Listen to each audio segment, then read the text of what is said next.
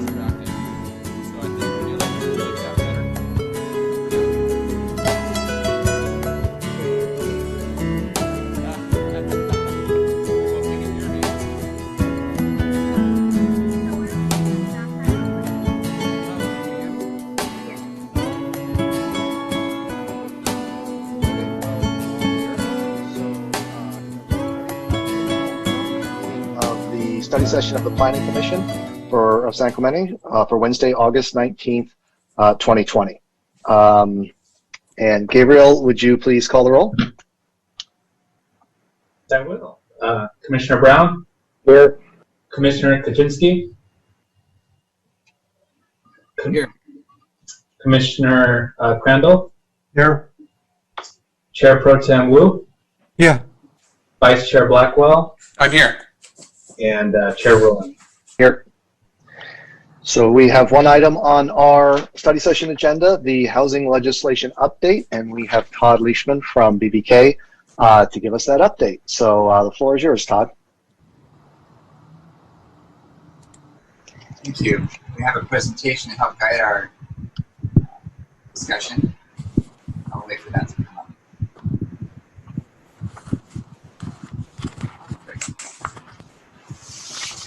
So as you might know, a number of bills were considered and adopted by the legislature at the end, toward the end of last year. The legislature continues to be busy, and we'll probably have an update for you relatively soon on the status of the current bills that are being considered.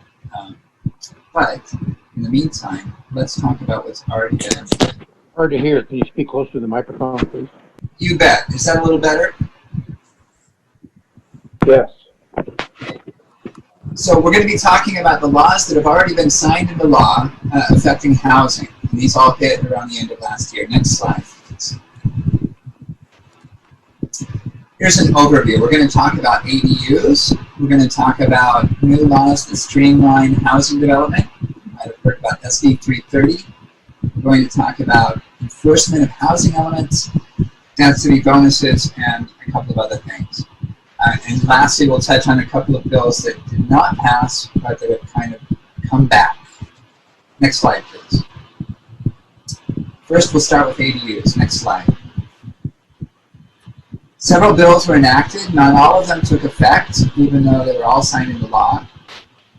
The key bill that we need to focus on is AB 881. In particular, two sections. Section 1.5 took effect immediately.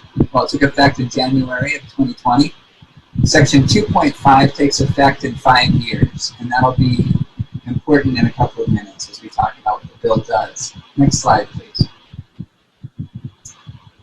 The highlights from AB 881 are these. ADUs, accessory dwelling units, previously were only allowed on single-family lots, or lots with single-family residences on them. That's no longer the case. ADUs are allowed in certain situations on lots with multifamilies. There can be a duplex, triplex, fourplex, or apartment building on land, and someone can add ADUs to that. Also, there can be multiple ADUs on one lot. No longer are we limited, can we limit it to just one. The state has said that the most that we can require for side and rear setbacks for all ADUs that are approved ministerially is 4 feet. And we can no longer require replacement parking when the garage is either demolished or converted for an ADU. And for the next 5 years at least, the city may not require any owner occupancy for an ADU. Contrast that with a junior ADU, which state law requires owner occupancy for still. So that's good at least. Next slide, please. Other highlights are that the building permit only category, which previously only included converted ADUs or ADUs that were created by converting parts of the main house, they got special treatment before. They only needed a building permit. They didn't have to comply with any city design or development standard. Well, that category of building permit only has been expanded to include some what we call limited detached ADUs. ADUs that are new, they're detached from the main house, and they're up to 800 square feet and 16 feet tall. Another change that came this year was that non-conforming as to the zoning, let me see how they put this. It's non-conforming zoning conditions. do not have to be corrected for an owner to convert it to an ADU. What that means is if there's a structure that doesn't comply with zoning and the owner wants to convert that to an ADU, the city may not require a correction of the zoning inconsistency. And then any inconsistency now voids the whole ordinance, not just, as the previous rule was, an inconsistency with the 2017 statutory amendments would have voided the whole thing. Now it's any inconsistency at any point. So as state law changes, the city is going to have to continually update its ADU ordinance to stay in lockstep with the state law, because any single inconsistency will make the entire ordinance null and void as a matter of law. Next slide, please. So, Todd, can I'll hold my question to the end unless we can jump in here. Oh, I'm great with questions along the way. Go ahead. I just want to make sure I got this clear. When you say the whole ordinance is voided, is that the city's ADU ordinance or the city's non-conforming ordinance? The city's ADU ordinance. Great clarification. Okay, so if we aren't in compliance, we are completely out of compliance, and it's only state law that matters, even if everything else we have is good. Okay, wow. All right. Right. Because as was the case before this year in these amendments, if we don't have a compliant ordinance, we have no ordinance of our own, and we have to consider and approve ADUs under just the 2 or 3 criteria that state law imposes. Okay. Great question. Any other questions? All right. Just a couple of other highlights that came from some other other ADU bills that were enacted, or related anyway. AB 68 made junior ADUs easier by reducing the requirements for kitchen, for example, and some other things. SB 13 adds kind of a safety valve or a grace period for people that want to convert a structure into an ADU, and that structure has building code violations. Well, we have to give them up to 5 years to correct those building code violations, unless the city makes certain findings about imminent harm. Also, AB 671 now requires housing elements to proactively promote ADU development for affordable rent. That doesn't necessarily mean imposing 55-year covenants. It just, I think, our sense from the legislature is that they mean affordable in market rate affordable. AB 587 prohibits, or I'm sorry, it allows a rare exception for separate conveyance of the ADU apart from the land. But it's such a rare circumstance. It involves a nonprofit and tenants in common, and it's pretty rare. It looks like it was set up for a particular situation in a particular city somewhere in California involving a church, for example, or a housing trust. And then AB 670, it doesn't regulate cities, but it does regulate HOAs. They are now limited in restricting ADUs like cities are. Next slide, please. So our recommendation on ADUs is to prepare a conforming ordinance. I've got another I'm sorry, I've got it.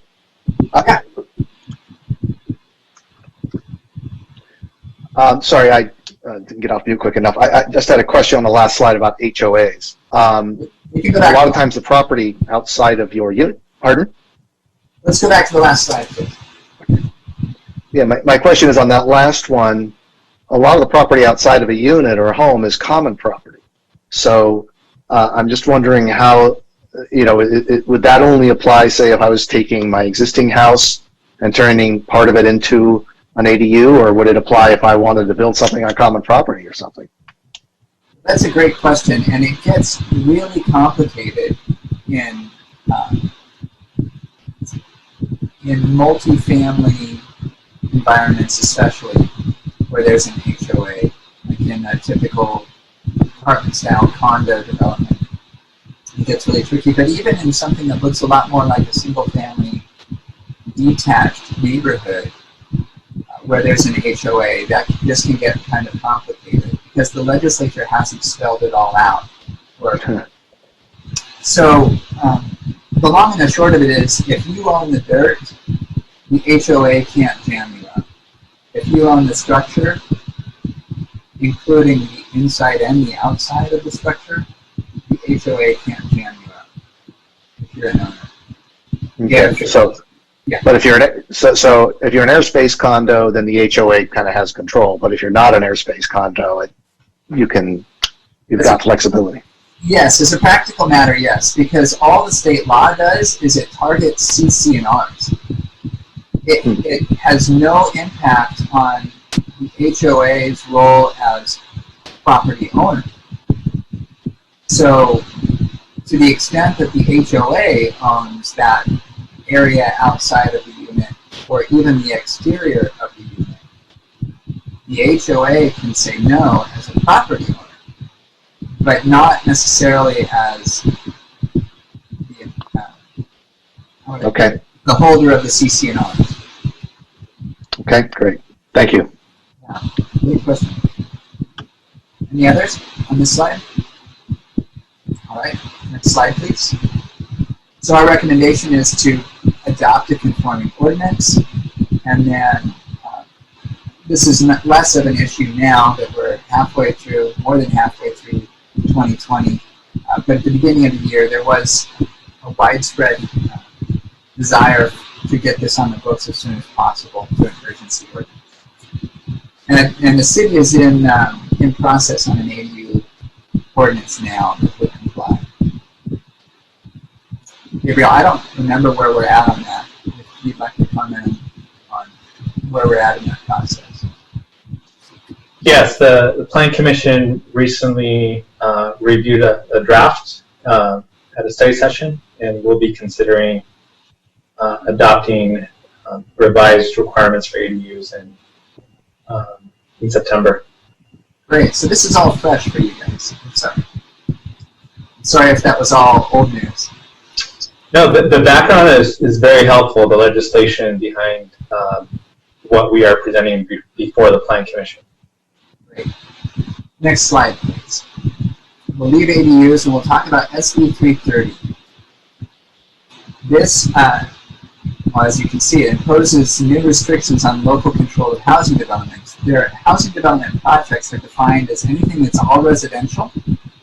Arguably, that includes even a single residential home. Anything that's mixed use with at least 2/3 square footage for residential, and any transitional supportive housing. It does change the Permit Streamlining Act, the existing Housing Accountability Act, and it adds the Housing Crisis Act, which we'll get into in a minute. Next slide, please. The big pieces of SB 330 are that it introduces this new preliminary application, and it's a statutory checklist of things that an applicant has to submit.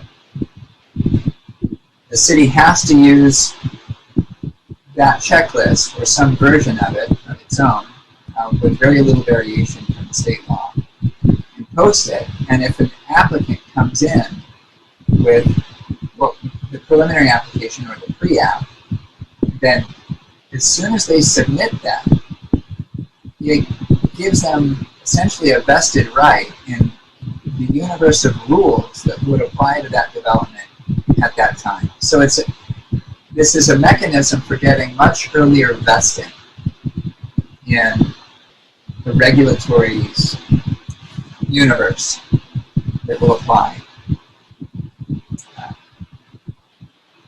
The city's pretty limited on what it can include on the checklist. Like I said, it has to match the statute pretty closely.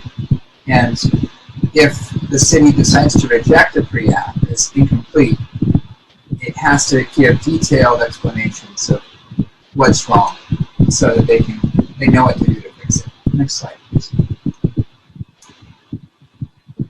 Some of the things that are required in a pre-app include the project description, site characteristics, some environmental concerns like species. They need to disclose whether they're going for a density bonus, whether or not their coastal zone is implicated, the number of units that will be demolished because the state's very concerned about the loss of housing units for a new project, and the location of any public easements. On the project description, the state law is actually kind of inconsistent in how detailed it is. Most of its checklist requirements, and by extension most of our checklist requirements, are all quite general, and they don't have to submit much to satisfy it. They do ask for detailed plans, not just plan view, but side view and elevations of every building, including the architecture, the material, and the colors. And so, in a sense, it forces the developer or the applicant to be much further down the road in terms of its design and layout of all the buildings on the site than we would normally see at this early point in the process. That's what they need to do if they want that early vesting. Next slide, please. SB 330 streamlines the process for them. In addition to giving them early vesting, it limits the number of hearings that a city can have, as long as the proposal complies with the objective standards in the general plan and zoning. So essentially they get to ignore any subjective standard.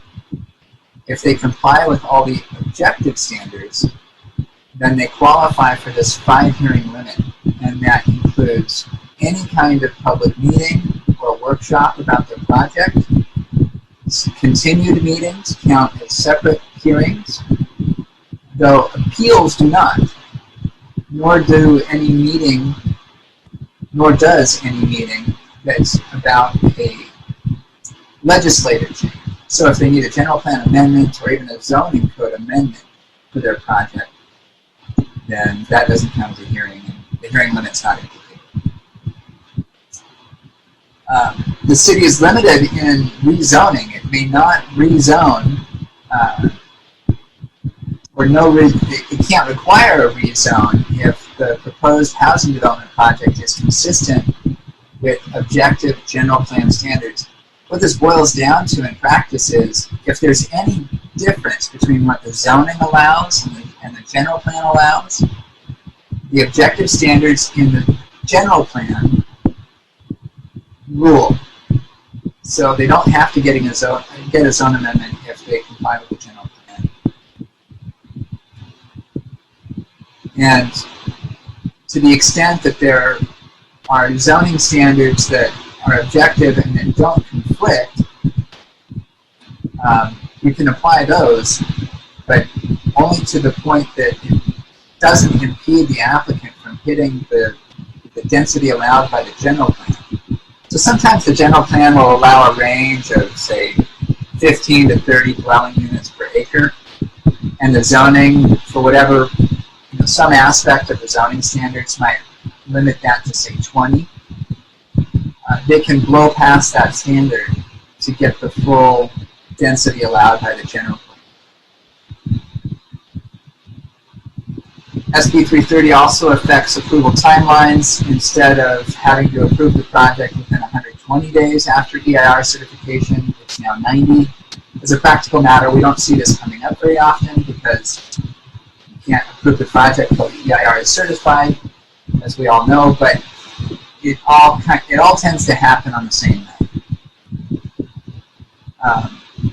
It's a little different for low-income projects. Next slide, please. The Housing Crisis Act is another component of SB 330, which defines urbanized areas and urbanized clusters. For a while, we weren't certain what that would look like, but as it turns out, HCD has established that it's pretty much every city and town in the state of California. There are very few that don't fall under it. San Clemente is either an urbanized area or an urbanized cluster.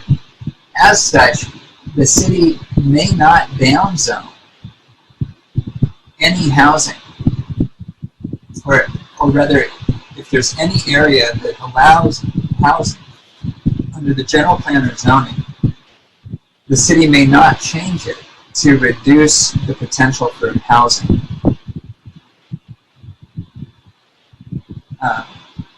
The city can't impose any other standard that would have the effect of reducing density below January 2018 numbers. So that has implications for any reduction in, or anything that would reduce density that you've adopted in the last year and a half.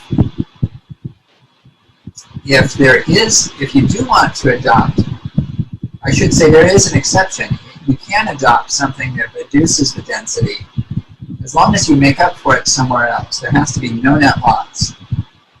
And that's from the city's perspective. There's also kind of a similar no net loss rule from the applicant that applies to the applicant. If an applicant comes in wanting to do a housing project and they're going to demolish some existing housing units, they have to replace those dwelling units in addition to what they want to do otherwise. And the city can't impose any moratorium on housing unless there's an imminent threat to public health and safety, and even then you have to get it pre-approved by HCD. So I assume that would be true if, say, the city wants to build a park in an area where there's maybe some old housing right now, or they want to, create more open space in town. They got to find some other part of town and upzone that to make up the units. Yes. Okay. The upzoning is the key. It doesn't mean that the city has to actually build the units. It just has to create the potential for those units. But in its role as the regulatory agency, right, as the zoning authority. But to the extent that the city is also the project applicant carrying it out, if the city actually demolishes the units, then the city does have to actually replace the units as part of that project. So there are kind of two hats they're wearing. It's the project applicant hat and the regulatory hat. It can be somewhere else in town if we're just talking about trying to even out zoning in different places, but it has to be as part of the same project if they're wearing their applicant hat. Okay. Thanks. Okay. Going through this stuff kind of fast and it's a little thick. Does anyone else have any other questions at this point? All right. Next slide, please. The key takeaways from SB 330. You need to have a preliminary application form. The city does.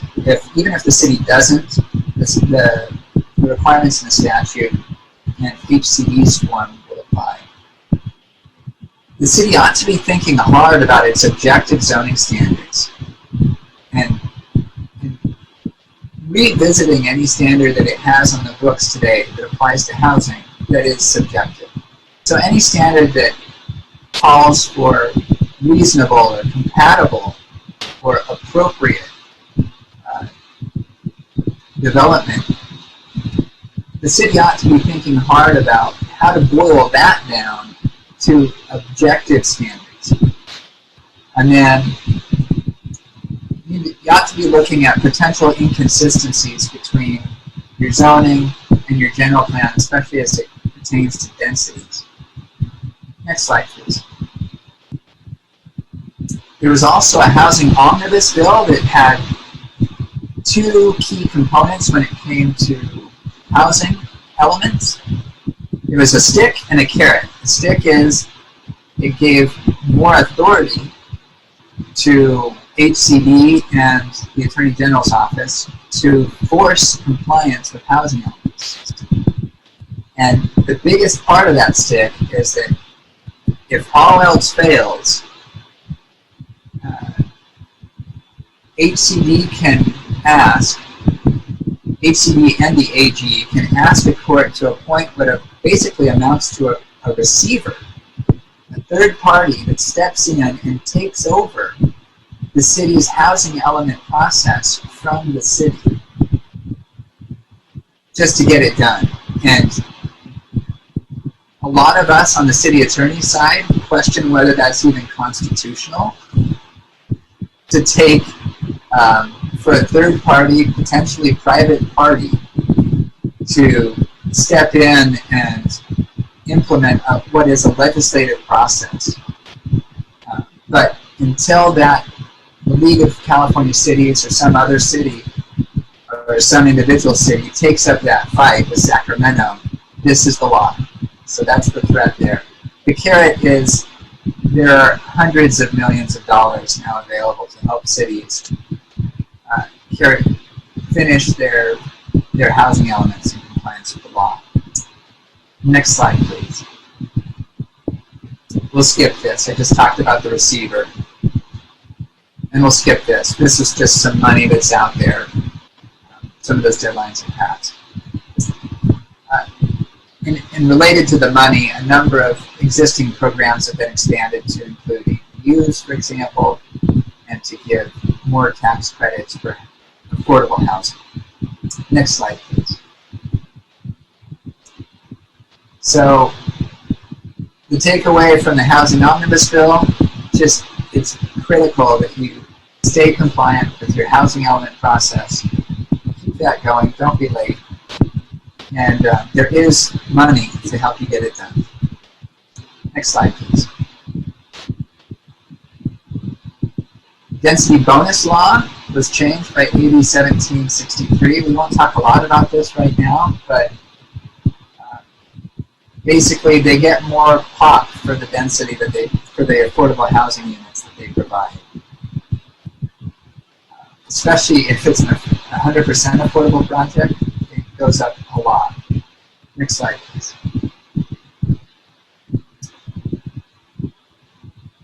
I think if there's anything here that we want to talk about. I'll draw your attention to that last bullet point. Under the density bonus, developers can get up to, well, there is no density limit on projects that are within a half mile of a major transit stop. So it'll be their other parts of their pro forma that limit the density. The city won't do. Next slide, please. They also get more regulatory concessions if they hit the affordable housing thresholds. Next slide, please.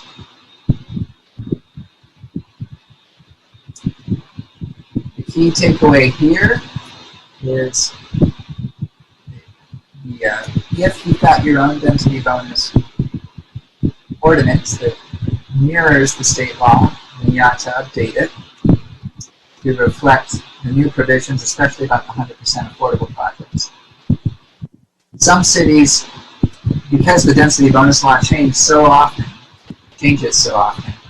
some cities have moved away from restating it in their own code to just incorporate the statute by reference and leave it at that. That might be something to consider as well, since state law really gives the city very little leeway or flexibility in customizing it. It pretty much dictates it in full. Next slide, please. A couple of other significant housing laws that were adopted last year. There are new transparency and reporting requirements. The Tenant Protection Act, which you probably already heard about, imposed statewide residential rent control and limits situations in which a landlord may evict a tenant. Also, there are some new rules with the Surplus Command Act, which we can get into more in another presentation. Next slide, please. What didn't pass? Well, most of you probably heard a lot about SB 50 from Senator Wiener up in the Bay Area. It came back in a different form, and we all thought that it was going to pass this time because of the signals that the legislature was sending, but it looks like it's been dialed back again.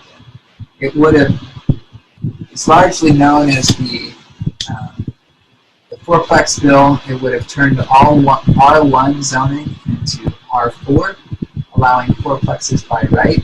Similar bills have been floated this legislative session, and but like I said, have largely been pared back. And then, well, I won't talk about SB 5. We're 10 months past it. It was a concern to cities back at the end of last year, but it didn't pass. Next slide, please. So again, the to-do list, if we were to give the city a to-do list, would be to review and update the ADU ordinance. You've already seen that work in process. We'll be taking it up again soon. Develop an SB 330 pre-application form. You already have an HCD form to use. The city can develop its own if it hasn't already. You ought to be thinking now about how to migrate your subjective standards for housing projects to make them to be objective. And then there are a couple of updates to your density bonus ordinance that you'll need to make.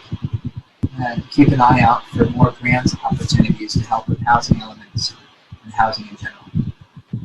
Next slide, please. Questions?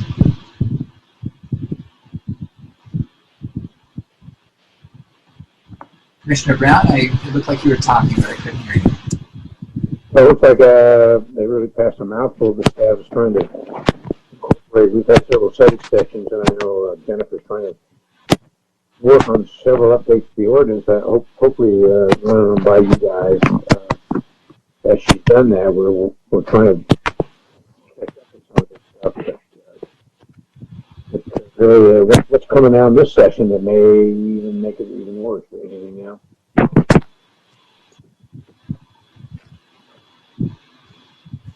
Yeah, this is Bart Crandall.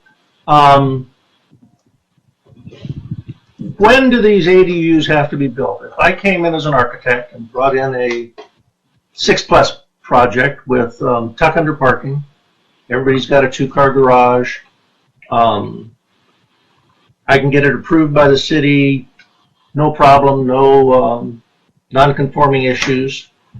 And then after completion, I come back and apply to have all those 2-car garages, all 6 of them, turned into ADUs. So we've basically gone from a 6-plex to a 12-plex with no parking whatsoever.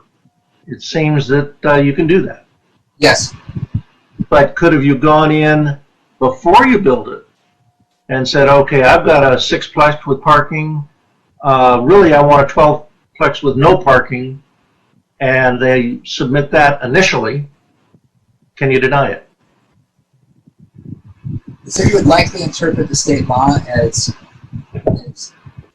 allowing the city to deny it. And the reason why is because the state law only allows, or I should say the state law only requires the city to allow ADUs with multifamily when the multifamily dwelling structure already exists.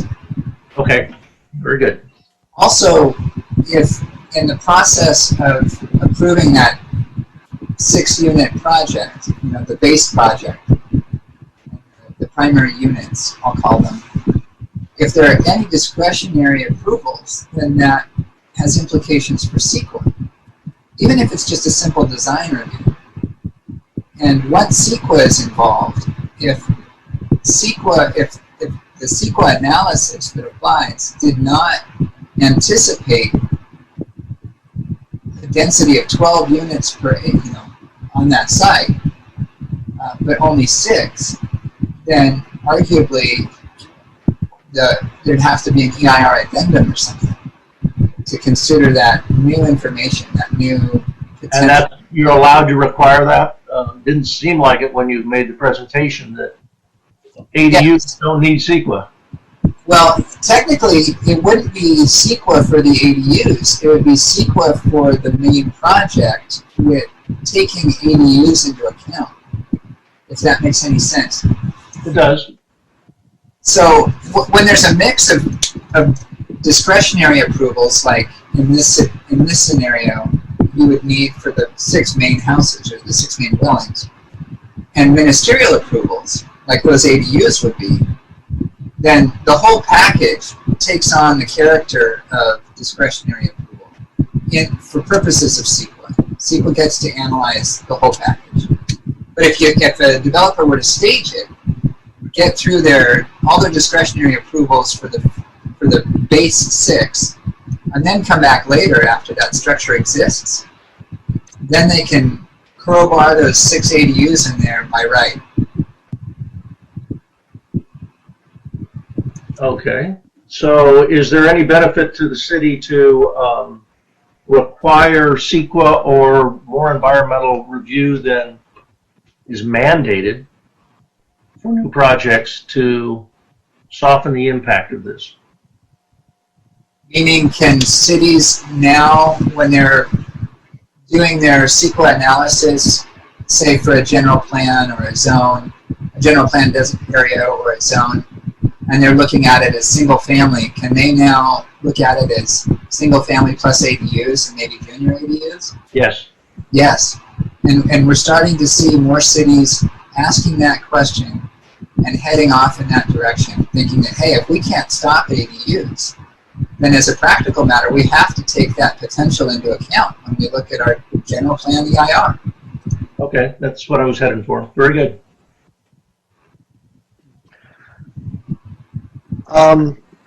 That's interesting what you just said, because should that stimulate a potential general plan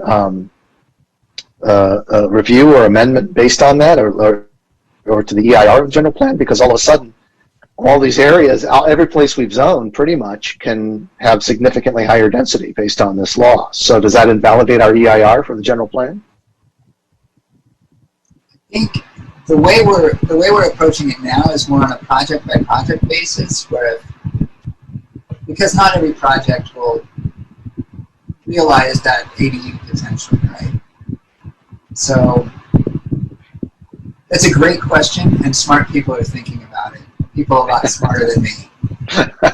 If you know Alicia Winterswike, and you might, she's our CEQA czar in the Irvine office, and she and I have been talking about it, trying to help a couple of clients with that, and we're thinking hard about it. She is, especially. I'm just trying to keep up with her. Well, I'm just wondering if there's, say, an objection somewhere to an application or something, and people want to force an EIR. You can't necessarily rely on the fact that the general plan has an EIR and that covers whatever issues they're dealing with, because now they can be significantly higher density. So, that's very perceptive. I expect project opponents to raise that. Even if an applicant's coming in saying, I want to do a new subdivision of 200 homes. If project opponents don't like that, I think they might raise the specter of ADUs and say, well, that general plan that you're relying on isn't good enough anymore. You've got to revisit that. wow. It also says that if there's I guess we're all built out now, but I'm just thinking if someone has a development of, like, say, a few years ago we finished Marblehead Coastal here. That was, I don't know, at least 200 units, 400 units, whatever that was. Especially if they get the fourplex law in there, that would make that 800 units or 1,200 units potentially. Which is, how do you judge the streets with that? I don't know. It's wow. Todd, I heard you say something about a new law that was passed that would allow unlimited density. Does that mean going up? Yes. Well, density really focuses on units per acre. So going up, going down, going left, going right, it's all the same to density. As a practical matter, it's likely that there's going to be an interplay between setbacks and height restrictions, but that's all part of the density bonus law. So I think you might be referring to the 100% affordable, the benefit that the state law provides to a project that's 100% affordable and within a half mile of a major transit center. there's no limit to the density. But other limits would apply, like height restrictions, setback. So there is still an envelope there. And they only have so much dirt, right? So they can't go out too far. But also, in addition to the density itself, the density bonus law gives developers or applicants the right to request and get special concessions and incentives. And that's a very broad, open-ended category that can include, among other things, relief from a height restriction. Yeah. You know, does that mean that they can go from 40 feet to 400 feet? Probably not. But can they go from 40 to 50 or 40 to 60? It might. How does all this play with the rest of CEQA sometimes requirements like infrastructure support? In other words, like Bart mentioned, a thing, here's a development, next thing you know, you go from 13 to 48 units.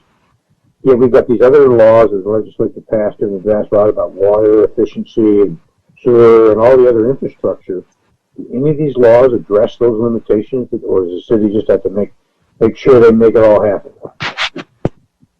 Well, to answer your question, no. The laws don't. The legislature hasn't shown us how all these different laws work together. But I would not say that it's the city's job to figure out how it's all supposed to work. It's the developer's job. So, it's the developer's job to figure out how it all works, and we'll see if we believe it. You know, we'll see if we think that's right or not. We'll make up our own mind. It's the city's job to be prepared for the developer coming in with a very sophisticated approach that we need to get an answer for. I mean, that's a great point. And there's nothing in the ADU law or in the density bonus law or in SB 330 that gives any developer a free pass as they go for these higher densities and these extra units. There's nothing that gives them a free pass from, say, a water supply assessment requirement, or even CEQA for that matter. The only free pass that anybody gets from CEQA with an ADU is if it stays a ministerial decision, CEQA just doesn't apply. But like we talked about, if there's any kind of discretionary approval, then CEQA does apply. And that big question about, well, did the existing EIR contemplate doubling the density here with ADUs? I don't know. So, if I understand this correctly, if we had a cultural heritage permit come through because they're building a larger apartment complex, there's a discretionary portion of that that says, is the massing too large for being next to that small historic element, or does it block any view from the street, and that kind of a thing. I'm from what you've said, I'm worried that we don't have any more discretionary approval like that. But maybe I'm wrong. You can clarify that for me. No, and I think we're talking probably about the state ADU law in this context, where the state says you can't apply any discretionary approval to an ADU that is consistent with these statutory standards. Well, I thought if someone can come in and I guess this would be at the project level too, and I just someone going for more density than it's zoned for at the moment, because the state allows them to do that. And if that density allows them to, make a larger mass, maybe I'm misunderstanding something, but if they can do a larger project, and there's some small, we've got a lot of small historic homes here, and we say, oh, that the massing is too large, it's taking away from that home, and can they say, well, you can't do a discretionary review on this because the state allows me this density, or allows me to have these units? No, that's a great question. I'm not aware of anything in the density bonus law that gives anybody a free pass. Okay. CEQA. It doesn't convert to just the fact that they have it. They have the right to have more units doesn't convert the project approval into a ministerial approval. They still have to go through the CUP process or get their DA amendment for the overall project. It's just that when they come in, they say, look, I want to do a project. It's normally got, I'm allowed to do 60 units, or I want to get a zoning amendment so I can do 60 units plus another 15 as a density bonus.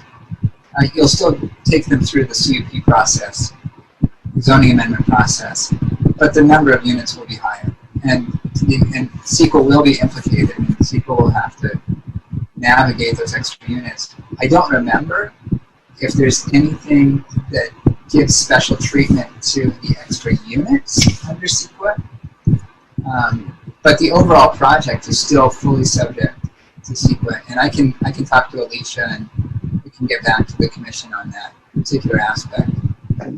I guess too, now that I think about it, our concern in something like that would be the massing and not the number of units. And you could have your 27 units, you just can't be this massive. Well, and units can be 220 square feet in your state. Micro units. Long Beach just approved a 500 micro unit project as an experiment, and you're going to see how that goes. So, wow, it's a whole new world. 500 micro unit project? Yeah, I think they're 325 square feet on average. How many square feet? 325. So that's room enough if you don't inhale deeply. That's Navy style aboard ship. That's luxury. Yeah. Right?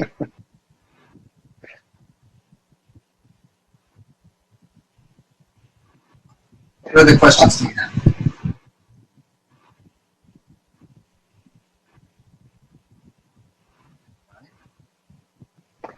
That might be it, Gabriel. All right, if there are no more questions, we can go on break for the next 8 minutes and return for our regular meeting at 7. So thank you very much, Todd. That's very, very illuminating, very educating. Thank you for not shooting the messenger. Thank you, Todd. All right, we'll break until 7. Thank you, Todd.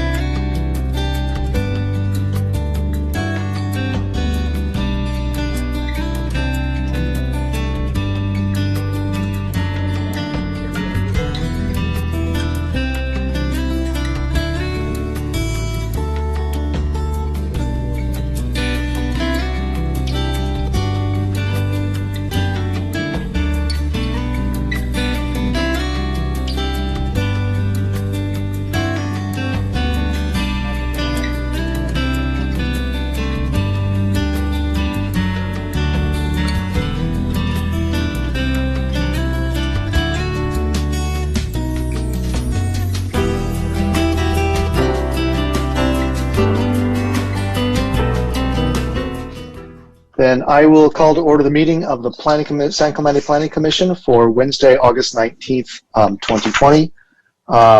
First order is our Pledge of Allegiance. Mike, if you could lead us in the pledge, I'd appreciate it. Yes, thank you. Please join me in the Pledge of Allegiance. I pledge allegiance to the flag of the United States of America, and to the republic for which it stands, one nation under God, indivisible, with liberty and justice for all. Thank you. Gabriel, could you call the roll, please? Commissioner Brown? Here. Commissioner Kaczynski? Here. Commissioner Crandall? Here. Chair Pro Tem Wu? Vice Chair Blackwell? Here. And Chair Rowland. Here. Item 4, special orders of business. We have none. Item 5 is our minutes, and we have 3 sets of minutes to approve. First, we have the minutes from the adjourned regular study session of July 22nd, 2020. Are there any requested changes or a motion? I have a minor revision I'd like to make. Well, I'll give it to Bart.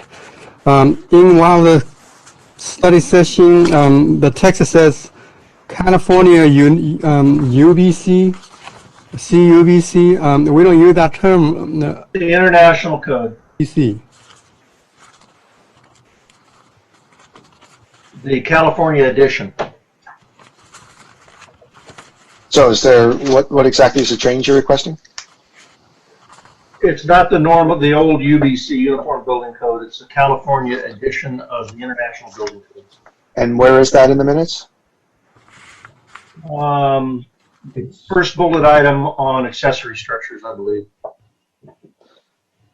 Request the staff provide the definition used in and now instead of California Uniform Building Code, you would like to see International Code. Yeah. Okay. Any other requested changes or a motion?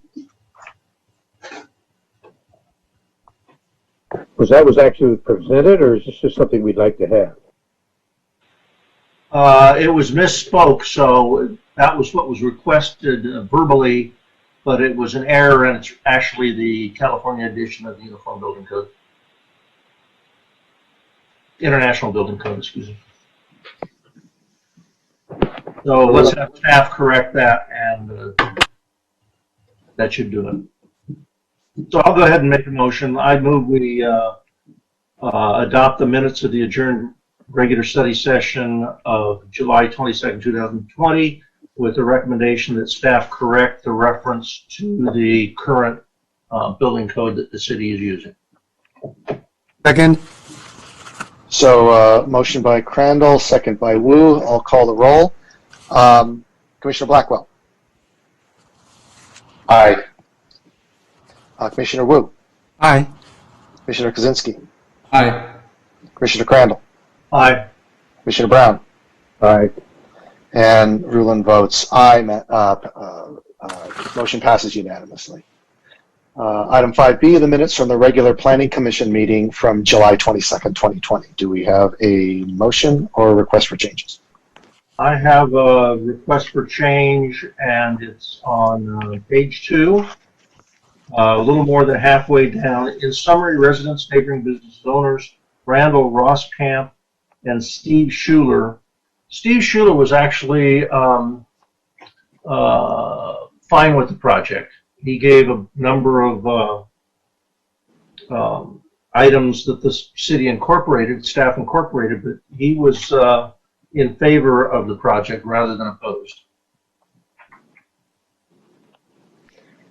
So what would you like to have that read? Do you just want to strike his name, or are there other changes? I think his name needs to be moved down to letters of support.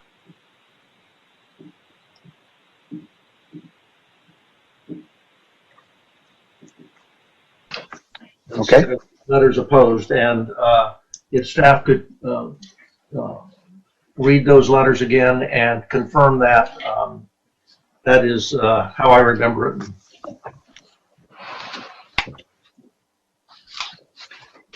All right. Any other changes or a motion? Move we approve the minutes as amended. Crandall seconds. Motion by Brown, second by Crandall. Commissioner Blackwell. Aye. Commissioner Wu. Aye. Commissioner Kozinski. Aye. Commissioner Crandall. Aye. Commissioner Brown. Aye. And Rulon votes aye. Passes unanimously. Item 5C, the minutes from the adjourned regular study session meeting of August 5th, 2020. Request for changes or motion.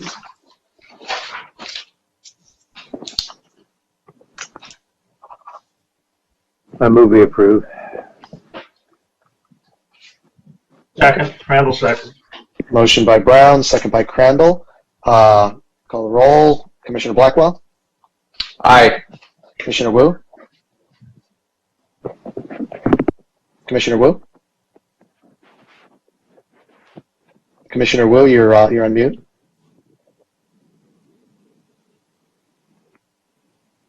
Commissioner, we'll come back to Commissioner Wu. Commissioner Kozinski. Aye. Commissioner Crandall. Aye. Commissioner Brown. Aye. Rulon votes aye. Commissioner Wu.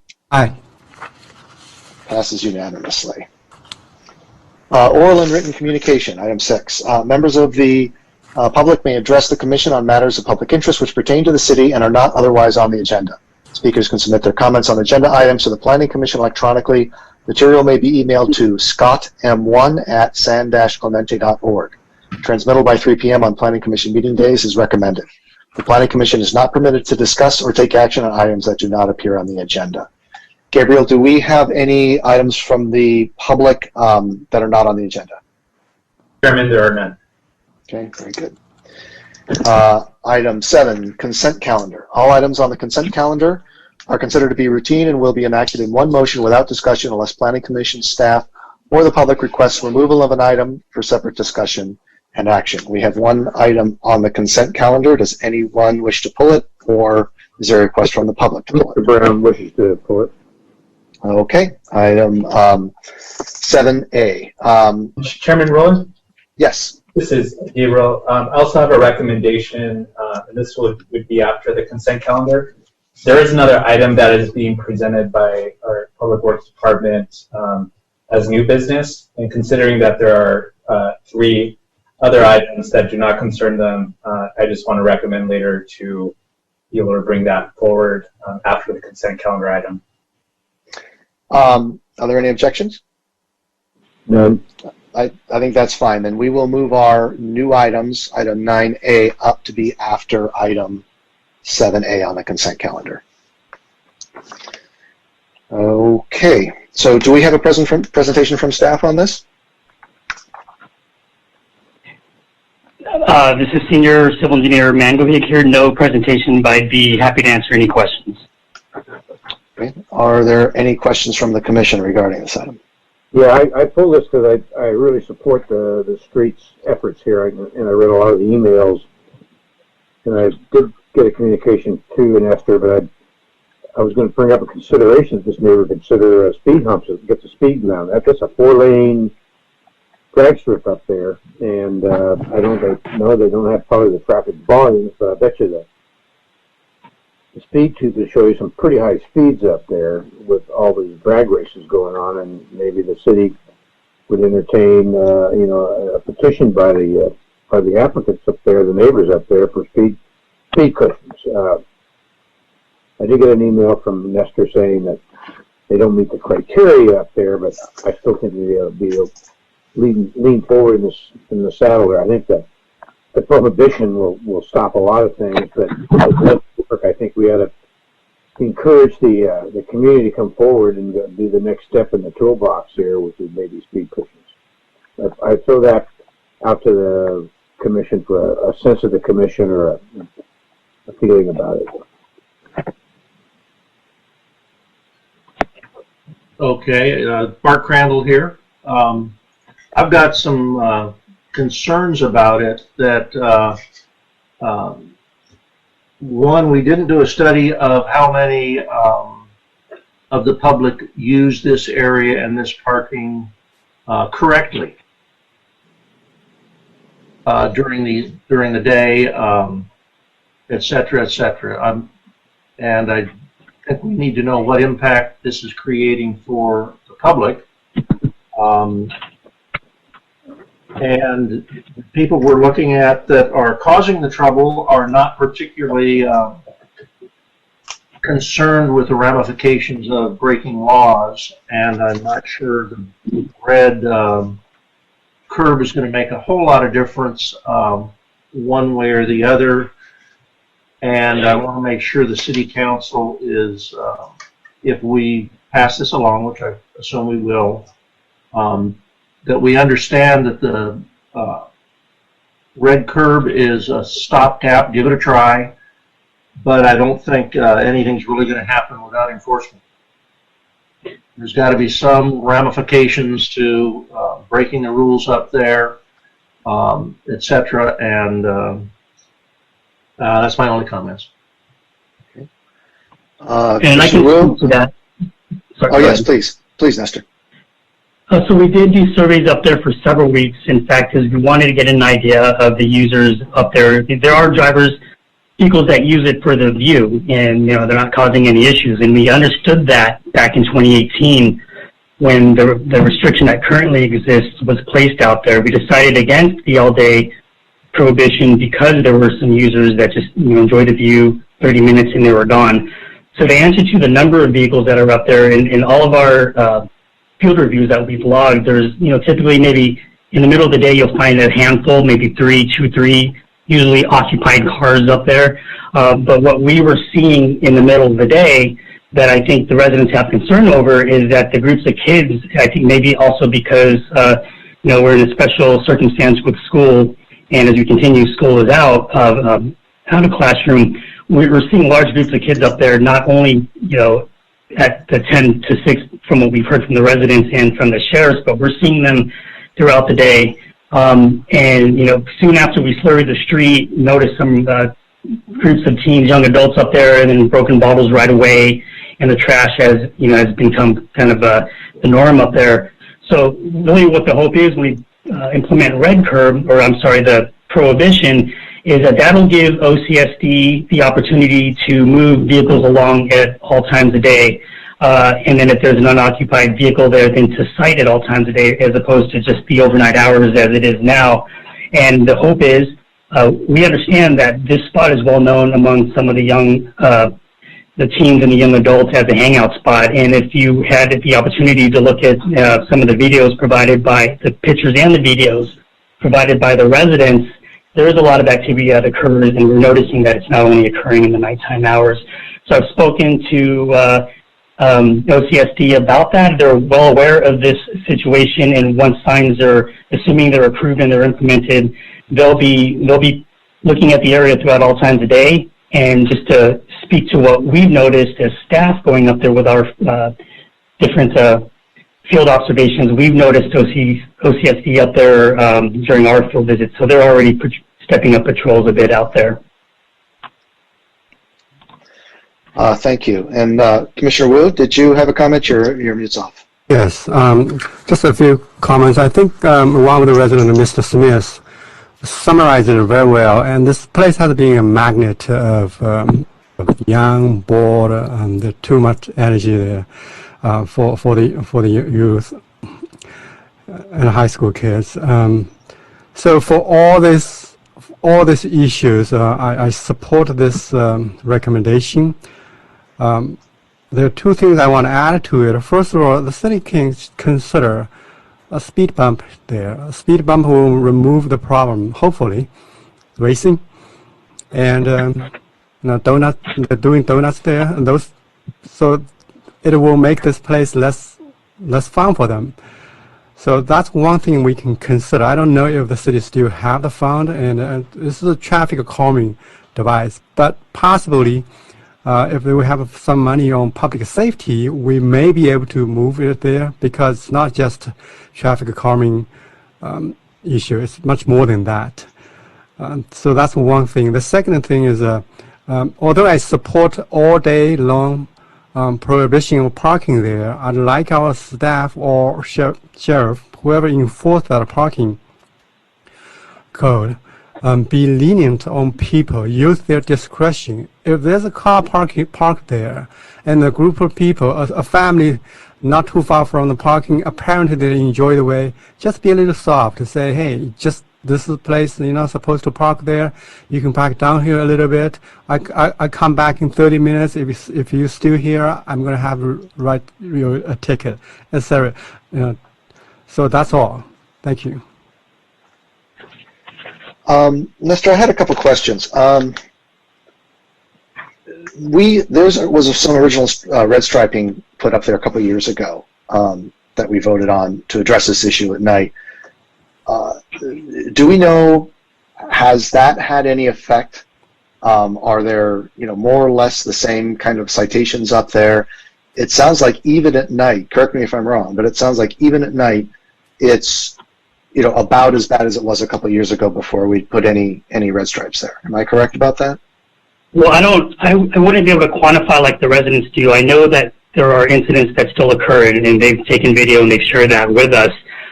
My impression was that it gotten better at first, and really it depends on enforcement, and that's really the key to all of this. So in talking to the sheriffs, they realize that, depending on what they've got going on at any given night, when they get a call up there, they make it out there, but things still happen. But like I said, we're seeing it creep into the daytime hours, sometimes the morning hours, and all it takes for them with a prohibition, they can move, like Commissioner Wu said, if it's somebody not doing anything, I think typically they use their discretion on cases like that. But where they see a group of teenagers and they see them crowding around cars and walking around in the streets, I think they'd be able to move them along.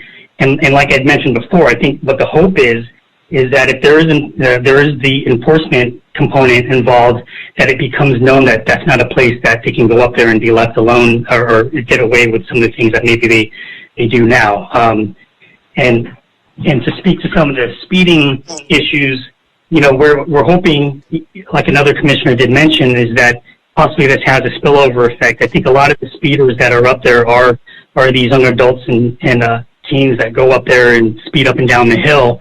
If this becomes an area that's known to not frequent, then hopefully that reduces those instances of speeding and peeling out. Well, this is my concern about this. These people have a real problem. They had a real problem a couple of years ago, and we're not the Public Safety Commission, and we're not the City Council. It's not our place to instruct the sheriff when and where to use their discretion. We did this because, as essentially we're functioning as a traffic committee at the moment. We felt we could give them a tool. The sheriff's department said, you can give us this tool where you red stripe and it's easier for us to enforce it. So great, happy to do it. But now we're talking about more red stripe or make an all day red stripe, but it doesn't really, from what I got from the letters that we had, it doesn't really sound like we're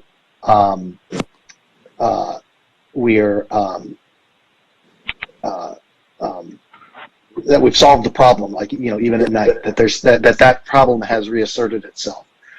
So I'm happy. It's not that I'm not happy to provide any tool that we can to help them. I think the problem is the tools that we have available to us are insufficient.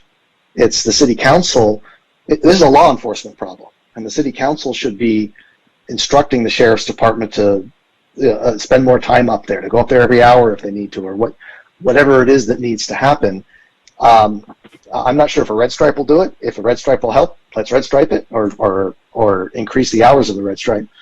But it's I'm actually not comfortable passing on a recommendation to City Council merely to increase the hours that the current red striping is done, because I just don't know that that's going to happen. I think we should pass on something that says something like, look, we as a traffic committee, we don't really have many tools to help the real problem these people are facing, and our recommendations to the City Council treat this as a law enforcement issue up there, because it's bad. So that's kind of my feeling, and I was asking for questions, and I even violated the rule and started the discussion myself. So yeah, please, Tom. I'd like to weigh in and support. Like I initially said, speed cushion would be applicable up there. I think Commissioner Wu also weighed in on that. And I know the criteria because I had a long email discourse with Esther that it doesn't meet the criteria. The amount of volume, amount of this, amount of that. I think speed cushion could slow down the speeding up there and make it, along with the other prohibitions available for enforcement, is the only other thing I could think in our toolbox.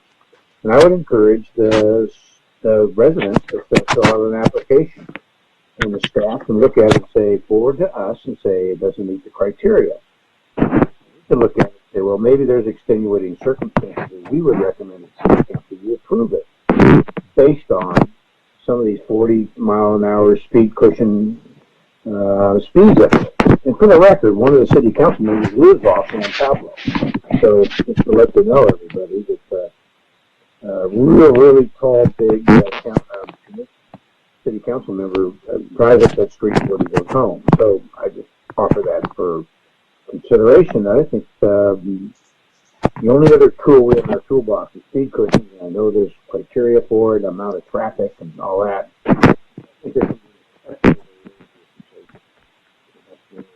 That's why I think we ought to get a sense of it. That's the only other toolbox I think. Chair Ruin, you're right. We're not a law enforcement body. That's something that the city council can, talk to the sheriff about. No, thank you. Let me check with our city attorney. I believe we did get a number of letters, but this is not a public hearing item. We all review the letters, quite obviously. Normally in a public hearing item, we have the letters read. Is that required here? Question is the city required to read all the letters? Mm-hmm. No, not as a form of public comment. So, not unless they requested that their letters be read. Okay. I don't recall anyone requesting the letters be. Well, I take that back. Gabriel, did we have anyone? I think we have received a lot of letters over a lot of items this week, and I think there was at least one that requested their letter be read, which we would do anyway in a public hearing item. But let's just make sure that we don't that one wasn't on this particular item.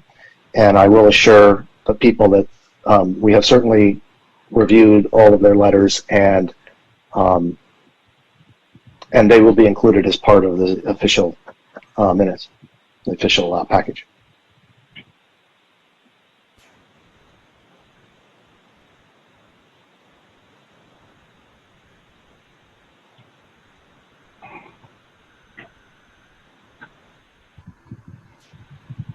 I did a quick review. I did not see it in the discussion, but if I do, I'm going to keep reviewing it. If I do see it, I'll stop you before doing that. Very good. Thank you. Just wanted to make sure we covered our bases. So, Here, just right. for clarity's sake, if when or if in this meeting someone does request the letter be read, it only needs to be read for the time that they would be able to speak if they were in person. Okay, very good. Thank you.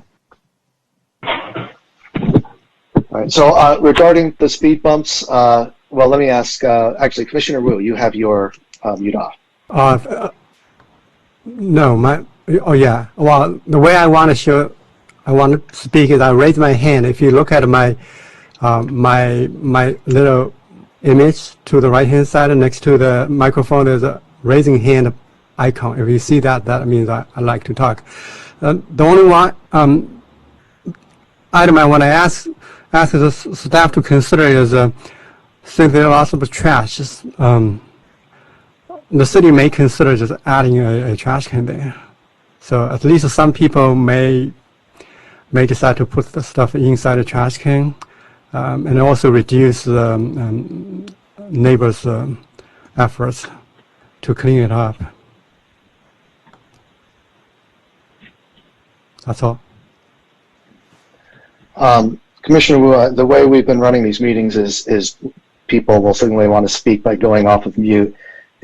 So I don't want to look at something special for one person. If we want to change that process, let's talk about it in reports of commissioner and staff. But for now, let's stick with the practice we've been doing of going off of mute when you're prepared to speak. That's okay. Since I don't have my video on, so If I mute it, it would be I would be considered absent. So my mute is always unmuted.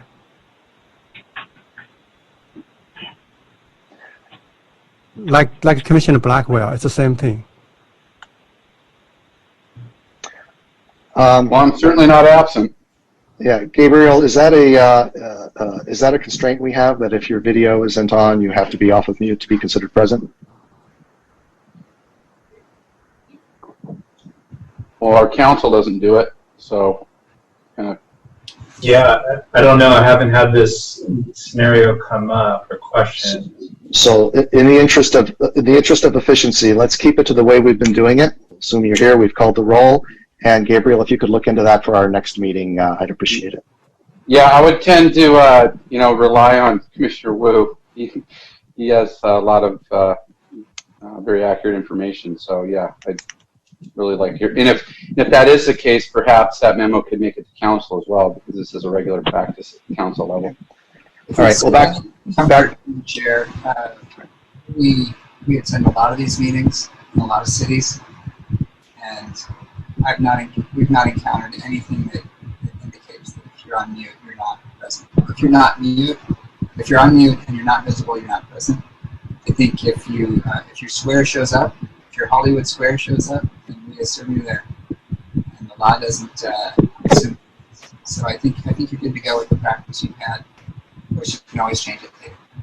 Okay. Thank you. All right, more discussion about this issue. The last thing we were talking about was the potential of speed bumps. Does anyone want to weigh in? I've made my position clear. I think the neighborhood ought to consider it and put together a petition. I know the staff criteria probably be negative, but take it forward us and always forward to City Council our recommendation that we override that. We did that for the street behind Los Palmas School because of the issues when the kids were being dropped from school there, the speeding there in a very tight band in a very dangerous area. So I think I was using common sense and laws are laws and regulations should be respected. But I think we have the neighborhood here has, and I read all their emails, I think they have a legitimate concern, and we have it. The only thing left in our toolbox that I can think of. So I would forward it to City Council the recommendation that they do this prohibition, but that the neighborhood be allowed to consider speed cushions.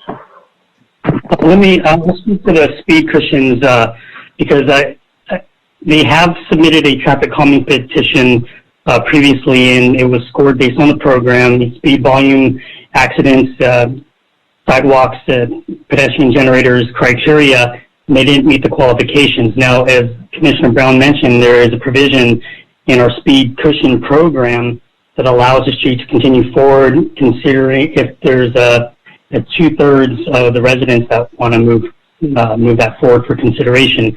The issue that we have on Avenida San Pablo is that our City of San Clemente guidelines for cushions have a maximum grade of 6%. And the national guidance and the standards are at 8%. And San Pablo is well beyond that. For the majority, it's at an incline of about 12%, and it doesn't flatten out to 8 or below until you reach the bottom of the hill. So if you're talking about the entirety of the toolbox, that's one thing. But in terms of being very specific to speed humps, cushions, anything vertical, they become a safety issue on steep grades. I mean, the speed grade, the grade there, like you say, is 12%, but it's where their speeding is going downhill, probably, where they're going to really get it going fast. And I just think traffic calming is in order here. And I read all these emails and motorcycle wheelies, et cetera, et cetera. And so I think I would just start thinking about it. I think now we can make exceptions to certain rules and safety is involved. That's really what I'm trying to say. Okay. Well, I'll chime in. I understand what you're saying, Don. I just hesitate because, again, we're trying to solve a law enforcement problem with speed bumps, and now, based on what Nestor has said, the installation of speed bumps it's not only necessarily warranted in terms of traffic calming, but it's appears to be contrary to national standards in terms of the slope you're installing it on, and I assume those standards are there to protect regular people as they're driving and protect their vehicles. I'm also, because we haven't looked at this from a law enforcement perspective, I'm not saying what you say doesn't make sense, but because we haven't heard, say, from the sheriff's department on a statement like speed bumps would help the issue up there, speed bumps would reduce the crime up there. We haven't heard them weigh in on this for us.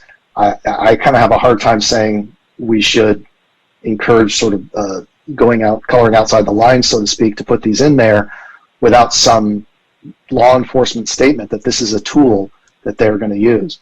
I'm still left with, I mean, I'm okay with recommending that these parking areas be extended as long as we have a statement in there saying specifically because the sheriff, it'll help the sheriff's department ability to enforce this, and they need more there than red stripes. They need law enforcement officers there or other law enforcement techniques to deal with this problem. Not painting the curbs. The best it's going to be is a bit of a help, administratively for them to do their job. I don't think it's going to solve their problem, and that's what we want to do, is solve this problem. Painting the curb along with the signage makes it enforceable, which does give a tool to law enforcement. So basically, we're now providing a tool to law enforcement that the staff has come up with. So we're actually acting in that behalf right now. And that's my understanding, though, is that we did that 2 years ago for the stuff going on at night, and that hasn't really helped ultimately. It helped for a little while, and now it's kind of back, and in fact, they do it there for more hours. So, let's do it if it's even going to be a small help to the police. But I think I would like to see our recommendation be that we have to do more there than red stripe the curbs in order to address these problems. That City Council has to address this as a law enforcement issue and not just count on traffic solutions. Okay, Jim, I'd actually like to make a motion on this. Great. And I would suggest that we move to City Council the conversion of parking restrictions to prohibit Prohibition on north end of Avenida San Paulo, with the understanding that this is the first step in a multi-step process, and more steps will be reviewed as staff and traffic can prepare them and bring them to Planning Commission. And the neighborhood. I'll second that. We have a motion by Crandall, a second by Brown. Any more discussion on this topic before we vote? Okay, I'll call the roll. Commissioner Blackwell? Aye. Commissioner Wu? Commissioner Wu? Aye. Commissioner Kozinski? Aye. Commissioner Crandall? Aye. Commissioner Brown? Aye. And Rulin votes aye. The motion passes unanimously. So good luck to the residents of San Pablo. Our next item will be 9A, new business, as we've agreed to move that up to the front.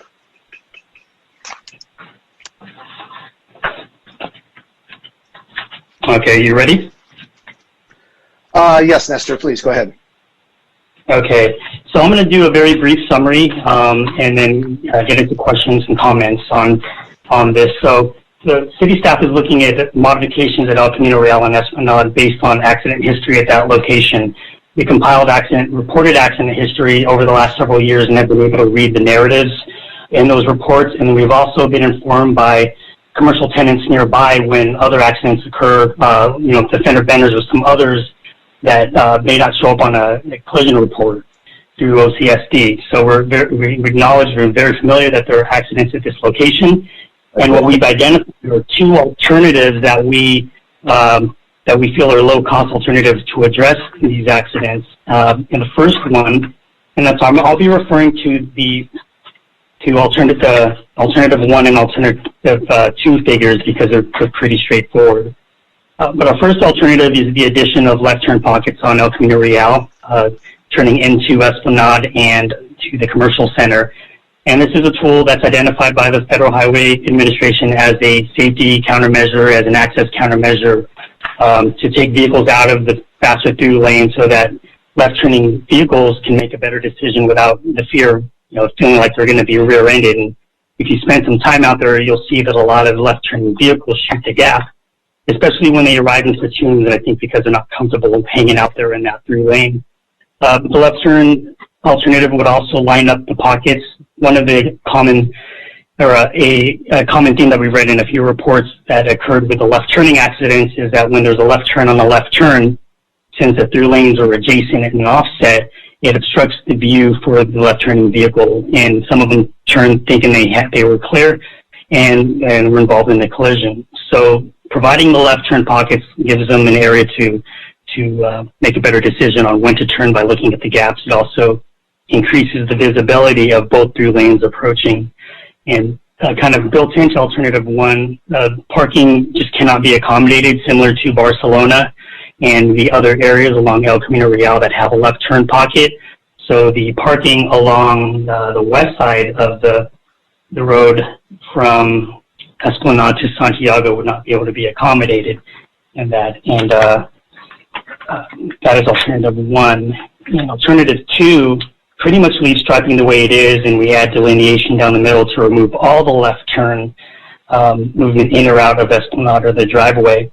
And we did a public survey explaining this to the fronting properties and addresses on El Camino Real, as well as the 100 block of Esplanade, Barcelona, and Santiago. And the responses we received really came down to whether it was a resident or the El Camino fronting. So the residents, by and large, would prefer to keep the alternative one, keep the access open, and that includes residents of both Esplanade and Barcelona and Santiago. Esplanade residents did not want to have to reroute. They thought it'd be inconvenience to them, especially because there's a median along a large portion of Esplanade, so they'd be rerouting and then U-turning on their own block. In Barcelona and Santiago have concerns about picking up additional traffic that will be shifted if left turns or access is limited at Esplanade. So the El Camino fronting address is largely collected alternative two. That maintains parking and it removes the left turns. It removes those conflict points related to left turns completely. The biggest, the most notable, I guess, parcel would be Ralph's that recommended alternative one.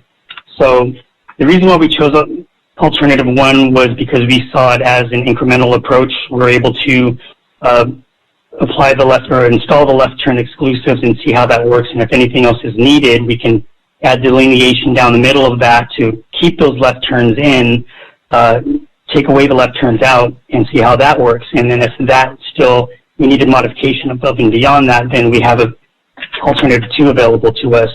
So I wanted to be clear that we presented 1 and 2 in this report because we consider both of them viable. It really, based on many of the comments that we've received, it really becomes an issue of parking versus traffic diversion, and that's what we'll be discussing. So if that ends my presentation, I'll be happy to answer any questions. Okay. Any questions from the commissioners? Commissioner Wu. Yes, Nestor, thank you for the presentation. You said the approach is incremental. I think the chair ruling, we're just asking question, not in discussion yet. Is that correct? Correct. Okay. Nestor, have you considered a little more incremental measures, such as simply adding no left turn traffic signs on Esplanade and at the entry of the commercial parking lot? Well, that is certainly an option, but even if it's just a matter of signage, anytime we're looking at removing a left turn movement from an intersection, that'd be something that would come to Planning Commission and ultimately Council before we took away that movement. It's an option, but just based on experience, if it's a sign alone in a location where the left turns happen frequently, the signs will be largely ignored. And I think when drivers start to ignore signage, I think that makes the intersection even more unstable. If we were going to remove left turns, I would recommend some positive control like the delineation down the street rather than a sign, considering the history at this location. Okay, thanks. Mr. I have a couple of questions. Do we know how much traffic may have increased on South El Camino Real in recent years?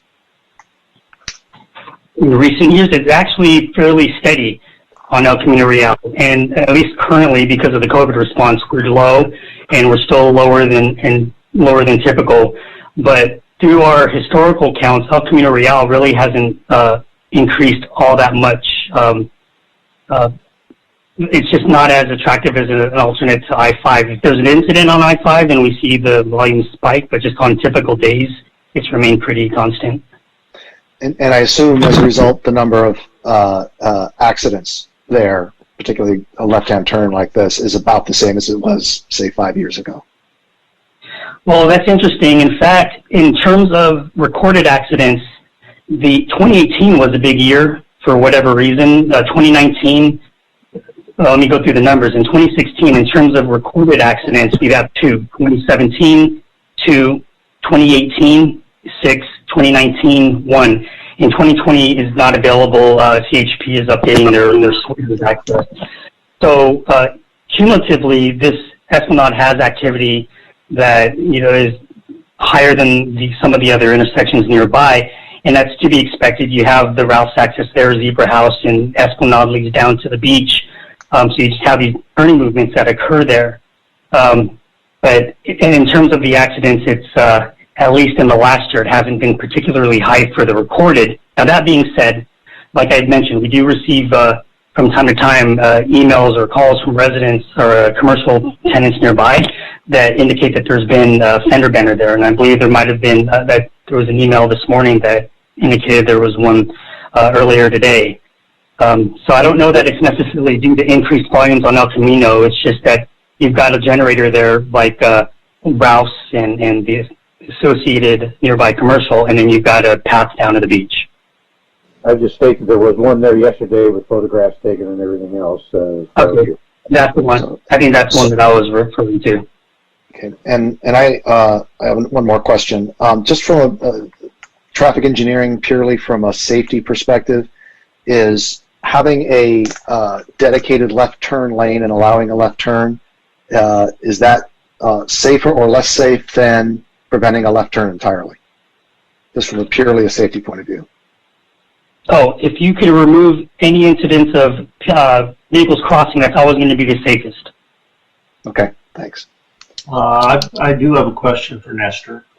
You quoted the number of accidents. Which intersection were those at? The ones I just named off were at Esplanade. They were all at Esplanade and none at Barcelona? At Barcelona, we don't have the same numbers at Barcelona with the signal control.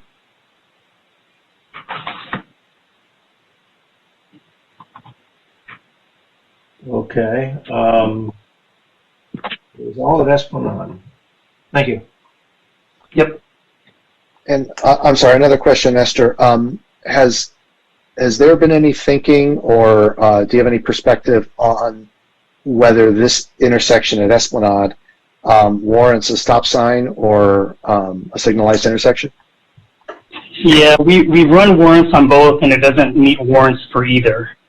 So that's why we're looking at what we consider low-cost alternatives.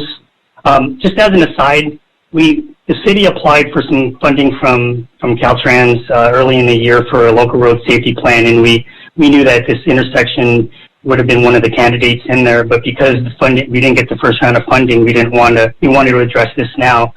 So it looks like we may receive that funding late in 2020 or 2021. So if we do a local road safety plan, I'm sure this intersection will still be evaluated. So we're really looking at low-cost options. If we're looking at something like a signal, those take time and takes money, so we'd have to identify a funding source. But to back all that up, it doesn't meet the warrant, so I don't know how much traction that would necessarily get. Okay, that kind of surprises me, but interesting. All right, Bart, did you have a question for staff? No, I'm sorry. I'll go ahead and mute. Okay, Commissioner Wu?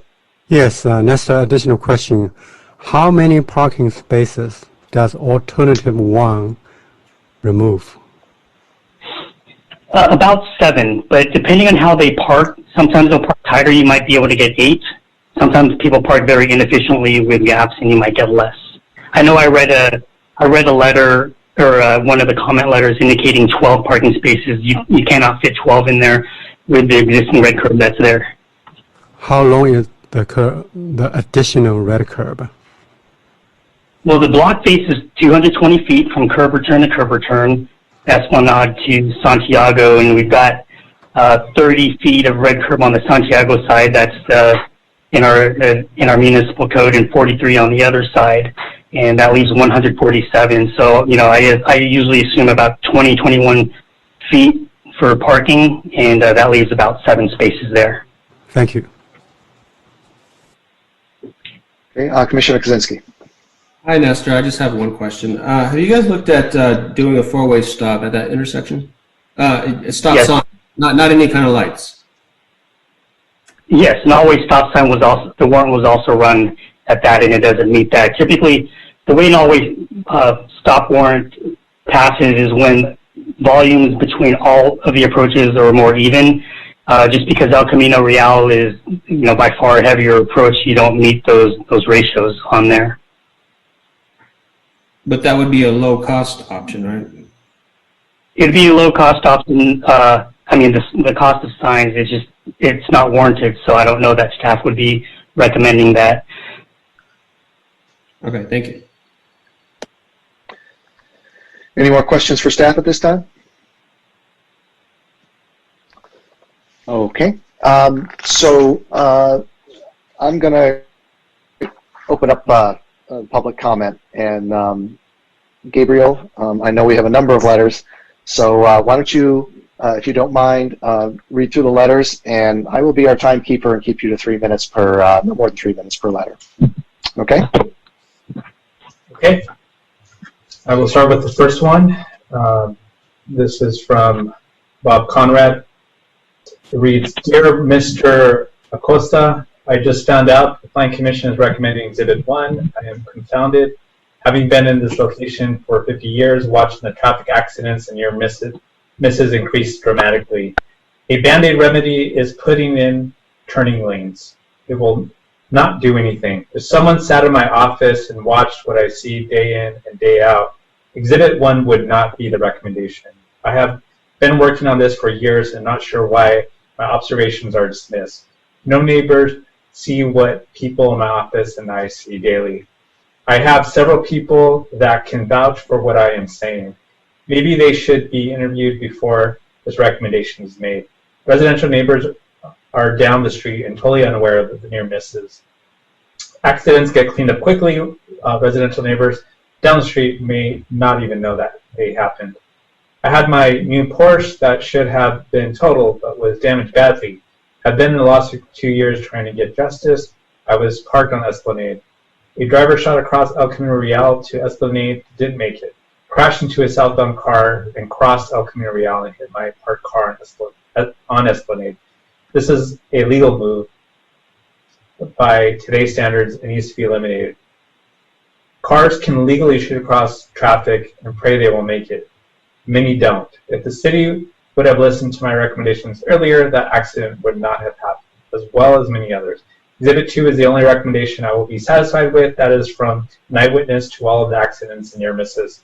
The little bit of parking small businesses have here would also be eliminated. It will hurt business and do nothing. To be frank, it would be better to leave everything alone than take away the parking. Parked cars are our only buffer for our out-of-control cars coming through our front window. If my parked car wasn't where it was, the Tahoe going 40 miles an hour would have rammed into our building, potentially injuring people. It looked like we were finally going to get the remedy necessary. I'm now concerned. Thank you, Bob Conrad. Next letter from Kay Barholik. Dear Mr. Acosta, I am the manager of record for the property at 1006 South El Camino Real. I recently learned of your plans to modify the street in front of this property. I'm quite concerned about what is being proposed. There are 3 commercial entities which have numerous clients coming and going. And since our parking lot was severely truncated by the new construction permitted next door, patrons of these businesses have no alternative but to use the street parking to engage these businesses. It appears your proposal, Alternative 1, removes the street parking necessary to these businesses on the west side of El Camino Real. This will be an extreme hardship for these businesses, already hit hard by the effects of coronavirus. Additionally, if this alternative moves forward, all their customers will now have to park on nearby residential streets, further exacerbating the street parking situation on the streets. Please consider the above and do not go forward with Alternative 1, eliminating parking we have always relied upon, and which is key to building and its commercial entities. Thank you for your consideration on this. Best regards, Kay Warholic, Manager, J&M Properties, LLC. Next letter from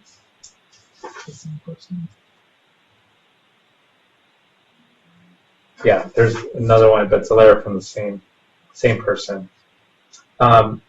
Second, next letter is from. Wait, this one's from the same person as well. Pardon me. Next letter is from Nick Buchanan. This letter reads, Mr. Acosta, I would like to submit the attached correspondence to the Planning Commission agenda tomorrow night, the proposed El Camino Real and Esplanade intersection improvements. As a resident of San Clemente and a business owner in the immediate vicinity of the proposed improvement, who is very aware of the issues and know most of the impacted business residents, I would like to reinforce the following. The vitality of the retail in this part of San Clemente, the South El Camino Real corridor is important both for the community because it is a goal of the city's general plans, so much so that it was why the city changed the zoning in the area to create ways to incentivize active pedestrian use in the part of town. Parking on South El Camino Real is really important, both to achieve city required parking minimums for the business uses that we have here and to provide actual parking to serve those businesses. Note that the tattoo shop, barber shop, and hairdresser is located at 1006 South El Camino Real. Total of 3 businesses would have no customer parking if option 1 was selected. Make option 2 the only viable option for them. Lastly, as an engineer, I can offer my opinion that the turn lanes in option 1 do nothing to reduce traffic conflict points that are causing the blind spots and accidents. While the negative impacts of eliminating the parking on the south side of El Camino Real are huge, if we want to implement a meaningful measure to address accidents, the only option is option 2. Please let me know if you have any questions. Thank Nick Buchanan. And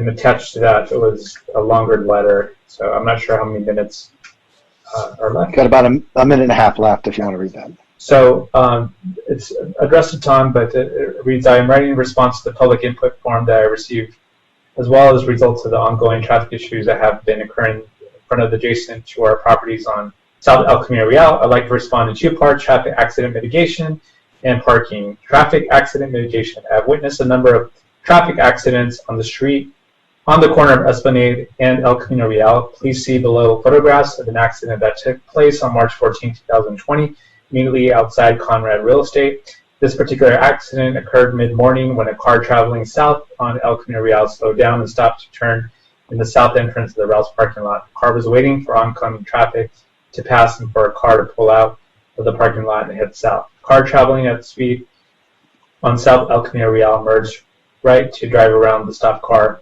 swerved to avoid the car that had come out of the Ralph's parking lot and collided with the slower moving car also headed south. We have witnessed a number of similar accidents at this intersection that occur on a regular basis. There are simply too many variables, opportunities for conflict over that short distance in the area where southbound traffic tends to travel a little too fast as they head away from downtown.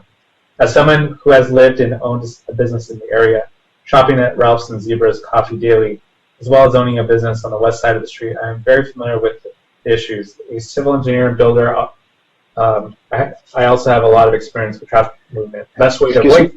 Excuse me, Gabriel, that's the time. Okay, thank you. All right, next letter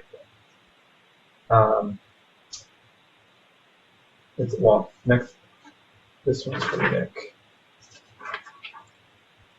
Is from the Chamber of Commerce, addressed August 18, 2020. It reads, Dear Planning Commissioners, the Board of Directors of the San Clemente Chamber of Commerce support the following. Planning Commission staff recommendation alternative 2, addition of delineators along El Camino Real, center line at Esplanade. The San Clemente Chamber of Commerce has been following the city's proposed changes to the El Camino Real and Esplanade intersection and reviewing the two options that the city staff are presenting to the Planning Commission. We believe that it is really important that the city pursues option 2, the option that eliminates the traffic conflict point, thereby ensuring an improvement to public safety, which option 1 does not seem to help with. But that also maintains the 10 to 12th Street parking spaces on El Camino Real, which are vital to the success of Conrad Real Estate, the barbershop, hair salon, tattoo shop, Zebra House Coffee, Biggie's Burgers, Sancho's Tacos, Lucky Dog Gelato, and the new restaurant proposed for the Santiago mixed-use project. Thank you for your continued commitment to the City of San Clemente and Health and Community. Burton Brown, Chairman of the Board, San Clemente Chamber of Commerce. The next letter is from Erica Young. It reads, Dear Mr. Acosta, as a business owner in the immediate vicinity, my husband and I are concerned that option 1 will significantly reduce customer parking and thus reduce business. We would really be sad to see the loss of the street parking for our business as well as surrounding businesses, especially with an alternative available. We are in support of option 2 or remaining as is. Thank you for your consideration. Best regards, Erica Young, Lancaster. Next letter, from Sarah Ellen. Reads, Dear Planning Commission, we have serious concerns with the proposal to add a left turn lane on El Camino directly in front of our business. Our drive-through customers all exit into the spot of El Camino Real, and we also have incoming traffic there for the cafe. The proposed turn lane would also make it difficult for cars to turn into our drive-through, which is the bread and butter of our business, especially right now. We just invested almost $1 million into our business and signed into a 20-year lease. We would be very upset if the traffic patterns were to be altered in such a way that hurt our business, hurt ours and surrounding business. It is my view that adding another lane will only cause more accidents, as it is one more lane to get through to get where you want to go. It will force more traffic through the entrance exit we share with Ralph's and then into Ralph's lot as well.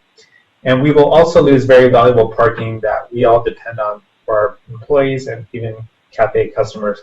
We already have a lot of people that park in our lot for Biggie's or Ralph's that can find enough place to park. Losing the parking across the street, especially just before the new housing retail development plans, would be very bad. Please think very hard about who needs this improvement the most and who has the most to lose. We vote strongly against option 1. Thank you. Sarah Ellen Peterson, owner-manager, Zebra Coffee House. Right. Next correspondence is from Joyce Kimball.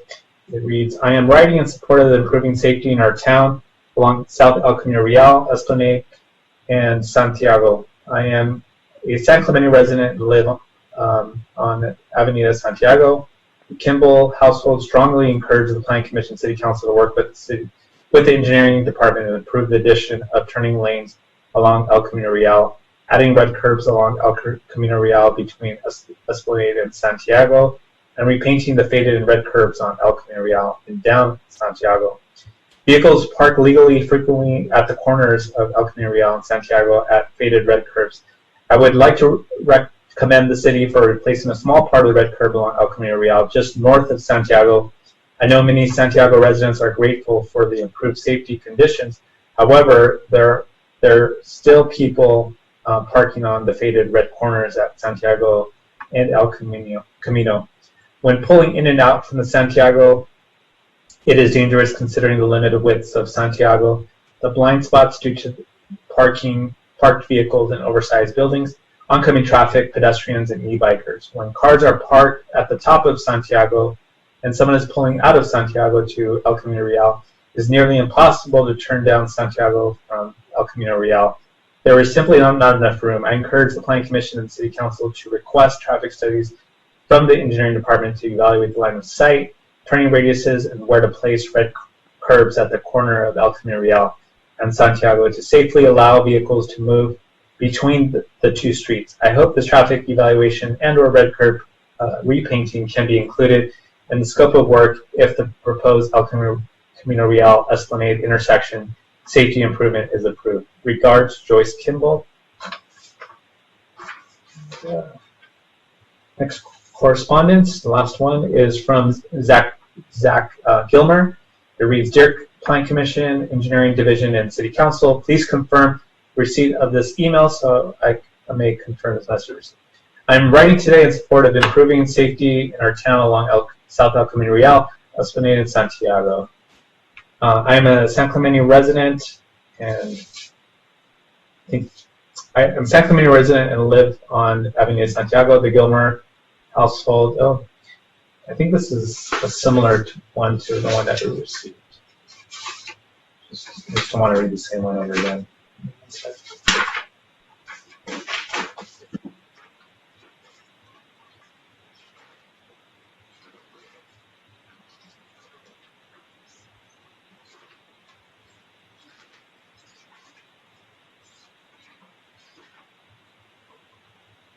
Okay, actually, let's see.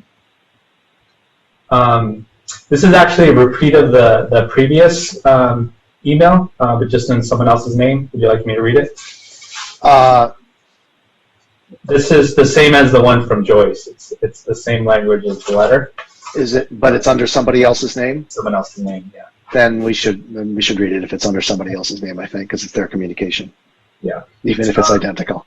Okay, I'll continue where I left off. The Gilmer household strongly encourages the Plan Commission City Council to work with the Engineering Department and approve the addition of turning lanes along El Camino Real, adding red curbs along El Camino Real between Esplanade and Santiago, and repainting the faded red curbs on El Camino Real and down to Santiago. Vehicles parked illegally frequently at the corners of El Camino Santiago at faded red curbs. I would like to recommend the city. I'd like to commend the city for replacing a small part of the red curb along El Camino Real just north of Santiago. I know many Santiago residents are grateful for the improved safety conditions. However, there are still people parking on the faded red corners at Santiago and El Camino. When pulling in and out from the Santiago, it is dangerous considering the limited width of Santiago, the blind spots due to parked vehicles and oversized buildings, oncoming traffic, pedestrians, and e-bikers. When cars are parked at the top of Santiago and someone is pulling out of Santiago to El Camino Real, it is nearly impossible to turn down Santiago from El Camino Real. There is simply not enough room. I encourage the Planning Commission and City Council to request traffic studies from the Engineering Department to evaluate the line of sight, turning radiuses, and where to place red curbs at the corner of El Camino Real and Santiago to safely allow vehicles to move between the two streets. I hope this traffic evaluation and a red curb repainting can be included in the scope of the work if the proposed El Camino Real Esplanade intersection safety improvements is approved. From Zach Gilmer. And that's the end of correspondence we've received. Very good, thank you. And I will close public comment and open this up to Planning Commission discussion. Commissioner Wu?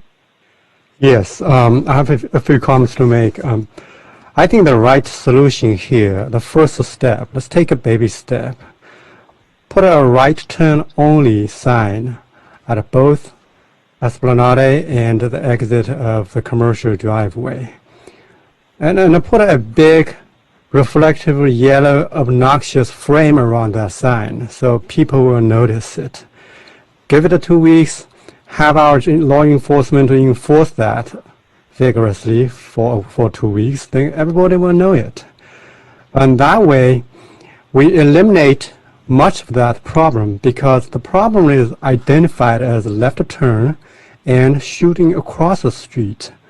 So there are 6 scenarios: making left turn from El Camino Real onto Esplanade and parking lot, making left turn from the Ralph the parking lot to El Camino Real, making left turn from Esplanade onto El Camino Real, then shoot across the street, both directions. So those 6 moves are identify the problem. The right turn only signage will remove 4 four moves. So the only thing people will still be allowed to do is to make left turn from El Camino Real onto Esplanade and into the Ralph's parking lot. That makes it not much different from the intersection at Santiago. So that's my first comment. It doesn't cost a lot of money, and it will eliminate a substantial portion of that problem. Because making left from El Camino Real, I don't see it as a big problem. Pico have a very good sight line there. So that's my first comment. And the second comment is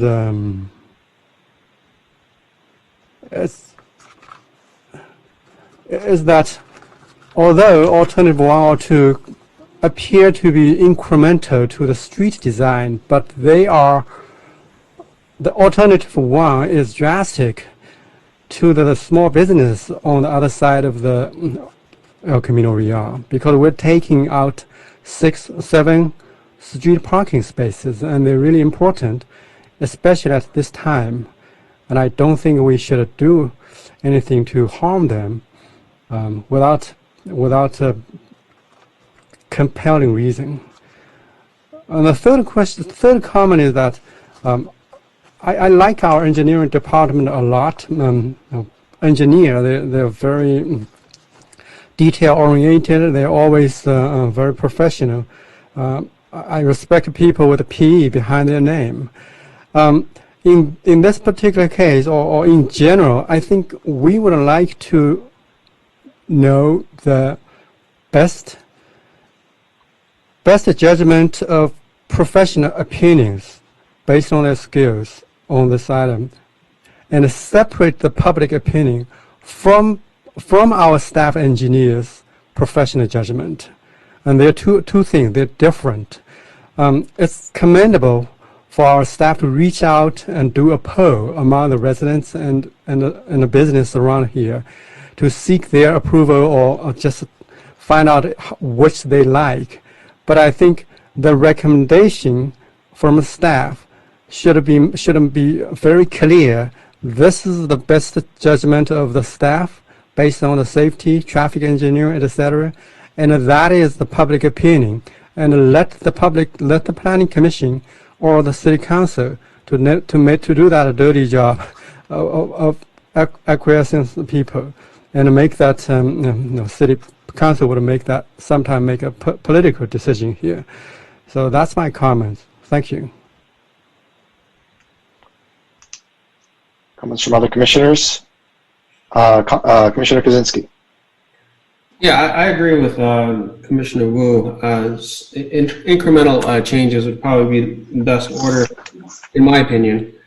And one of those, and I know that we heard that traffic looked at putting some sort of a stop sign or stoplight there and decided against it, but I'm not convinced that wouldn't be a good first step. There would only be 2 stop signs that could possibly solve a lot of problems. So the proposed changes, especially removing parking spaces, seem a little drastic to solve the problem. But I agree, we should at least look at doing incremental changes first. And I propose at least putting in 2 stop signs. Thank you. Commissioner Crandall.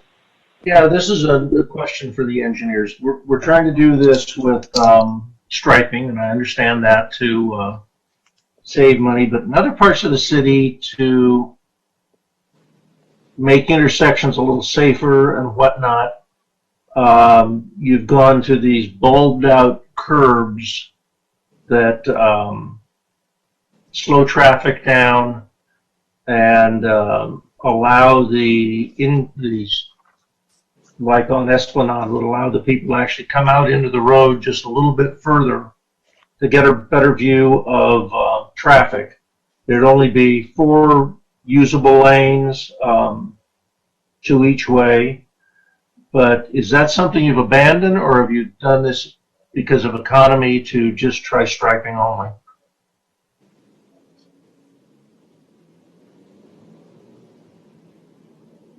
That's for either Nestor or Tom.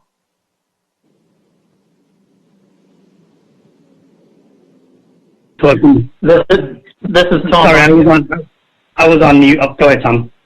Go ahead, Nestor, you first. Yeah, just in terms of the bulb outs, you're correct. The reason why we're presenting the alternatives that we presented is because they're low cost.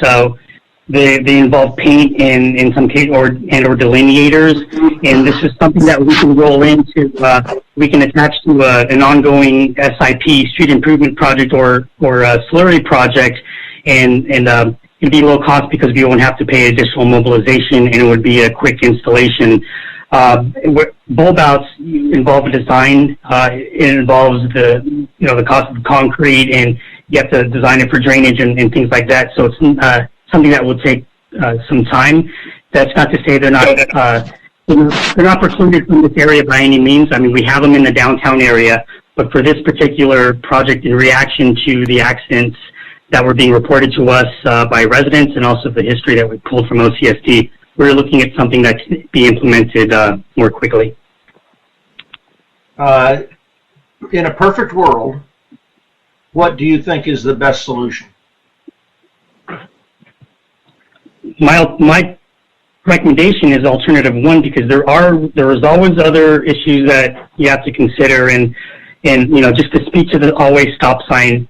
When we did construction or we did our pavement project and we just had one signal on flash, you see what happens on a normal day. That's going to back El Camino Real up, which is why typically if there's such an imbalance on a major roadway, you don't look at an always stopping every vehicle on El Camino Real. So, that has that's one reason why we wouldn't recommend a stop sign. But as far as the alternative one, you're right. When you say let's take the political issue out of it, parking in this case is a big issue.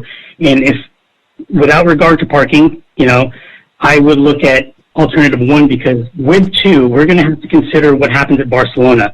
From a capacity standpoint, I crunched the numbers from pre-COVID numbers for peak hours, and it works from a capacity standpoint. But when all the left turns are now coming in from Barcelona, we're going to be backing up El Camino Real southbound to the north, and we're going to be tweaking that signal to try to accommodate. When people enter their routes, they can't go fast because people are searching out parking as they're making a left. So your typical left is a crawling left, and that'll be more pronounced when traffic volumes start shifting. And personally, I wouldn't minimize what the concerns of some of the residents, because that's what I hear on a very frequent basis, is the residents are very sensitive to the volumes on the road, and Barcelona will receive, because they have a signal there, they will up their ADT by several hundred, and they're already in the 2,000 vehicle range, and Santiago will see an increase as well. So I would recommend alternative one, because some of the police reports call out, I heard mention from the commissioner that there's a good line of sight. When there's two left turns going, there's not a good line of sight. So this delineates the turning movements there. And it also lessens some of the ambiguity for someone coming off of Esplanade or coming out of the driveway, because when you're looking at a through and shared left turn lane, especially when they're shooting the gaps and not slowing down, it's hard to assume what they're going to do there. But if it's a left turn lane, it's clear someone's making the left, and then you have to yield for the throughs. Now, that's not to say that some people will make that decision still, but it's going to improve sight lines, in my opinion. Okay, Nestor, I guess what I was really leading up to is beyond just these striping plans, in a perfect world, if you could redesign this section of street, what would be the best way to do it? Because maybe we're looking at an incremental step to get to that point.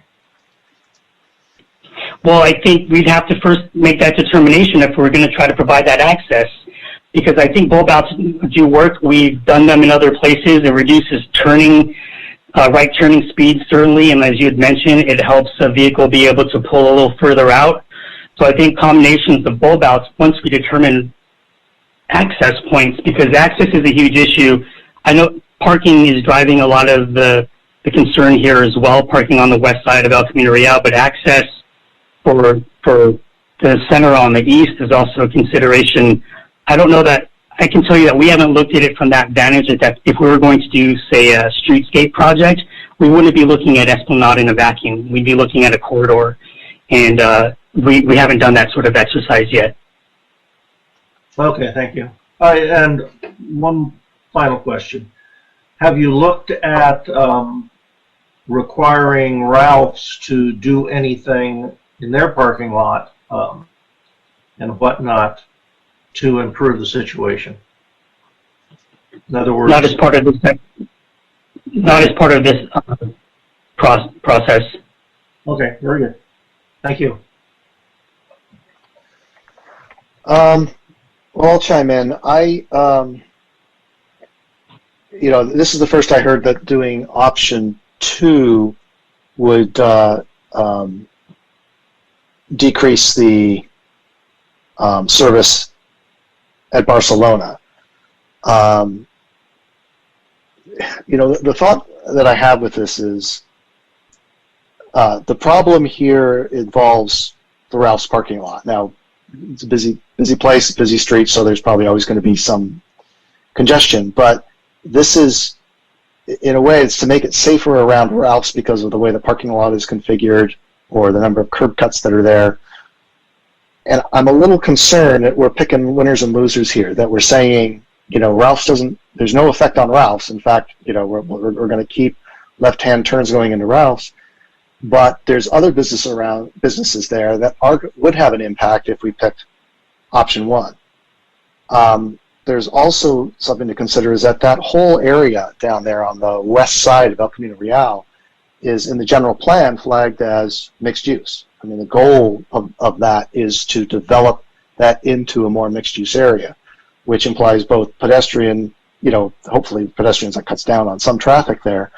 But we know that getting good mixed use in there, the parking is always a struggle to get to the parking requirements they need and that sort of a thing. And by taking away some of the street parking, we're taking away potentially some things that will help mixed use to go in there. And again, the reason that we're doing that is so it's a little safer to get into the Ralph's parking lot, specifically. I'm actually leaning towards something like option 2 because the increased traffic at the Barcelona intersection aside, it's actually the safest alternative. It sounds like it'd be the safest alternative with no left turn. It would be slightly less convenient for people who want to go to Ralph's if they're traveling south. And then it doesn't take away any of the parking inconvenience for the other businesses there. Now we're looking here at cheap solutions, right? And in engineering, I'm an engineer too. There's an old saying: you got good, you got fast, you got cheap, and you can pick any 2 of those that you want, right? So we've got cheap. That's one of the things that we're picking here. So we only have fast or good are the only 2 things that we can pick. So it's the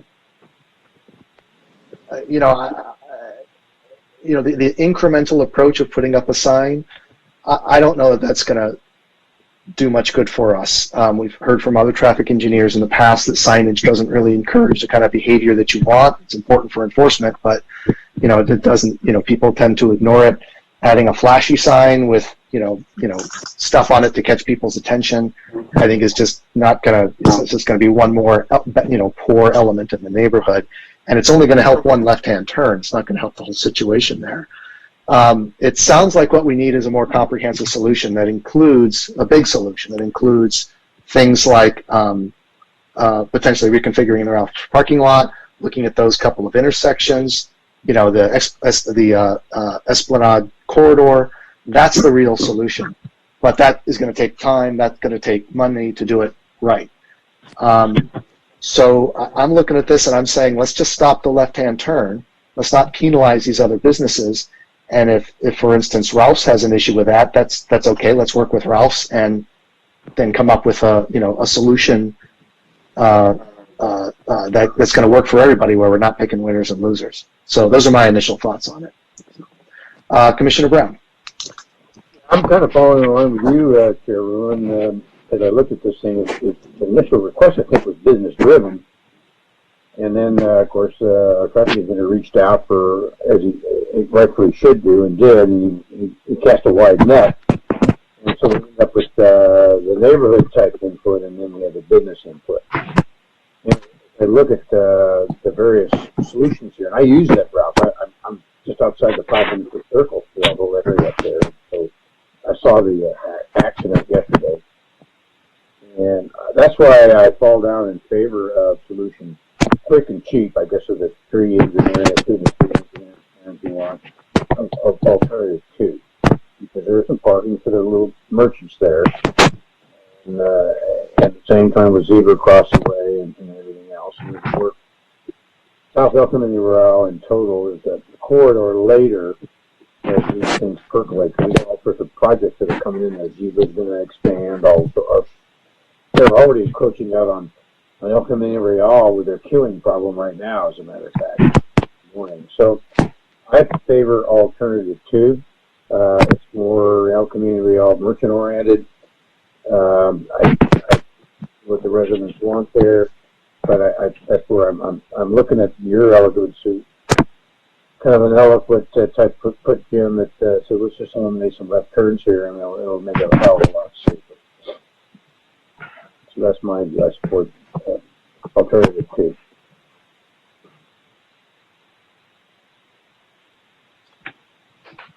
Okay, I don't see anybody with their mute off. It sounds like people are kind of talked out. Let me Except me, Jim.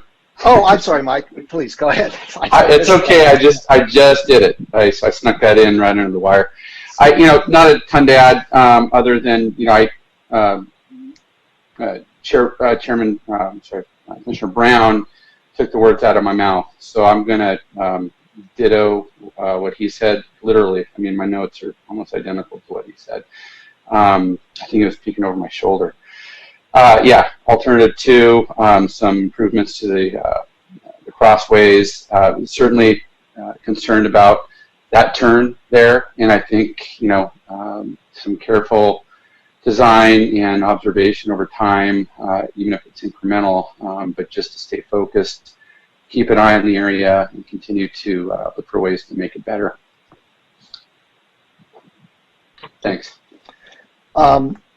And really quickly, Nestor, maybe you can give us, 2, maybe 3 minutes, not more than that, of a little bit of an education on warrants, because I think it's been a while since the Planning Commission has actually, had an official warrant put in front of us, and kind of what we're allowed and not allowed to do by the state in terms of having a warrant for a stop sign or a traffic signal or anything. Can you give us a real quick explanation of that? Yeah. So for the for the signal, there's several different warrants, and generally they're volume driven. So over a course of there's like a 6-hour or a 4, 6, or 8 hour. You look at the entering volumes, and they need to exceed a certain threshold for those 8 hours of the day or 6 hours of the day, and that's based on the number of approach lanes on El Camino Real, and it also factors in delays. So if you've got an intersection where there's just depending on the peak hours, there's high delays, that can add to a warrant as well. If there's certain numbers of crossings, that could be a warrant. The METCD makes it clear that not any particular warrant would necessarily drive the recommendation for installation, but provides several in order to pull from to make that decision. And an always stop sign, it's really, generally it's about the proportionality, because right of way of volumes entering, because an always stop is meant to imply or let the driver know right of way. It's not meant to, not necessarily to make it easier for someone on a side street to get out. And I think part of that is what I explained earlier, is that if you do an always stop sign on a corridor that has a far higher volume on one, it's going to create a backup that will exceed, that will go beyond Barcelona, and it'll lock up that intersection as well. So it's generally based on volume proportions, and you look at a certain number of hours in a day as well. And when we talk about these warrants, are there restrictions we have? Like, if something is not warranted, we can't do a stop sign or a traffic signal, or it's harder to do. Are there more hurdles to jump through if they don't meet the warrant? Not necessarily. I think that might become a liability issue. Tom might want to speak more to that, but yeah, let me chime in, if I may. So, at its most fundamental, think of a warrant as various conditions or criteria that must be met to justify some kind of traffic control device, whether it be a traffic signal or a stop sign. These are prescribed in various guidance and regulatory documents that we follow, and there's a reason for that. They're based on engineering studies, published that says these are the criteria that if you meet or exceed them, it's appropriate for a certain traffic control device. The flip side of that is, if you don't meet those criteria, you you run the risk of actually creating a more dangerous condition. And so, like everything else that guides traffic engineering, there are standards, guidelines, requirements, and the city staff, we would never recommend to the Planning Commission or Council, and we never have. We've been quite consistent on this for liability reasons, not only for the city, but frankly for our own individual professional liability, to recommend a device that doesn't meet applicable warrants that come out of state or federal guidelines. So there are conditions, and there are various ones that Nestor said. We do have options, but if none are met, we would never recommend a traffic control device. Very good. Thanks for clarifying that. Let me chime in on that, please, because all right. Todd is kind of joining us tonight, but Mal has been very consistent about what our city engineer just said, that if it's not warranted and we do something, we do open up the city to liability lawsuits if there's an accident generated by some mechanism we put in place there that is not warranted. So there's always been that liability, that's case law, and I'd just like to reinforce what Tom Bonnet just said. Okay. Commissioner Wu. Yes, again, my preference would be no right turn signage on both locations. It appears that Commissioner Krasinski is on the same page here. If I get one more support, I'll make a motion. Otherwise, I will support alternative 2.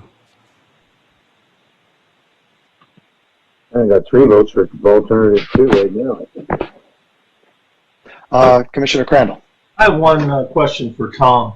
Hey, Tom, when we were first studying or looking at bulb outs, et cetera, and when we were doing the bicycle master plan down on North El Camino, did we test any of those bulb outs by doing the orange vertical posts before they were built and just see how they work? You remember? Let me ask a clarifying question, if I may. In other words, did we sort of mark them out somewhat akin to if you're trying to visualize building heights for someone and sort of do a test marking of where a bulb out would go? No, just to see how traffic would reflect to it with the, the typical vertical rubber tubes or whatever we want to call them. Lay it out. I mean, it seems like we did, and I didn't know if that's a temporary fix for things, but I am leaning towards 2 here. Not saying that we can't always then go to 1 very quickly and easily, because it is just striping.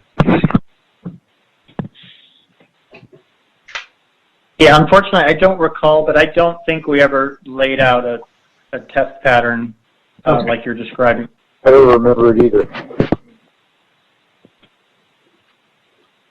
Your room, if you'd like, I'll entertain a motion. All right, let's hear it. I move to 2. Can you move a little closer to your microphone, Don, please? Okay. I recommend that we vote on and forward to City Council recommendation alternative 2 for this issue.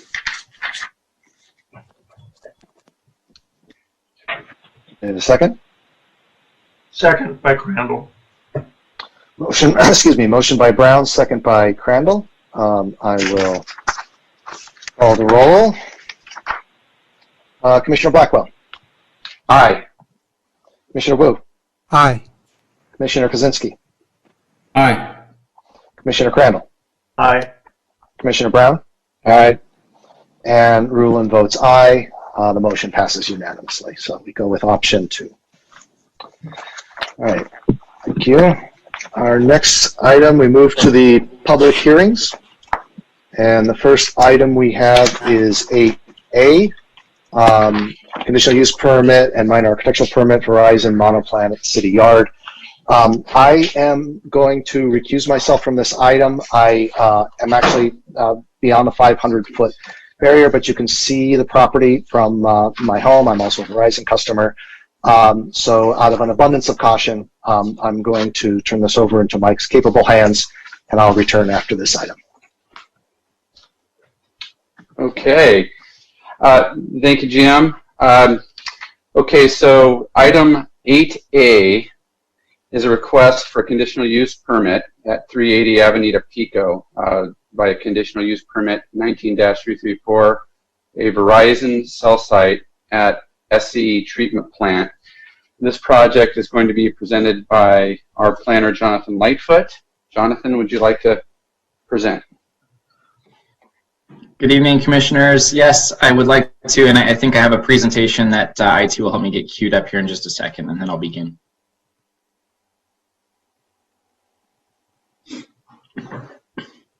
Okay. The project in front of you this evening is a request by Verizon Wireless to construct a new monopalm cellular tower with accompanying equipment that's ground mounted and screened within an enclosure at the city-owned water treatment property at 380 Avenida Pico. Next slide, please. So the location of the proposal is shown here. You can see that at the top right of the screen we have Avenida Vista Hermosa and closer to the area of work, Avenida Pico. And the bubbled area of work is just beyond the gated entry to the city yard. The property is zoned as public and is within the coastal zone overlay and is within the West Pico corridor specific plan. It's also within the Los Molinos focus area of the general plan. Next slide, please.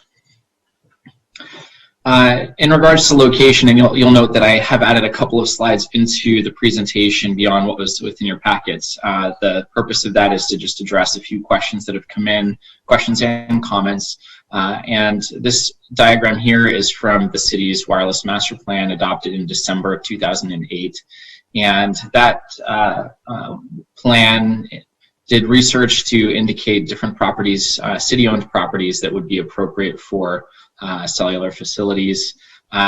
This property at 380 Pico is the SR2 search ring, or within that SR2 search ring.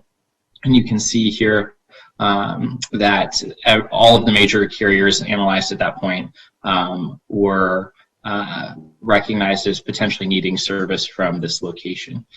Next slide, please. The existing conditions shown are at that entry gate into the city's water reclamation plant, and you can see that there's an abundance of existing palm trees, predominantly Mexican fan palms. As you move back into the site, there are more than 50 palm trees in this view. If we move to the next slide. So the proposed plan, again, I've highlighted Avenida Pico at the top just to orient here, and indicated the entry to the city yard and bubbled the area of work. So the area of work is adjacent to some parking stalls and just beyond the existing grove of palm trees. Let's go to the next slide. This is another added-in slide since there have been some questions and comments in regards to the location and separation of the proposed facility. So just beyond, the light blue indicates, again, the parcel that's publicly zoned, and then there's a dimension there called out to the nearest building that's currently a residential use at about 400 feet across the street. And then the uses to the south are industrial uses, but they do have a mixed use component to them, and at some point in the future they could potentially become or incorporate some form of residential use. Next slide, please. So this is the alternative sites that were considered by Verizon, and their goal was to have capacity along this Pico corridor within the North Beach area, and I believe that this would provide capacity along the 5 freeway partially as well. So the goal is predominantly coverage for that North Beach area, as well as the new Sea Point Estates neighborhoods. The challenge, as is common throughout San Clemente, is changes in terrain, because changes in elevation do impact the provision of service. The initial search conducted by Verizon was near Pico and El Camino Real, but the tower to provide the level of service that they were looking at would be prohibitively tall. So they then moved on to exploring other feasible sites, such as Pico Park, but screening at that location was a challenge, and the higher visibility from that location. And so they settled ultimately on, in this exhibit, where that red star is at the city yard. Next slide, please. So the proposed elevation is shown here, and I added a note. So for the public zone within the West Pico Corridor specific plan, height is determined through discretionary review.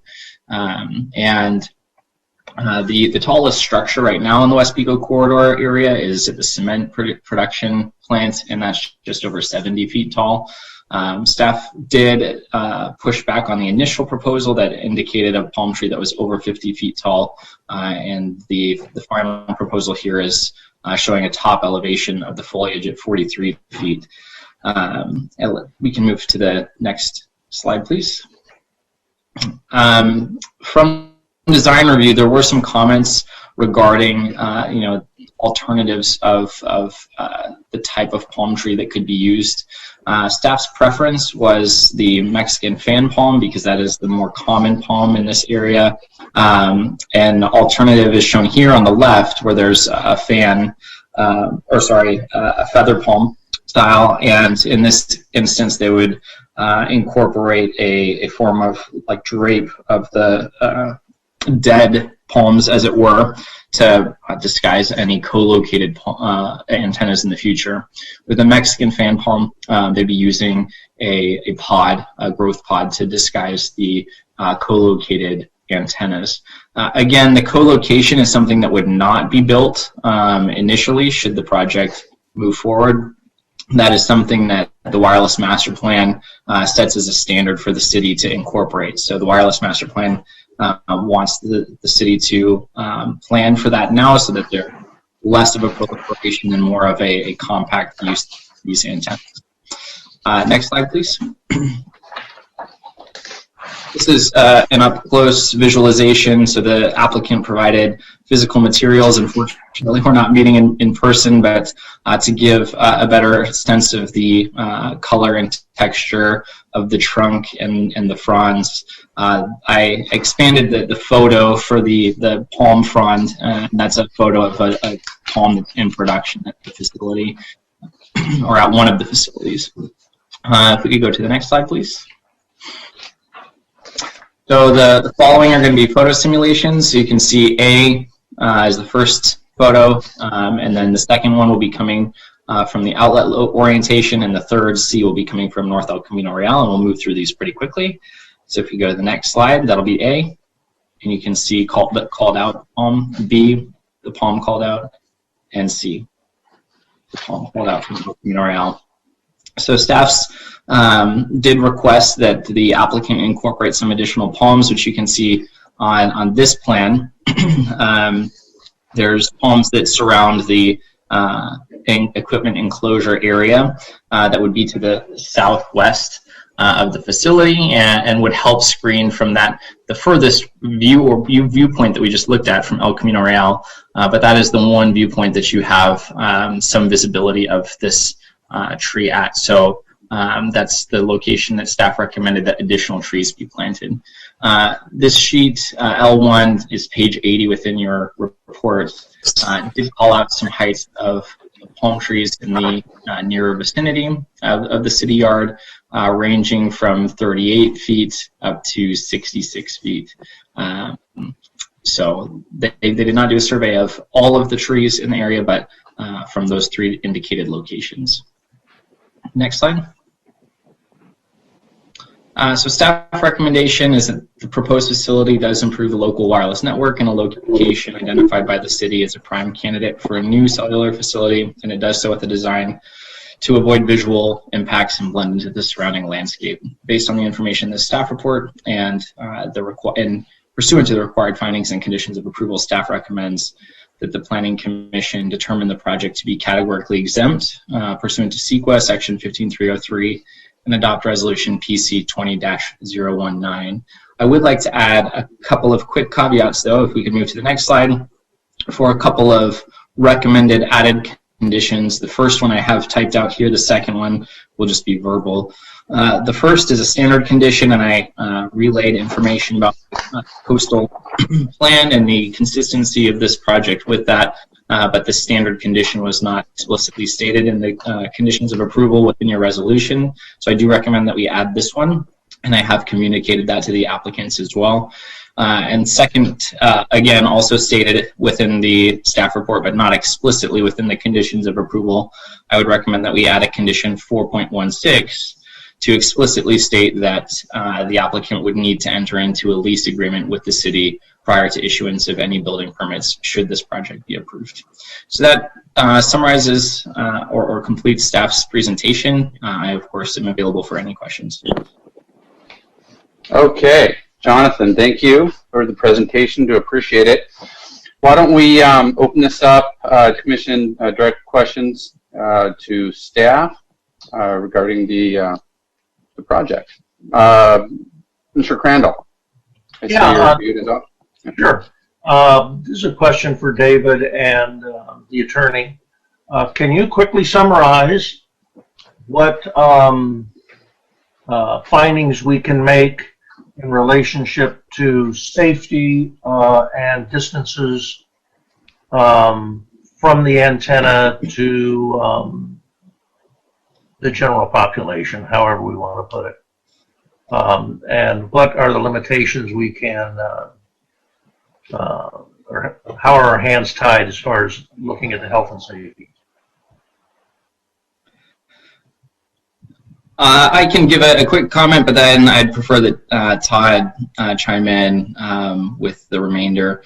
So staff did take a look at the code.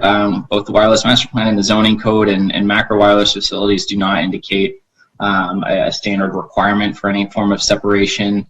I do know and am aware that that was something that was discussed within the more recent small cell facilities. And something also to take note of is that a portion of those discussions and establishment of criteria there are that those facilities do have to be streamlined, whereas this review is something that is subject to discretionary approval through the Planning Commission. So the project here has, is going through the CUP and has gone through the design review specifically prior to getting to this point. But again, the zoning code does not specify a separation. It actually does indicate that there are some standards for antennas that could be developed even on residential properties. So there's not a provision for a required separation within our municipal code. Chair and Commissioners, I'll just add from the legal perspective that the FCC sets the standards for what is and is not safe in terms of frequency and emissions, RF emissions in particular. And here, the city has no authority to adopt or to question, to adopt its own or to question that standard. Get closer to the microphone, please. You're hard to hear. Is that a little better, Commissioner? Yes, thank you. The bottom line is the FCC sets the standards for the whole country, and the city has no authority to adopt its own standard or to question that standard. We can't second guess the FCC on this. So the only thing that the city can do in terms of safety of the frequency, and I know that's a common concern or perceived concern, is that the city may require proof of compliance with that federal standard, both in the design and after it's built, before it kind of goes operational. The city can require proof that it really does comply with the federal standard, but you can't impose a different standard even if everybody in the community thinks that that standard isn't good enough. Thank you. Okay, Commissioner Crandall, thank you. Did you have any anything more to add to that statement? Okay, mute is off. On. Commissioner Brown, do you have any comments? Yes. I didn't see it in the conditions of approval, but is the city requiring the applicant after installation to in fact measure it and show data to the city, as the city attorney just mentioned? So that was a question for Was that a question for staff? Yes. We're in staff questions right now, right? Yes. So that is not an again an explicitly stated standard. That's something that the wireless industry, they do have to go through testing prior to launching those facilities. And from my understanding, there's based off of the spectrum, there's quick feedback from other providers as well if there are any issues there. We can request that if we'd like to. Again, that those standards and measurements are something that's regulated by the FCC. But if we want to, just for informational purposes, we could certainly request that they provide that. I think the city attorney just said we can in fact request that. In operation, they should provide data to us that in fact it complies. Is that correct? Did I misinterpret? Todd? I think that's what he said, yes, absolutely. Now, when we went through the microsites, there was a big issue on that, and I think we made that a conditional approval because of the local neighborhood pushback and motions attached to it, that we asked for the data to be provided to us after they went operation to prove that they meet the safety criteria that the federal levied on. So wouldn't that be appropriate here also? I think that makes sense, and if I could potentially ask for some assistance from Gabriel, if he may be able to pull up the extra language from a previously approved resolution, or be able to grab that information that you're referencing. Yeah, Commissioner, I'm looking that up right now to see if we can find Okay, that. Gabriel, while you're doing that, I'm going to jump on this as well. Todd, I have a question for you along these lines here. So the proposed project is, it's in the wireless master plan, encourages the co-location, right? A design that can accommodate additional service providers. And the applicant is meeting that criteria by proposing a faux tree that has an area reserved for another tenant or another carrier. Because these FCC report, so if you could just differentiate between an FCC compliance statement versus a radio frequency report that uses modeling based on the proposed equipment and potential future equipment, and how that can be used in terms of conditioning or requiring requirements.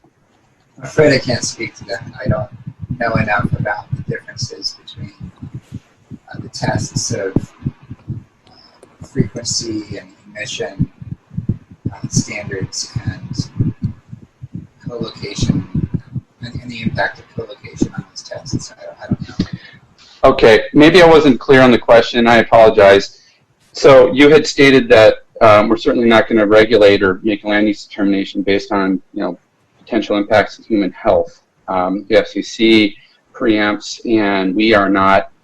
Our hands are tied in that regard. However, a FCC licensee is required to operate under those under the rules the FCC has required. So it's not at the local level. We don't regulate that, but you had stated that we can ask for a compliance statement that indicates that yes, based on the design and proposed equipment, the facility will remain in full compliance with what the FCC has determined to be required.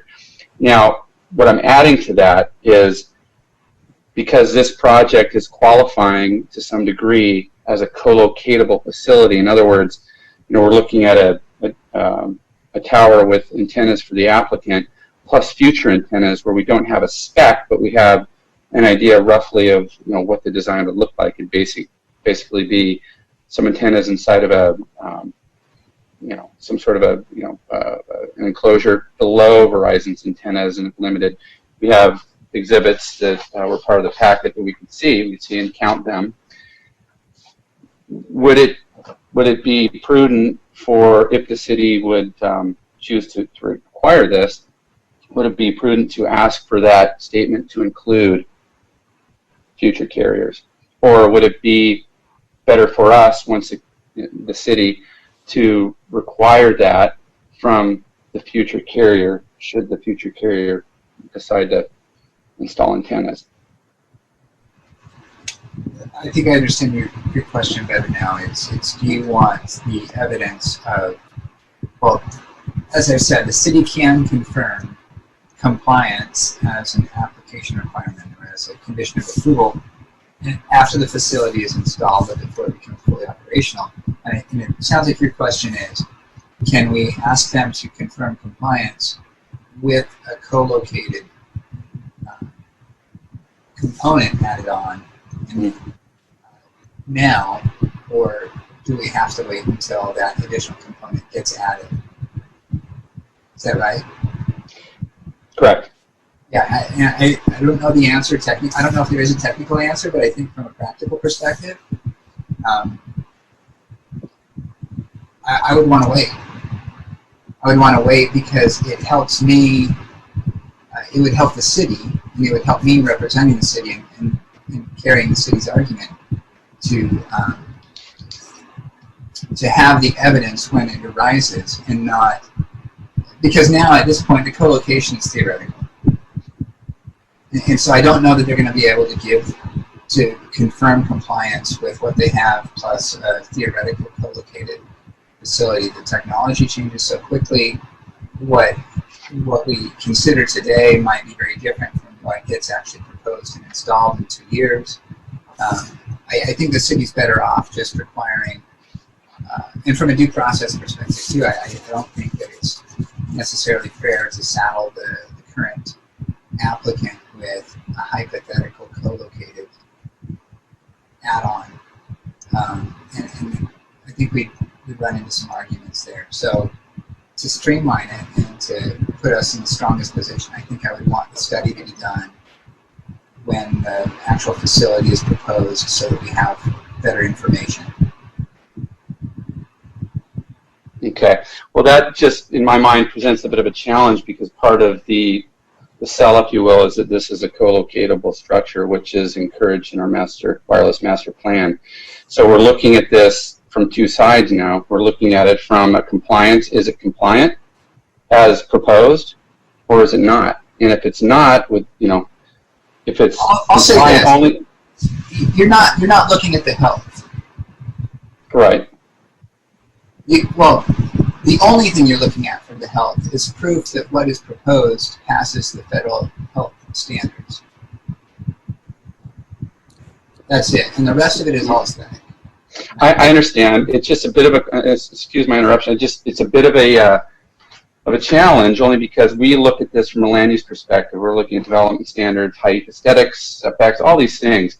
And we do have language in our code. We have a wireless master plan, and this design is trying to meet that expectation for design by way of adding a co-located, an additional carrier. But we're silent on the other piece of it, so we don't. So if we take that out of the scenario, because we're only focusing on the applicant's equipment and whether or not it's compliant, we've asked them to comply. We'll assume staff has asked for that. We look at the record and we see an FCC compliance statement. Great. Thank you very much, Verizon. But what about the other one that you say that you're putting below you that may cause you not to be compliant, and we don't know? But we're taking the project in its entirety. We're taking this full package and we're looking at it, that way. Do you follow me? So it's a little bit of a challenge there in my mind. Yeah, I'm sorry if I miscommunicated earlier, but you should consider the co-located aspect of it for everything that lies within your jurisdiction. The appearance, everything that you just mentioned. But when it comes to health, you don't get to decide whether or not these facilities are safe or not. The federal government does that. All you get to do is ask for proof that it is safe, that it complies with the federal standard. I think we're here tonight to decide on the Verizon installation. If another carrier comes along, then we'll ask for proof of that whenever they come. I think Yes. the before us tonight is the Verizon site, period. Yes. Future is beyond the pale of what we're required to do. Well, yeah, I appreciate that. And we can get into it more in discussion. I thought it was valid, and we had legal's ear, and I thought I'd get a kind of ping off of legal on that. And I can double check it. But I can check with my telecom colleagues and find out if there's if it even makes sense to ask a carrier proposing a pole like this to provide evidence that its own facilities plus some future hypothetical facilities that we're going to accommodate, right? The pole can accommodate some future one. It's still Sure. theoretical right now. To see if that's even a possibility. Yeah, when you do, maybe throw this in. It's not uncommon for many jurisdictions. In fact, will require a report, electromagnetic frequency report, based on the design, whatever it is, and it's sent out or it's provided by a third party, usually radiological engineer, who stamps it, and looks at all of the, radio power, all of the antennas, all of it, even the co-location piece of it, and they create models based on that, and they produce a statement at the end that says, yes, based on what we've seen here in the exhibits provided by the applicant, the project would be compliant with what the FCC says is required, and what the FCC says to be safe.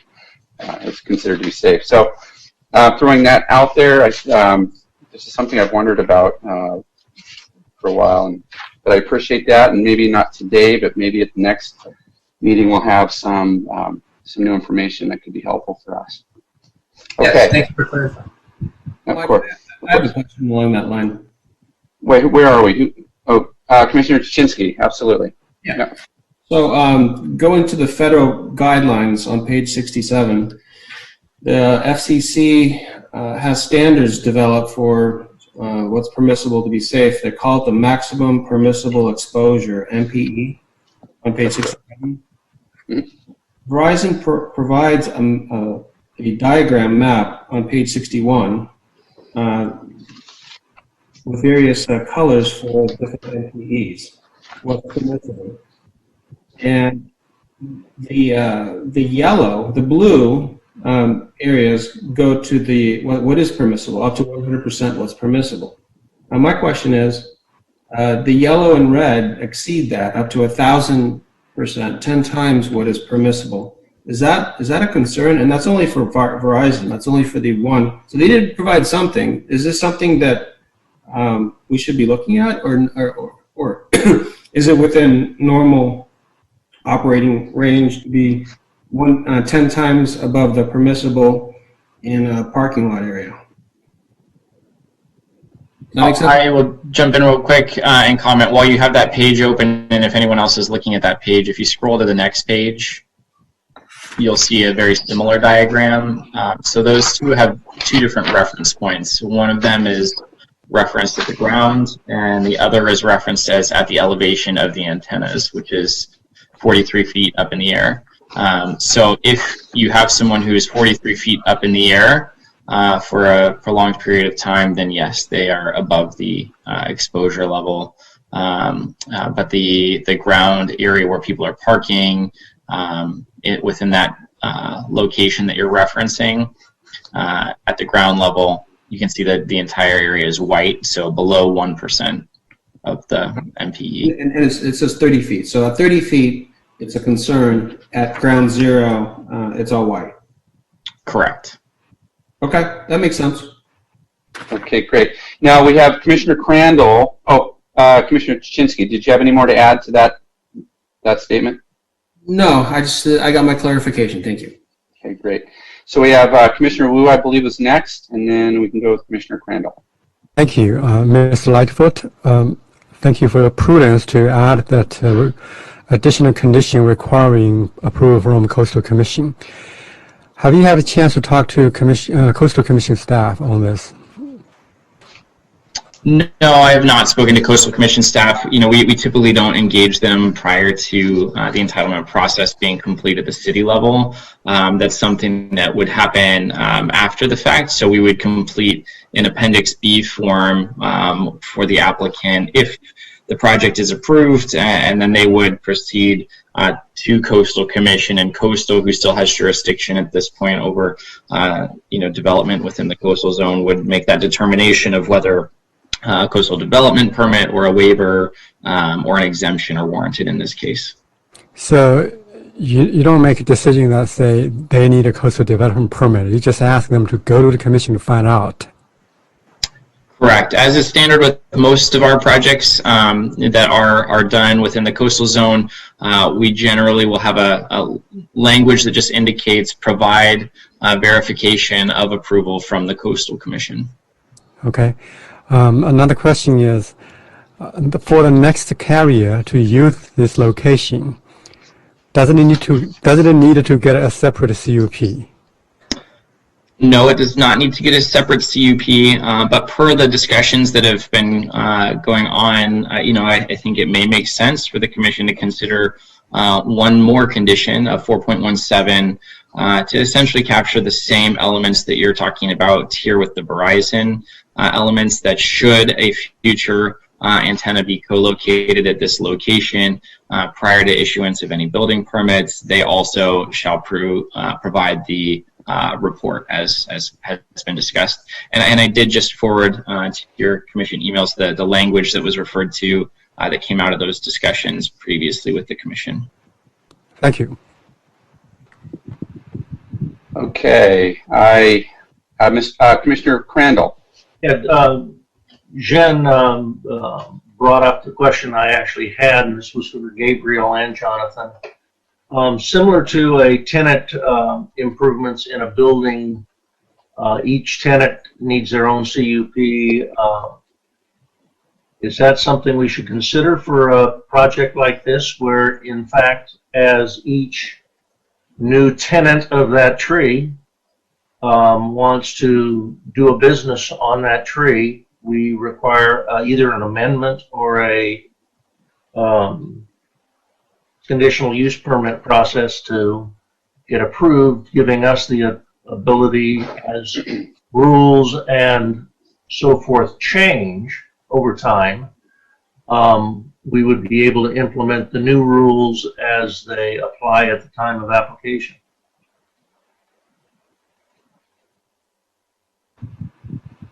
Very good point.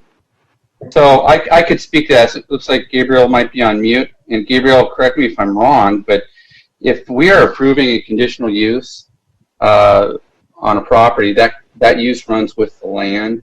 So it wouldn't necessarily be a new conditional use permit, but it may qualify for a modification to the original CUP, which can still come to commission for review. Correct? Gabriel, you're mute. There you go. Yeah, I think so. I'm just looking up just to make sure, but my understanding, Jonathan, unless have other information, I believe a co-location would come back to the Plan Commission. I don't think that we would be looking to come back, Gabriel. I think that a good comparison would be at the outlets, for instance. We have a CUP that governs for them and allows multiple tenants to have and serve beer and wine under that one CUP. And that's not typically how we manage those through the city. We do those often by specific properties. But in some instances, when there's a connected project or connected site in some way, then the CUP can govern for more than one tenant. And I think that is the intent of our wireless master plan, is to encourage these co-located facilities and to have them be considered at once. Again, it doesn't mean that second tenant will ever even arrive, but it prevents the necessity of going back through a design review process because that element has already been reviewed by a design review and the Planning Commission. Should the tenant come in and say, you know, we don't want to do a pod, we want to do something else, then absolutely, you know, our standard conditions of approval indicate that, you know, if there's deviation or applicant requested modifications to the approved plan, then they do have to go through the amendment process and would need to come back to Planning Commission. But if a future tenant comes in, or future co-located facility, and installs the equipment as is being discussed this evening, then there would not be the need to return to Planning Commission. Okay. Commissioner Crandall, would you like to? City Attorney, comfortable with that?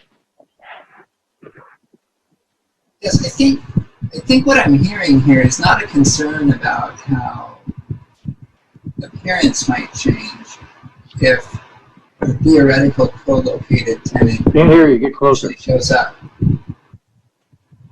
So I need to speak up even more?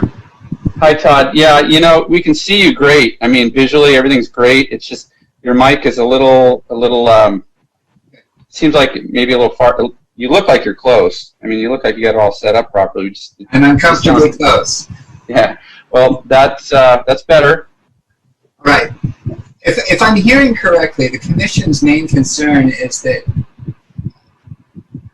well, the Commission right now is considering this facility with a co-located tenant in mind in terms of the appearance. And so that's not going to change in the future when the co-located tenant actually materializes. You will have already considered how it would look and the impacts on views and things like that. What I'm hearing is a concern about the emissions and the emissions being safe, which, as we've talked about, isn't something that we can regulate. Well, I'm sorry, Todd. I don't think that was. I don't mean to interrupt you. I don't think that was the question. Bart, maybe clarify, but the way I understood it was, you know, we've got a second carrier, Todd. We're reviewing a co-locatable tower, showing Verizon is identified as the primary. We've got equipment details there, and then we've got one identified as a co-locator within a an enclosure. So if this project would go through review and is approved, yeah, that entitlement would include, you know, Verizon and a future co-locator. We're talking about if the question was if that co-locator came back, like suddenly maybe Sprint wanted to put their antennas inside and maybe make some minor changes, would they come back to Planning Commission? Would it come back as a CUP? Would it come back as a minor CUP, revision to the CUP? Or how about this? Another, you know, AT&T comes in and wants to put another palm tree right next to ours on the same property. That use has already been approved and, you know, runs with the land. You know, that use is on the property. What would be the best approach there? I think that, am I clear on that, Commissioner Crandall? Does that describe the question? I'm doing my bobblehead here, yeah. So staff has said that we could probably bring it back as a conditional use, or bring it back to Planning Commission as a CUP modification. You define the contours. The city in issuing the CUP defines the contours of that conditional approval. So if one of those conditions is you have to come back for any change that you might make, whether it's Verizon making a change or the change is just a second tenant shut, you could impose that if that's what you decide to do as a matter of policy and choice. My point was that when it comes to the emissions, you wouldn't have to necessarily drag the second tenant through the full CUP just to get evidence that the emissions that result from having two tenants on the pole is safe. You could just condition it now such that if there's any change in the equipment, they have to provide a new study demonstrating that the emissions comply with the federal standards. That's all. Okay, thank you very much. Appreciate that. Commissioner Wu, did you have a question? Yes. The co-locator, the portion of that design at this moment, it's not possible to get very detailed because it makes no point. The co-locator may have their own need. They may want a different size, may have proposed a different design, most likely. So it's just a placeholder at this moment. I'm wondering if we can just have the co-locator to come back for a design review and then send it to zoning administrator. So they don't have to come back for a full CUP, but there need to be a checkpoint to make sure this works right. Commissioner Blackwell, and I just wanted to confirm what that process was. It does talk about co-location, and so that those modifications are up to the city planner review. So it doesn't list, different levels. If in certain circumstances, maybe it's reviewed by planning commission or city council. So I would look to Todd, the city attorney, about if that's something that could be conditioned that's not specifically stated in the code. If we can do that, then maybe the planning commission may want to consider doing that. Which would be to recommend that there be additional review beyond a staff level decision. I don't want to overstate my familiarity with the city's own requirements. I'm not that familiar with the city's own cell tower guidelines or regulations. We could certainly look into that and come back to spell that out more. Okay, and so if we wanted to basically, if the commission decides to condition this project in such a way that would require that any intensification of the use or new carrier comes in, it would come back to the planning commission. That is something that we could certainly add to our conditions of approval. Gabriel's question, Todd, was since in our own code it says that any expansions or co-locations would be reviewed by the director of planning rather than coming to planning commission. So the question is, would it be okay for the planning commission to condition it so that it does come back to planning commission instead of going just through the city planner? That was the question. It's a good question. I don't have the answer to that right now, but we can certainly look into it. I have to compare the code and check into it a little bit to see what the contours of a CUP are, and if you can trump what it says in the code to require it to be brought up to the planning commission. Okay, so why don't we go on with the Q&A staff and go on with the rest of the review, and then maybe that'll give some time, Todd, if you find that on the back end, if we start talking about adding a condition, if we get to that point, then maybe you can add to it at that point. How's that sound? I've got one question for Jonathan while we're in the question mode here. Okay. Jonathan, it's my understanding we are approving this tower, this tree, and the pod that holds the future tenants. Is that correct? That is correct. And they will be building that up front, so we get a completed looking project, correct? No. So the pod is a piece that would only go into effect if there is a co-locator that does come to the site. So what we see is not what we get. So what you would see is the palm tree alone, and the pod, which is actually what we presented, or what was within the presentation at design review, was the palm tree alone. And one of the recommendations at that point from staff was to be consistent with our wireless master plan, that urges us to consider co-location simultaneously, that they should add that to indicate what that would look like should a co-locator come to the site.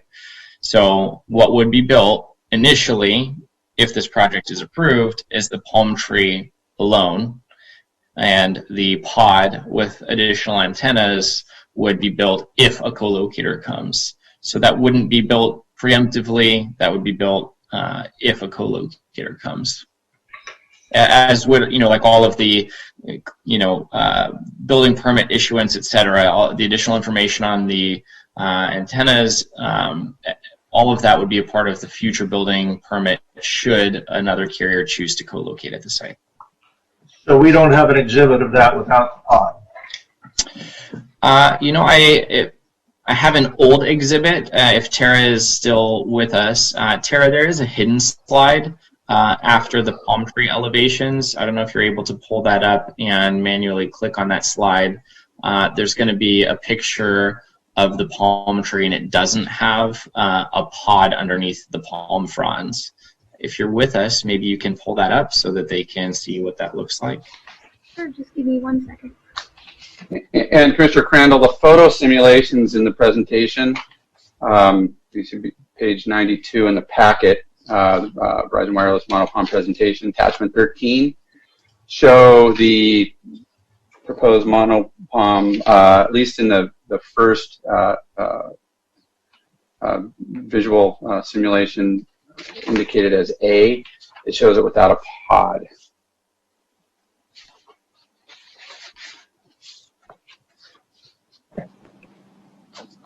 Okay.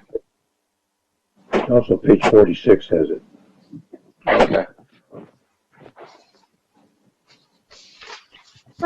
One. Okay, so this slide here shows what it would look like, the two alternatives with co-located equipment. And then the next slide, I believe, if it's hidden though, so you may have to manually click on that. I think it's in between these two, or it may be at the very end. My apologies, since I don't have that up in front of me, but there's a black and white of a palm tree. Let me exit this one.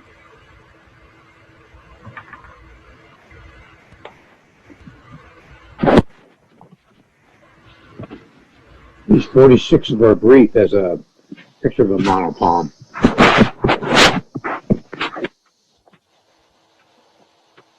There you go. So this is an old image. This is the first image that they provided. So it's obviously been updated since then. But prior to installation of a pod, this gives just a quick image of what that would look like prior to having a pod. And then obviously, if you go up to again back to slide 9, you can imagine that portion would just be fabricated after the fact. And they would share the same trunk for any coaxial cables and equipment.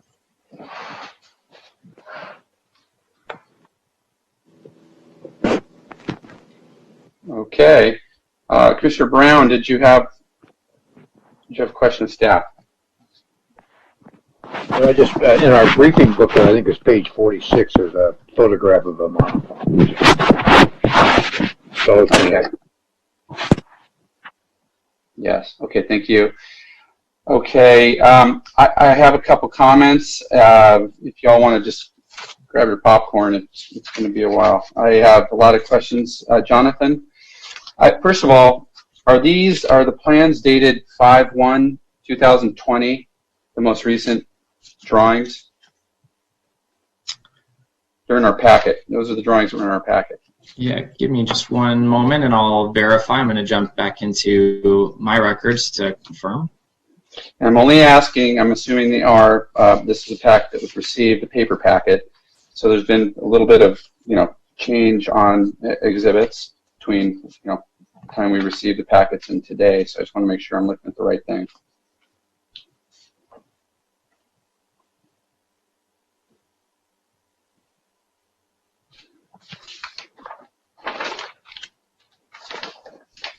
So the dated 5/1/2020. That's the applicant's architect's rev stamp.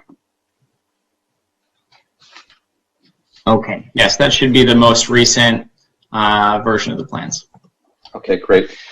Well, just looking at the exhibits, I noticed in the project description, just noting, Jonathan, that there's a prefabricated shelter indicated in the in the project description, I'm assuming there is no prefabricated shelter. It's going to be outdoor cabinets with a block wall and a wooden trellis above, correct? Correct. Block wall and wooden trellis. Okay, so that's just a revision that didn't make it to these drawings. Okay, fantastic. And the drawings also in staff report indicates there's going to be a generator. Do we have any specs on the generator? Do we know what kind of a generator it is? Is there going to be a vent stack? If so, where's that going to be located? How high is it going to be? I don't have information on the generator. Obviously, it would be within that enclosure and below the level of the trellis, but I don't have a spec on that particular piece of equipment. Okay. Well, I'm mentioning it only because it's important, and we do have pretty low noise levels at night. We do have residential uses nearby. If it's a generator, of course, this is for emergency purposes, and it's also a CPUC mandate. All the carriers need to have redundant power, pre 911, 211, and all of that. So that's fine. Just we need a spec on that, because if it's a propane versus a diesel, what size diesel motor is it? Those are all things that are important, because when it does run, maybe at testing time, which is necessary as part of normal operations, they don't run unless there's an emergency. And when there's an emergency, of course, everybody wants the cell site to be working, and people are worried about their own stuff. So, but during testing times, that's going to be important. And if it is a diesel generator, it's going to have a vent stack, and it's probably 15 plus feet off the ground, give or take, maybe. And how does that kind of relate into the the aesthetic? So just maybe a minor element, but it's just information that wasn't included in the packet. The applicant did not provide that to us, and that's important. I ask. Also, design review subcommittee recommended that the tower be tapered, and the elevations indicate, sheet A4 of the project drawings indicate approximate, if the scale's correct, approximately 2 feet at the base, and it appears to taper ever so slightly, maybe by inches, a few inches up towards the bottom of that, what's called a pineapple in the drawings. However, if you look at sheet A3, you can see the pole diameter is more like 36 inches. So I just want to make sure that this pole is, even though we've made a recommendation and it's referenced in the staff report, that it will in fact be tapered. And it looks like we're looking at drawings that don't depict that. Yes, correct? I did speak with the applicant regarding that issue today, and I was not able to get like a specific dimension, because a portion of that is going to be coming through their structural engineer. They are certainly open to tapering that to the maximum extent possible once they have those structural calcs in place, we could. That can be something that I provide as informational once we have additional information there. But it would be something that is fairly common now in the industry. They do tapering, not just with telecom poles, but light poles, etc. So the functional design of tapering is something that they indicated would not be a difficulty. The issue will just be the amount of tapering that happens, and that's going to be governed by the structural engineer. Understood. And fabrication. Well, that's great. So we're looking at exhibits that don't depict what we have asked for, in other words. So these drawings are not showing what's going to actually be built up there, nor do we know what the actual diameter of the base is going to be and what the tapered degree of tapering will be. We just don't know yet, is what you're saying, until the manufacturer provides that. Correct. That's something that's commonly taken care of during building plan check review. Okay. I only mention it because this is this project has gone through DRSC, and it is within the sphere of influence, if you will, to our West Pico specific plan corridor. So, and there's high visibility there. So I'm assuming that's why the DRSC was wanting that information to be included, because of the aesthetic piece of it, which we don't have here to look at. at this point. Okay, great. And another question about the palm trees that are proposed, the 5 living palm trees. In the report and in the drawing, it looks like they're just described as proposed 15-foot ground trunk height. There's no species identified. In the report, it indicates that the recommendation was that a Washingtonia robusta be included, which would be consistent with the predominant tree type on the property. Thus the palm tree monopalm designed to integrate into that type of tree. So I'm assuming that's why we're using these others. But why are we showing them? The plans are, by the way, not scaled properly. We're asking for 15 footers to start with, just the trunk alone. These are more like 10 or something in the drawing, so it doesn't really give us a realistic depiction of what it's going to look like scale-wise, especially. So why are they so short? Why are they not taller? Why didn't we ask for 20-footers or 25-footers? Why are we doing these little things, considering how slow these trees grow? Sure, we certainly, there's an existing condition, and we can modify that condition. There was the condition that is in place was put there at the recommendation of our landscape consultant, and it wasn't necessarily to state that this is the ideal height. It was more that the initial plans indicated a gallon size of tree, and that can result in different sizes of trees and often undersized trees. So that was really to establish a minimum threshold, that the brown trunk height would be a better baseline than the gallon size. Certainly, the Commission can alter that condition that's already in place to indicate different heights. Okay, fantastic. Do you think the applicant, was this the applicant's recommendation, or did the applicant provide this as a design or a preferred height? And I'm asking only because I'm looking where the antennas are, and if trees of equal size were planted, those antennas would be shooting into those trees, which would cause some interference, I would assume, or block some of the signal because of the density of the trunks. Was there any discussion with the applicant about that? No, there was not direct discussion about like the future growth or when those trees are at an identical height. They proposed again the 10-gallon size, and there was not a follow-up discussion about whether that would cause interference when they're at that identical height level. Okay, so do you think the applicant would be agreeable to taller trees? Because the intent is to screen. That's the intent of these trees. I'm assuming that's what the DRSC was intending to do, is add some natural screening to the equipment and to the antenna support structure as well. Correct? Yeah. So I don't believe that there will be an issue with requesting the taller trees. And then one thing to take into consideration, the trees do grow relatively quickly, so those heights will change. So I don't know that we would necessarily want to condition all of them to be at the same height. Maybe some that are at that 40-foot range and a couple that are below or above. And if we could maybe just get, while we're on this point of discussion, our IT team to help us again. The purpose of this condition recommended by staff was for the view perspective from El Camino Real, so it is the furthest distance, but that's the distance where we don't have as much screening.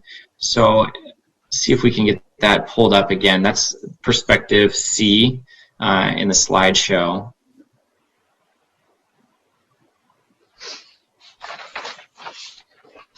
Are you talking about the photo simulation? Correct. Yeah, just so that we can see this is what initiated or instigated this request for the additional landscape. So A, B, C. So the C here, again, from the perspective of Pico, from the outlets from C Summit, there's 50+ trees in between. So a significant amount of landscape that exists. Down at this lower perspective, the most common people viewing will be people in traffic going by. So it would be, for the most part, a fairly quick view. But we also have development that's coming at North Beach, and so we're going to start to get more pedestrian activity around the Miramar, et cetera. So staff did think it was prudent to look at adding some additional trees on the back side of that installation to further enclose and use natural landscaping as additional screening there. Okay. Just to comment on that, I appreciate you walking us through that piece of it. That's the best view because that tells the most story. Our trees are, our natural trees are proposed on the south end of the property, but the exposure we're looking at is more southwest where there are no living trees proposed. They've clustered them a little more to the north or to the, to the north, I guess, if you will. So one thing that would be helpful, it's not going to help us here now, but with photo simulations for any development, we assume they're accurate, right? But this is a great example of where the before picture would be helpful. It's very hard to read, just glancing at it where it is. The arrow helps, but to really determine what potential visual impact would be, the before is I would consider that to be a critical component of it. Just information that would help us be a little more effective in our decision making here. Just a note. Thank you. And so moving on to, okay. So what is your knowledge on tree maintenance at our city parks and along our streetscape? Would you say that there's regular maintenance of those trees to make sure that they're free of dead branches, or make sure they're healthy looking and maintained? Is that a regular practice of the city of San Clemente? And I'll explain why I'm asking in a minute. I know that we have a long-standing company that we have had as our landscape consultant, or not consultant, but landscaper. I'm not familiar with the regularity at which trees on public rights-of-way versus trees on separate public property are maintained. Okay. Well, my assumption is that the city would be the first to maintain trees on public property, and palms are no exception. Palms are dangerous. When palm fronds die on Mexican fan palms and they fall off from a height of up to 100 feet, that could actually kill somebody. I mean, you could do some real damage. And I've seen regularly our tree vendor is out, trimming trees and cleaning up those palm trees along El Camino Real especially. So my assumption would be that, we're not going to, have trees with dead palm fronds on this site. So the design that we've got, the applicant's proposing, would probably match a little bit if the palm fronds were, the dead palm frond cluster was not a pineapple, but a cluster, and all the trees that are on the site had dead palm fronds to match, but that's not going to be the case. So there may be visual compatibility briefly until our crews get out there and clean up the trees. Otherwise, but I don't want to get too far into the discussion piece of it. But I just want to ask you about the maintenance piece, just to ensure that we are in fact maintaining the trees on the property, making sure that dead palm fronds are removed regularly. So we'll assume yes. Yeah, I'll just comment quick. I've incorporated a condition that has been used for some other projects, that the applicant shall ensure that the newly planted landscaping, including the new palm trees used for screening, are maintained in an orderly, attractive, and healthy condition per the city's maintenance requirements. If we want to get into more detail than that on regularity of pruning, that would be the commission's discretion. Do we have a condition for regular pruning on the faux tree that's going to have dead palm fronds? How are we going to keep that one looking high and tight? I'm confused. Are you asking if we're going to be pruning the fake tree?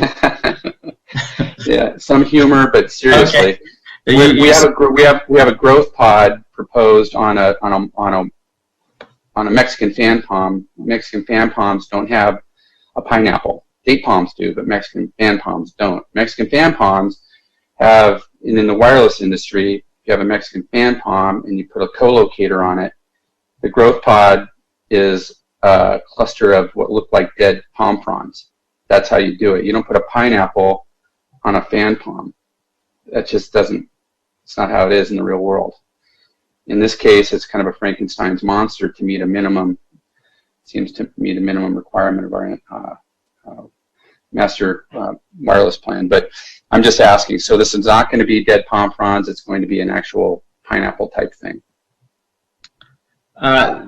That's the proposal. Again, we had that slide that referenced, if the commission prefers to go the route of a feather, Verizon's also agreed to go with that. So there is a slide. If there is a strong preference from the commission to go the route of the feather with a feathered covering, then we can do that. The issue with the dead fan palms is that then you do get into a design issue, because the fan palms are not long enough to conceal the future co-located antennas. And so the priority being the concealment of those antennas, that's something that the commission can definitely discuss of what their preference is if there is a desire to go that other route. My position as staff is that the nearest trees and the best blend would be to go with the fan palm style, and given that we're a couple hundred feet off of the street and behind a locked gate, that we're not going to have pedestrians very closely, looking at the accuracy of this tree species. Okay. Well, I have a few more questions, but I'm going to give myself a little rest here, and I know Commissioner Crandall has been waiting patiently, so, well, Commissioner Crandall? Yeah, just a quick point.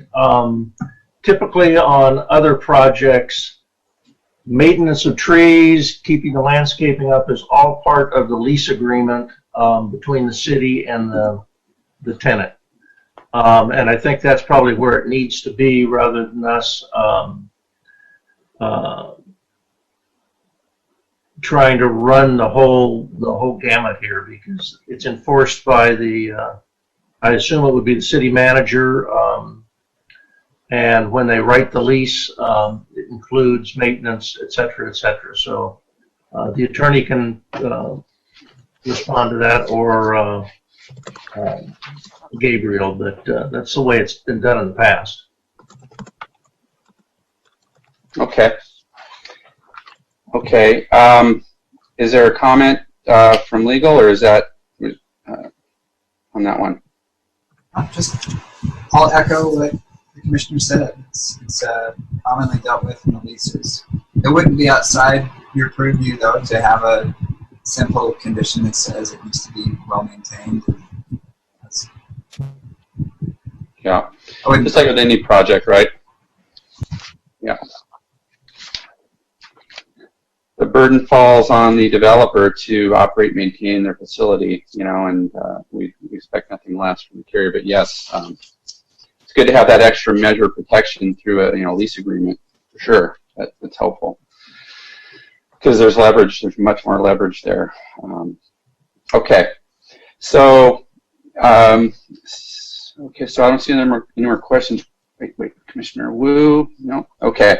So I'll have just go ahead and ask a couple more questions on the alternatives. Other properties, Jonathan, that were looked at, considered. I saw the list of city properties in the area. You mentioned in the alternatives analysis in the presentation that the city park was looked at. A location at El Camino Real and Avenida Pico was looked at.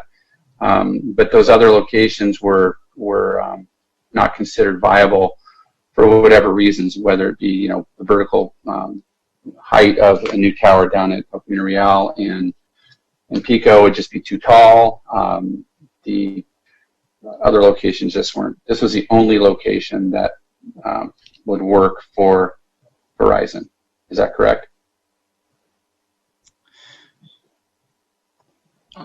Verizon indicated that this is their, from their alternatives analysis, that this location makes the most sense based off of Again, height being something that comes into play with cellular antennas, that down by North Beach, they'd be looking at a facility nearly 100 feet tall to accomplish the same goal that they can accomplish at this location with a 43-foot pole. And knowing that the city is going to have concerns in this area, especially in close proximity to Pico, they determined that location as well as Pico Park were not viable. They, of course, could pursue private locations, private sites, and I'm not privy to whether there's been further negotiations with, the outlets or, Rainbow Sandals or other businesses that are in that area. I'm not privy to whether there were negotiations or further locations considered. Okay. Thank you. Did we receive a specification sheet, a spec sheet on the actual product that's proposed at the location? No, that's something that they have. So Verizon contracts with the manufacturer. So they don't do the contracts until they're ready to go out for bid and begin producing the construction documents. And they don't do that until after the entitlement process.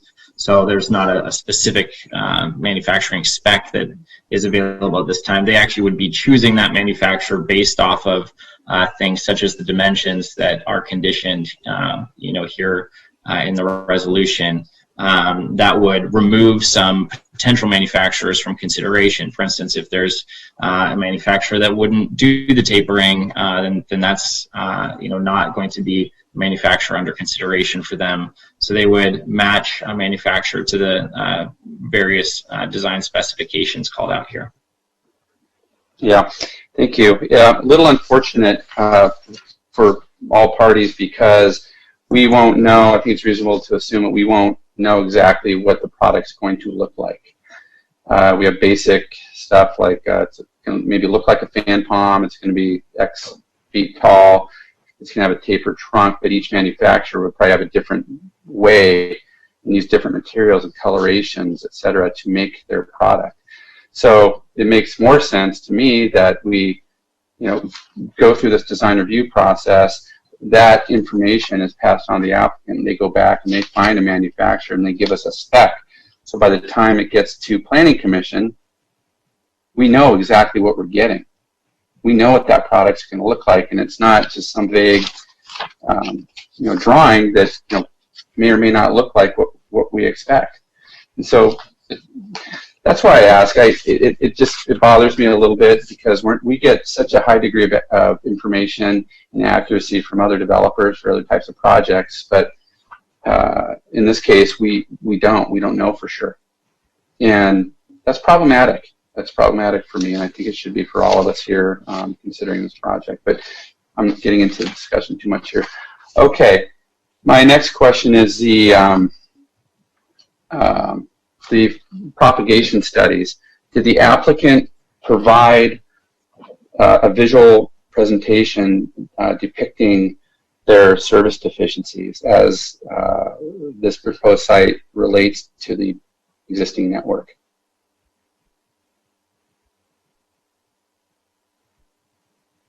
Sorry, I was on mute. My apologies.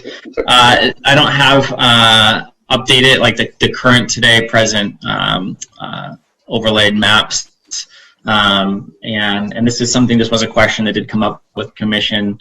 So just stating on the call here, that's an area that staff didn't request the additional information from, given that the wireless master plan had called out this site as one of the 7 sites in the city on public property that warranted a cellular facility, and that even though every major carrier was indicated as likely needing to use this site for service, there have been no cellular facilities built at this location since that plan went into place in 2008. Okay, so we never asked the applicant for propagation maps because we felt that we had already identified this site as viable for many carriers, including Verizon, absent of any actual hard data relative to their service needs. Is that correct? Because the city conducted its own independent investigation in 2008, identifying a variety of parcels that would be suitable, including this one, that is correct. The city did not request additional information. Okay. Are you saying we're referencing data from 2008? In regards to the full coverage within the city and cellular needs, yes, that is correct. Okay. So that how many years ago? It was 12 years ago. Okay, thank you, Jonathan. I do have a couple more questions, but I want to make sure everybody's getting. I want to steal the limelight here. I don't see any other questions, so I'll just wrap up my questions to staff. I'm noticing in the drawings that we have an approximate 4 feet of separation between the bottom of the existing Verizon's antennas and the top of the future tenant's antennas. Is the applicant, or has the applicant indicated that separation is acceptable? Do we even know if that is okay? Because it's my understanding they're operating at different radio frequencies, and there could be interference there too if they're too close. So I want to make sure that 4 feet of separation is going to be okay for them and for other carriers. We don't even know who the other carriers are going to be yet, right?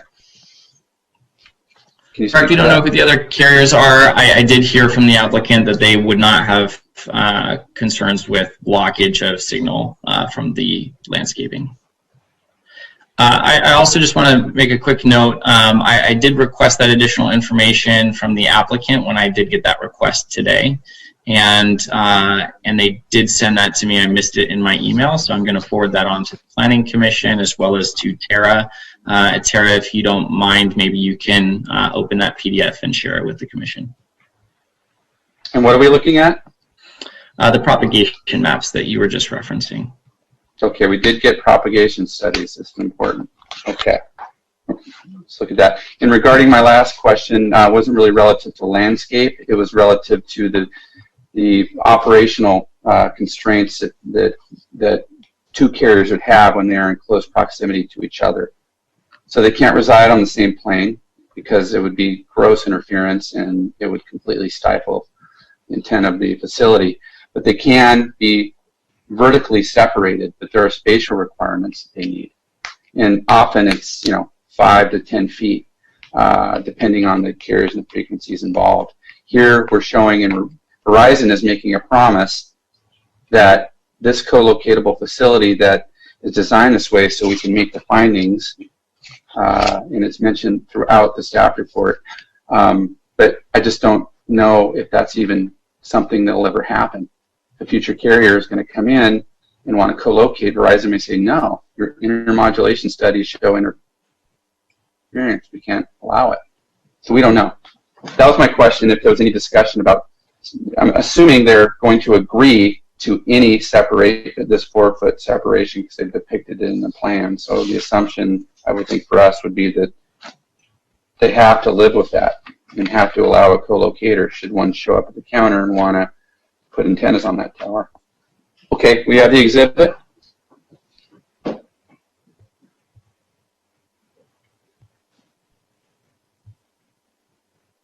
Okay, let me see here.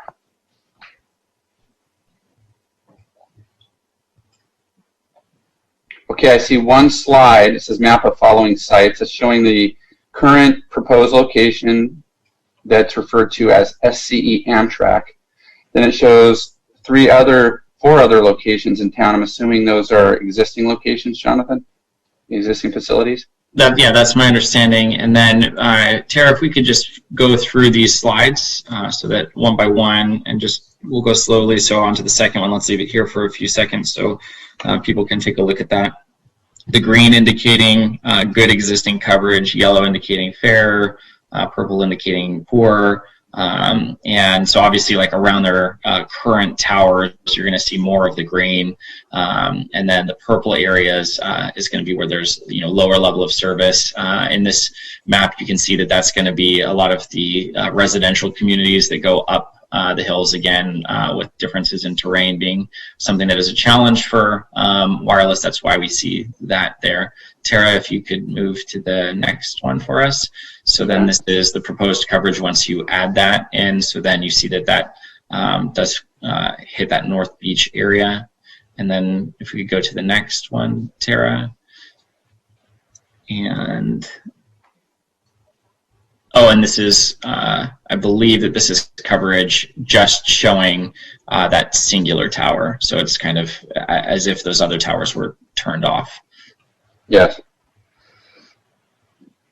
Okay, so the exhibits, you're welcome. So the exhibits indicate there is a what I would consider, based on the pretty colors, is that there is a significant service deficiency that this facility would serve. So that gap, if you will, would be filled once the site is on air. That is important, and I'm very glad that the applicant provided that. It's a good thing. Okay, and so the next one is, so what is the, the wireless master plan is silent on development standards for, at least in the staff report, you indicated that, you know, setbacks and things like that, but the zone itself has a height limit of 70 feet, is that correct? So the public zone has a 70-foot height limit? So that 70-foot height limit is actually tied to another zone within the industrial park. The public zone does not have an indicated height limit. It's something that the development is set through the discretionary review process for the public zone. Planning staff felt that it was inappropriate given you know, the context that anything be close to that 70-foot height. And so we had said that any proposal would need to be under 50 feet before moving forward towards design review. So the height is something that is considered through design review and planning commission consideration. Okay. Gotcha. So it's fully discretionary. Correct. And 70 feet would be the next best thing if we were to tie to a development standard that adjacent use says industrial 70. So this facility is well below that, 70 feet. The 70 feet is what currently exists at the concrete plant. So that's the nearby reference, and that's permitted within the West Pico corridor specific plan. So that was the closest reference of a nearby facility. Okay.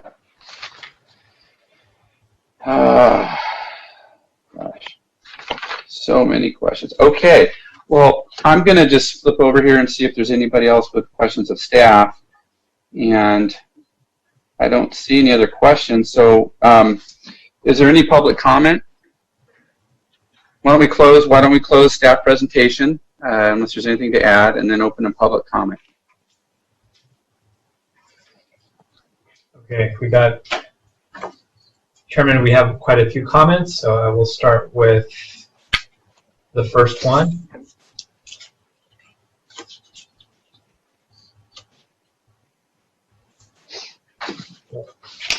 This correspondence is from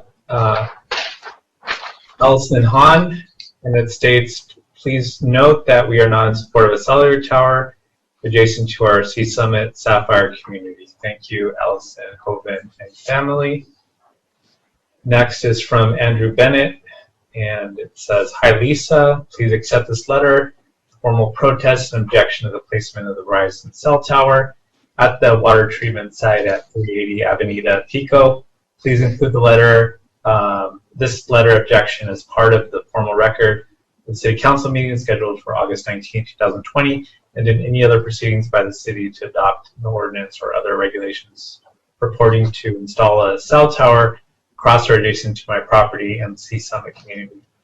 I live in the Sea Summit neighborhood, which is only about 500 feet from the proposed location of the tower. Multiple studies have shown that the type of towers, if within 1,300 feet of someone's residence, cause cancer rates up to 4 times higher than if the tower was located more than 1,300 feet away. It's not okay to put something like this so close to a residential neighborhood. Please read this during the meeting tonight. Andrew Bennett. And next one is from Anne Marie Hines. It reads, Dear City Council and staff, thank you for your service to our city. Do we really need another cell site? I've measured the public rights of way around San Clemente with a safe and sound EMF meter reading the flashes red extreme on these streets. During the school year, many school-age children and families walk along that side of the street. Crossing at Vista Hermosa, the Sea Summit community along Avenida Pico already gets daily periodic blasts of fragrant water reclamation odors. Do you think this community wants excess EMF radiation? My son had a 12-year-old friend who was diagnosed with lymphoma just before Christmas 2018. He did survive and is in remission. But as I studied EMF radiation, I couldn't help but wonder if the hidden cell tower in the Donald's hardware store clock tower contributed to this young boy's illness, since their house is across from this old town plaza about 400 feet or less as the crow flies. Please protect our city and its citizens from excessive ugly cell towers and radiation. Sincerely, Anne Marie Hines. And then we received another letter that reads as follows. It's from the Gatsky, Dillon, and Balance LLP. It reads, Mr. Lightfoot, our office represents Verizon Wireless regarding its disguised and unoccupied wireless telecommunication facility proposed to be located at the city's water treatment plant at 380 Avenida Pico, the city of San Clemente. The city planning commission will consider approving the facility at August 19th, 2020 meeting. Verizon wants to emphasize for the public meeting that consideration of radio frequency related to the facilities outside the city's regulatory authority, where the telecommunications equipment complies with federal communications rules on RF energy. Verizon is aware of the significant discussion of RF energy matters occurred with the public and some city decision makers during the recent process to update the city zoning code to regulate small wireless telecommunication facility. This letter also provides a general overview of the facility and its benefits and addresses the facility's compliance with the FCC RF safety rules. Verizon's proposed unoccupied and disguised facility. General information about Verizon's proposed disguised and unoccupied facility is the small footprint facility is proposed on a 17.54 acre active water treatment facility site developed with many industrial buildings. This is a preferred location under the city's code, and the property was identified in the city's wireless master plan as the location for a telecommunication facility. There are more than 50 existing mature and tall palm trees near where the faux palm tree will be installed, which will provide screening and visual integration for the facility.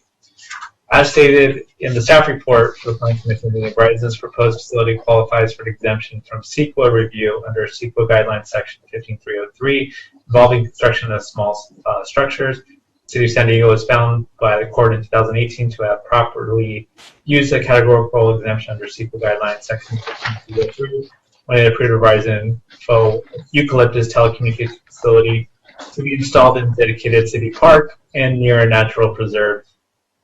See Don't Sell our parks versus City of San Diego, Verizon Wireless, real party in interest.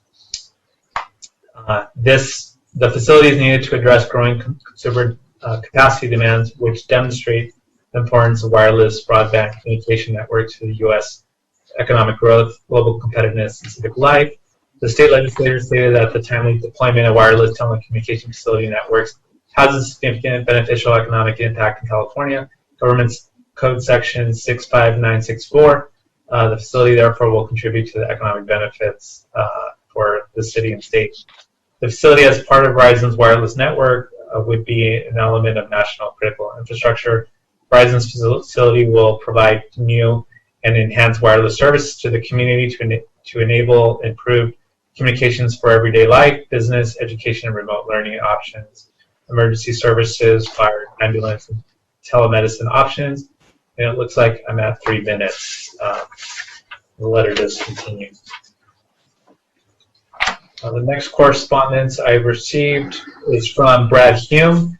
It reads, Dear Honorable Mayors, Council Members, Interim City Manager, City Attorney, we have been informed that a new monopalm cellular tower with accompanying ground-mounted Equipment will be put in the city-owned water treatment plant and will be approximately 700 feet from our home, residing in the Sea Summit community. As a Verizon wireless customer, we can attest that there is no need for a tower location as our wireless reception and data speeds are more than adequate. There is no significant gap in coverage for this area, and the proposal, the macro tower at this location, is unnecessary. We hereby object to the placement of the Verizon cell tower and place it closely to our homes. According to a German study, the proportion of newly developed cancer cases was 3 times higher for those living within 1,300 feet, a quarter of a mile of a cellular transmitter, compared to those living further away. Also, Israeli research conducted by Tel Aviv University, which was published in the American Journal of Epidemiology in 2007, concluded similar results. The researchers calculated the relative risk of cancer to be over 4 times higher for those living 350 meters or less, about 1/5 of a mile from the cell phone transmitter. Please do not put our family and countless other families at higher risk for cancer and disease. Not only are we worried about the health if the Verizon cell tower is placed 700 feet from our home, but with the growing concerns that the public is taking with the installation of 5G, this could seriously erode our property values as more research concerning the effects of EMFs on human biology emerges. Real estate prices will be affected by how close their homes are to cell towers and antennas. This is not speculation. The National Institute of Science, Law, and Public Policy conducted a survey of home buyers and renters that found that an overwhelming 94% said they are less interested and will pay less for a property located near a cell tower or antenna. Moreover, the NISLPP survey echoes the findings of a study by Sandy Bond of the New Zealand Property Institute and past president of the Pacific Rim Real Estate Society. The impact of cell phone towers on house prices in residential neighborhoods, which was published in the Appraisal Journal in 2006, found that buyers would pay as much as 20% less for a property near a cell tower or antenna. Please accept this letter as a formal protest and objection to the placement of the Verizon cell tower at the water treatment site at 380 Avenida Pico. Please include this letter of objection as part of the formal record for the City Council meeting scheduled for August 19, 2020, and in any other proceedings by the city to adopt an ordinance or other regulations purporting to install a cell tower across or adjacent to my property and the Sea Summit community. Sincerely, Brad Hume. And the next correspondence is from Francis and Kendall Carson, and it states, my family and I want to be included in absolutely voting no against the installation of the cellular tower near our homes at the Sea Summit for all of the negative health report reasons associated with towers being in close proximity to our homes. We are absolutely opposed. The devaluing of our property is also a concern, but definitely health concerns are utmost importance. We did not purchase a home in this beautiful area, specifically with the beach and nature trails, to have something so counterproductive. There are young families whose children's systems are developing, as well as all other age groups trying to live a healthy lifestyle, and this goes completely against those endeavors. Our community has dealt with getting surprise issues that impact our safety, and I'm concerned that with COVID, enough people won't even realize that this installation is being considered. Please find another area far away from people's homes and families. Also, as mentioned by others, the service now is perfectly acceptable. Please leave well enough alone. It will add a lot of stress to residents of our community. I urge you to halt this installation. Thank you for your cooperation, Francis and Kendall Carson. Let's see. The next letter is from Courtney Morrow, and it reads, to the Plan Commission, City Planner, and Community Development Director. I am opposed to the Verizon Monopole project City Yard. This project is unnecessary, and the applicant has failed to demonstrate the need for such a macro cell tower, in that the area as well as misled the public as to the true visual impacts of such a large tower for nearby residents. As a Verizon wireless customer, I can attest to the fact that sufficient wireless phone and data coverage currently exists within that service area. There is not a significant gap in coverage which would warrant this proposal at this time. The closed staff report does provide the current proposed service gap, service coverage maps to demonstrate the needs of the project. In addition, a group of involved residents, Safe Cell sites for San Clemente, have repeatedly asked the Planning Commission, City staff, and Council to update the city's master wireless plan that is 12 years out of date. It is unacceptable to continue to approve these wireless towers without the necessary context of existing infrastructure to fully understand coverage within our city limits and make database decisions as to the necessity of these towers in relation to the gaps of coverage. The master wireless plan must also be updated to establish residential setbacks from macro cell tower facilities. These cell towers are a blight to our city and drastically alter the surrounding aesthetics. For the plans outlined in the staff report, this tower will be massive and will not blend in with existing palm trees. The pineapple concealment for another provider's cell tower to be added later is tacky and again inconsistent with existing landscape. The proposed site is also too close to homes, with the nearest being 357 from the proposed site, as well as a nearby park that children frequent within 750 feet from the proposed cell tower. Macro cell towers of this size with 12 6-foot antennas, 18 remote radio units, 3 surge protector units, and 2-foot diameter microwave antennas affixed to a structure that is 43 feet tall, with the ability for yet another macro cell tower of familiar features to be added later, is beyond overkill. This monopalm will be 5 feet higher than the adjacent palms per the report. It is also important to note that the applicant's simulation pictures found on page 23 of the staff report were taken from the sensing outlets, which sits significantly higher in grade to the proposed site, and did not factor in a simulation from the nearest structure, which is actually a residence 357 feet away. In providing simulations this way, the applicant is deliberately misleading and minimizing the visual impact of the cell tower for nearby residents. I urge you to consider the ramifications to this decision, particularly when the applicant has either failed to provide service coverage maps or staff has failed to include them.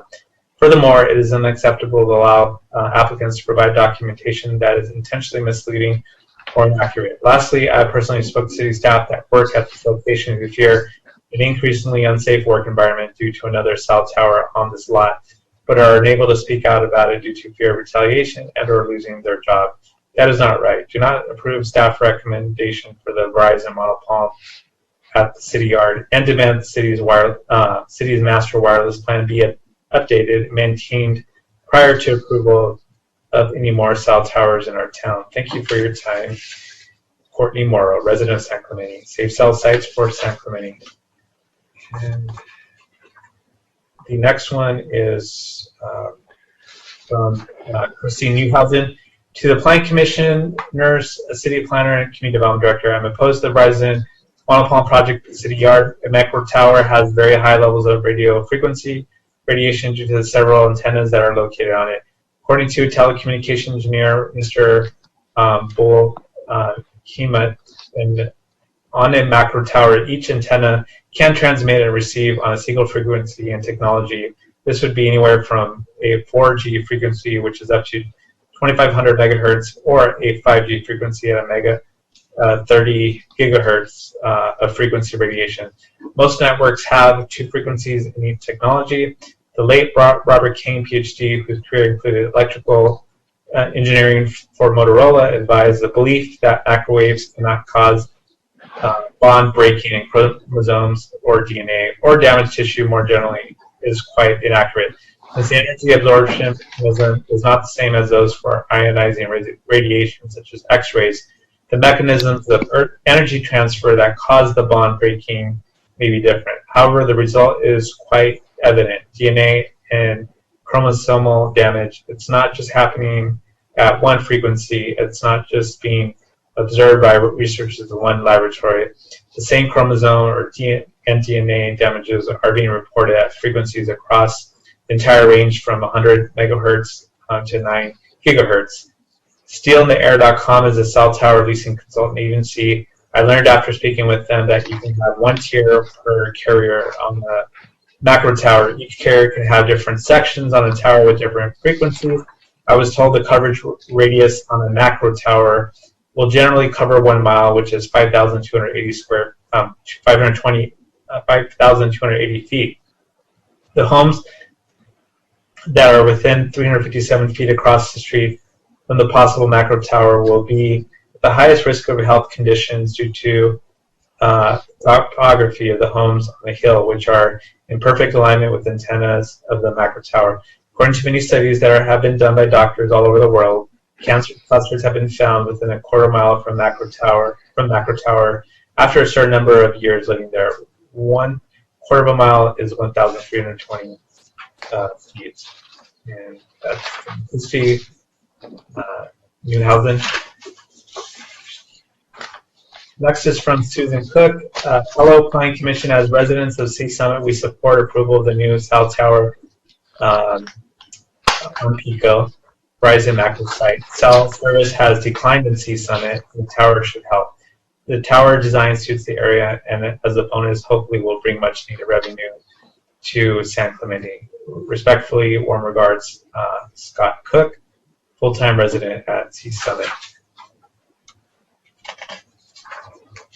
All right. The next is from Sean Kading. Dear Honorable Mayor Pro Tem and City Council members, Planning Commissioners, and Interim City Manager, please accept this letter as my public comment and formal opposition to the proposed installation of one or more monopalm cellular tower and related equipment at the water treatment facility, which location is approximately 200 feet from my home in the Sea Summit community. As a Verizon wireless customer, I can attest that there is no need for a tower in this location, as our wireless reception and data speeds are more than adequate. There is no gap in coverage for this area, and the proposed tower at this location is unnecessary. There are obvious concerns and incomplete science regarding the long-term effect these towers could have on nearby residents. Until this information is vetted and known, the proposed location is way too close to my family and other residents. In addition to and because of the very real increased risk of developing various cancers, installation of the tower constitutes a nuisance that will harm our property values. Clustering of nuisances by accepting one known nuisance by the water tower treatment plant. We have not consented to a clustering of all nuisances across the street from our homes. In fact, we will not tolerate any additional nuisances be placed near our homes. Finally, please do not disregard our attempt to circumvent the Coastal Commission. Much like the unpermitted homeless camp you previously erected in this area, you do need a permit to do this, and they will be notified if you proceed with that one. Please include this letter of objection as part of the formal record for the City Council meeting scheduled for August 19, 2020, and then any other proceedings by the city to adopt an ordinance or other regulations attempting to install a cell tower across the street from my property in the Sea Summit community. Best regards, Sean A. Kading.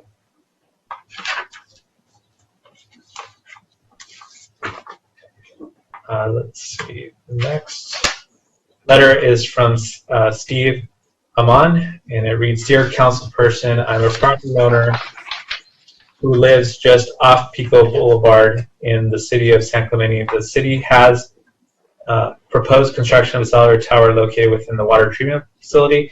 This will serve as my protest of this development project. This proposed development will have a visual impact to my property and is also located within the Coastal Development Zone visual corridor. It is not an appropriate location for this use. If the development were to proceed, I will file a formal complaint to Code Enforcement Division of the California Coastal Commission. I believe the development has been established without a permit in violation of the Coastal Commission code requirements. In accordance with Coastal Commission code requirements, section 30106, section 30106 development. Development means on land or underwater, the placement and erection of any solid material or structure, discharge or disposal of any degraded material or any gaseous liquid, solid, or thermal waste, grading, removing, dredging, mining, and extraction of materials, density, intensity of use of land, including but not limited to subdivision pursuant to the Subdivision Map Act, commencing with section 66410 of the Government Code, and any other division of land, including lot splits, except where the land division is brought about in connection with the purchase of such land by a public agency for public recreation use, change in intensity of use of water, or of access thereto construction. And used in this section, structure includes but is not limited to any building, road, pipe, conduit, siphon, aqueduct, telephone line, and electrical power transmission and distribution line. The construction of this new facility will include an intrusive tower located within the visual corridor as identified by the Coastal Commission. The development will include construction of new fence structures, site grading, erection of large tower structure, building construction. Section 3600E describes emergency conditions where a coastal development permit is not required by a public agency. This section does not apply to any of the following projects, except that notification by the agency or public utility performing any of the following projects shall be made to the Commission within 14 days from the date of the commencement of the project. Immediate emergency work necessary to protect life or property or immediate emergency repairs to public service facilities necessary to maintain service as a result of a disaster in a disaster-stricken area in which the state of emergency has been proclaimed by the governor pursuant to Chapter 7, commencing with Section 85501, Division 1 of Table 3 of the Government Code. Emergency projects undertaken and carried out or approved by a planning agency to maintain, repair, or restore an existing highway as defined in Section 360 of the Vehicle Code, except for a highway designated as an official state highway pursuant to Section 262 of the Street and Highway Code. And that's 3 minutes, but it isn't.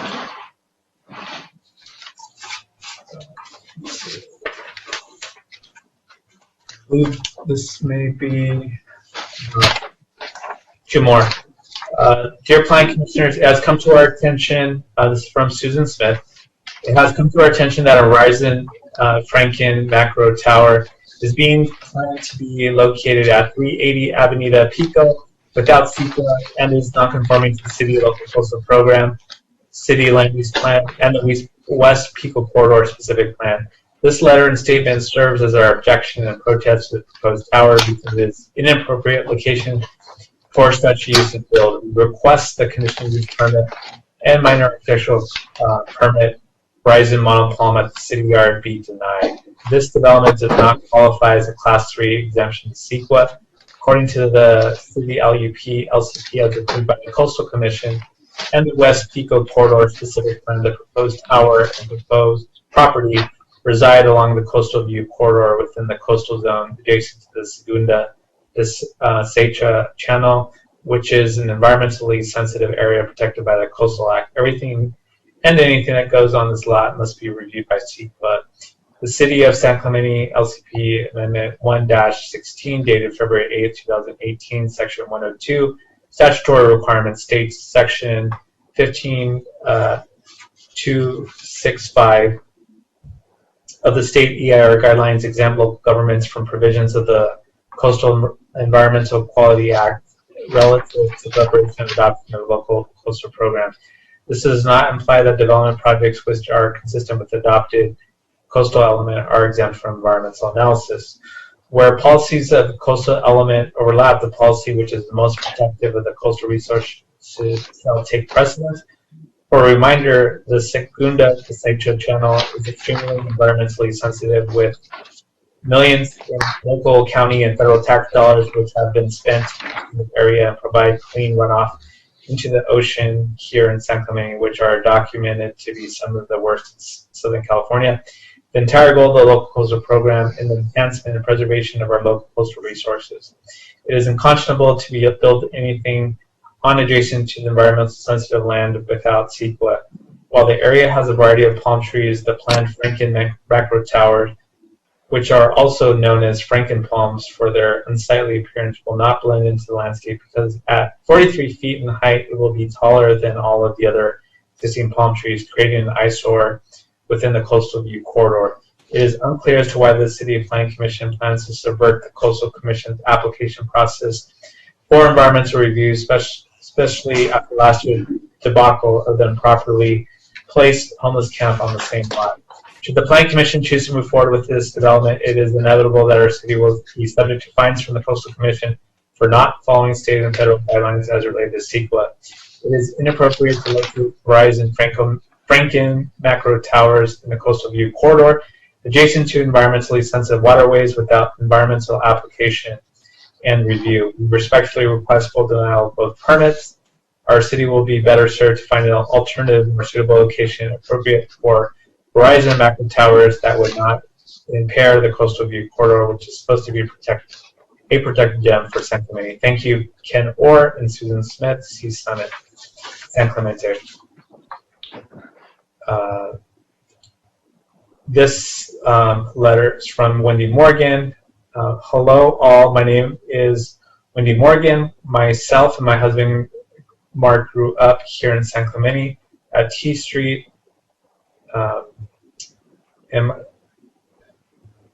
T Street. I lived on Barcelona, my husband on Poco Paseo. We went to Las Palmas School, Concordia, and San Clemente High School. We lived in many beautiful communities throughout California, but we knew we would always come back to our home, San Clemente. We found a beautiful community in Sea Summit. It feels we've had so many hurdles living here. It feels like the city wants to dump everything on Pico, and I can't figure out why. It's supposed to be a gateway to our beautiful city. Putting a cell tower right by our homes is so irresponsible and cruel. It puts all of our lives at risk of getting cancer more. Please, I beg you, don't put this cell tower in our precious neighborhood by our homes. Thank you for your time and consideration. Sincerely, Mark and Wendy Morgan. And there is one more that came by email during the meeting. It reads from Jenny Dowdall. Reads, Dear San Clemente Planning Commission, please rethink the approval of a permit for a Verizon cell tower located on land within the city-owned water treatment facility. Due to the uncertain or exactly what damage occurs within the human body that the cell tower may cause, it makes no sense and shows no care that the city will enable such an eyesore, with me taking the risk. Please consider the Pico Park in the city where children play, where visitors come to enjoy our city and ocean views. Please consider the businesses in the area and the many homes. Not only may I ask that you do your due diligence by looking into the health risks, I can only ask you to respect the businesses and the homes located within 500 feet of this land. I ask that you also keep in consideration the effects on property values. You have committed taxpayers in this area that support the city in great lengths. I oppose the approval of a permit for Verizon cell tower at this location. I appreciate your consideration, Jennifer Dowdall, Sea Summit resident.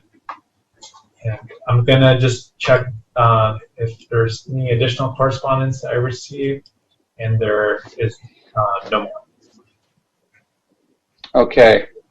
Thank you, Gabriel. I do appreciate you reading all of those comments. Very important. In the absence of folks being able to, having the ability to come in person and speak, these letters are serving in that respect, and so it's good to get that public input. I just wanted to remind the Commission that a number of the letters that we received touched on impacts to human health and some studies that have been done. Not to dismiss the concerns of people, but we need to just remember that we are not making a land use determination based on impacts to human health. Our hands are tied at this time.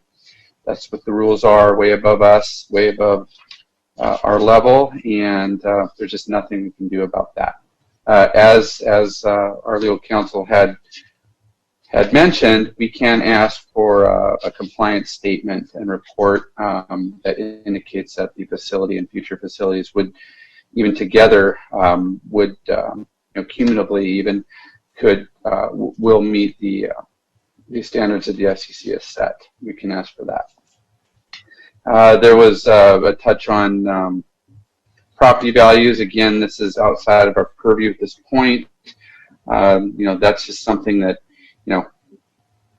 maybe something to think about. But in terms of land use compatibility and how the we closed public comment. Oh yes, we did. I didn't officially say it, so we'll go ahead and thank you, Commissioner Brown. So we'll go ahead and close public comment, and please insert the statements I just made. So no consideration of impacts to human health in summary. The speaker mentioned property value declines. Another speaker another letter indicated that there was no necessity for the facility, and we did receive late in the day propagation studies provided by the applicant that did demonstrate a significant service deficiency or gap in service. And it's a good thing that that was provided because it's important. And my question to staff, one of the letters did indicate that this, typically a cell site would qualify as a small structure, class 3 small structure, and be exempt from those elements of CEQA that would be a little more restrictive. The reference was relative to the Coastal Commission. Could you touch on that and how it relates here? We are clearly, as staff have presented, going to be sending this to Coastal Commission, kind of maybe the cart before the horse, but is there relevance there? Yeah, right. Sure. I can address one part of that. I think they're stating that this is not going to go to Coastal Commission, and that this should have been reviewed by the Coastal Commission first, that there's a cell tower that would be constructed if the Planning Commission was to approve it immediately without Coastal Commission review. That is not what's occurring here, and that's why Jonathan referenced the condition that was going to be added. And then, unless Jonathan wants to add anything else to that. No, Gabriel, I don't have anything to add to that other than within the findings section of the resolution, staff does reference the coastal land use plan. So there's a variety of locations where we cite portions of the relevant elements of the coastal plan and how this project and others, when we do that review, are consistent. So that is within the resolution findings, and then we again forward that on to the Coastal Commission, and they make their determination after the city does this conceptual review. Understood. Okay. So let me ask you this, Jonathan, now that we're talking about it.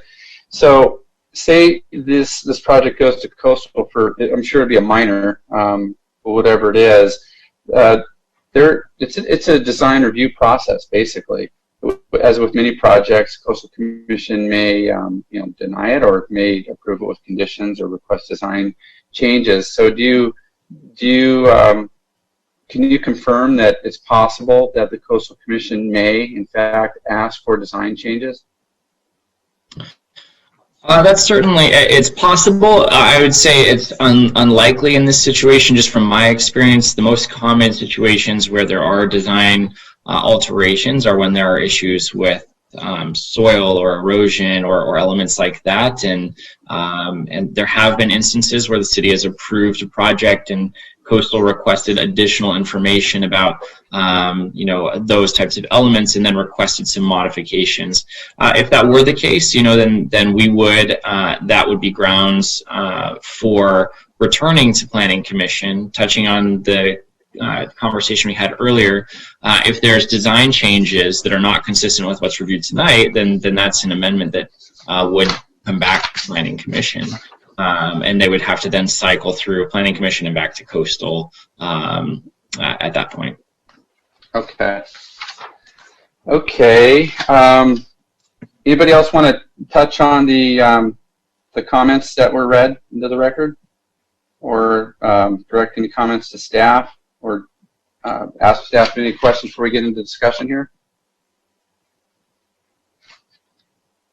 Okay, I don't see any.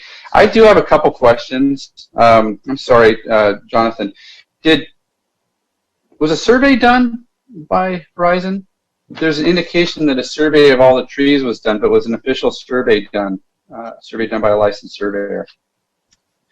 No, there wasn't a licensed survey or surveyor that conducted like a topographic or boundary survey in this instance. The survey that was referenced in the staff report was to meet staff's request to identify some specific heights for trees in the area. So the Jacobs Engineering used a commonly available tool to measure the heights of those trees. It's on sheet L1 where that's indicated those specific heights. Okay, and there's a planting plan that was referenced in the staff report that was a landscape plan that was reviewed by our landscape. And I'm sorry, I apologize, I didn't ask you about this in the beginning. But there's a planting plan that was referenced in the report. the only planting plan I see is L1, and I don't see any planting specs, irrigation specs, any of that. It's not a. It's kind of a very vague, very limited bit of information that's on that. Is that the plan that our consultant reviewed, or was there something else? No, that is the plan that the consultant reviewed. The communication from myself to our consultant was to pass along as well the comments from design review that those trees should be the Mexican fan palm. And as you indicated, that the planting plan doesn't specifically call those out. The conditions do, but the irrigation is not something that we typically include within the conceptual review that's reviewed by SMP. We do have the irrigation plans required at the detailed review that's done during building plan check review.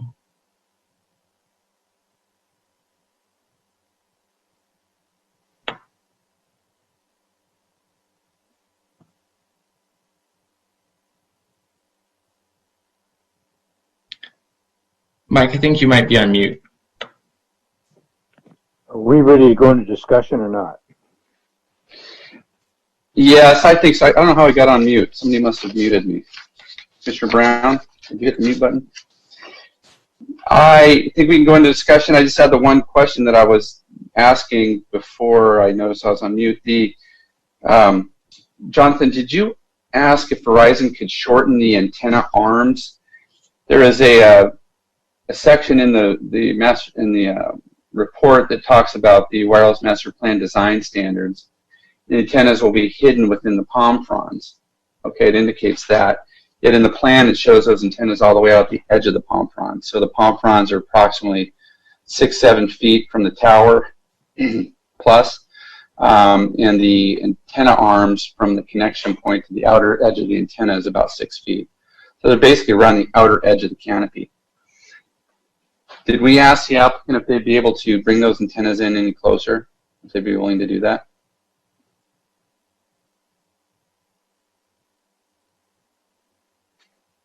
Mute. Jonathan? Yes, I was muted as well. Sorry. I'm referencing, flipping back to the conditions of approval. If you wouldn't mind taking a look at condition 4.15, I think that would address this concern. And of course, feel free to modify if it doesn't do that. But we indicated here that the frond should extend 18 inches beyond the antennas, so that that the antennas aren't at the edge, but that the frond should extend beyond. Okay, so that would require the applicant to extend the length of the palm fronds if they don't shorten the length of the arms, which extending the palm fronds would actually create a larger canopy. Or I'm sorry, making the palm fronds longer would create a larger canopy. Okay, so it would change the look of a little bit. It would change the look of the crown of that palm tree. Okay, sounds good. That's all the questions I have with staff right now. Why don't we open this up for discussion? And I have a number of things to share with the commission and my thoughts, but why don't we start with, let's see here. Would anybody like to start? Mr. Crandall.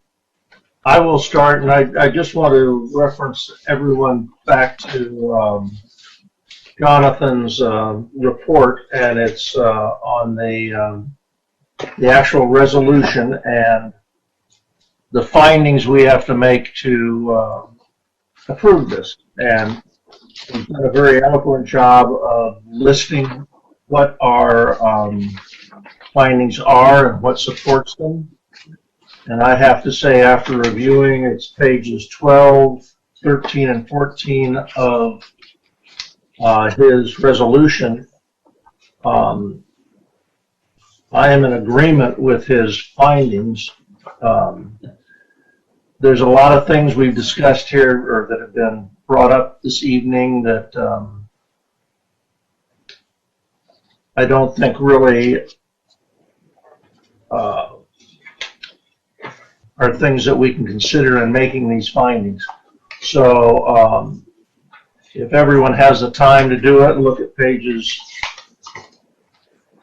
12, 13, 14, and 15. Read the findings, and I do want to say that we appreciate everybody who's in the public that's brought comments before us.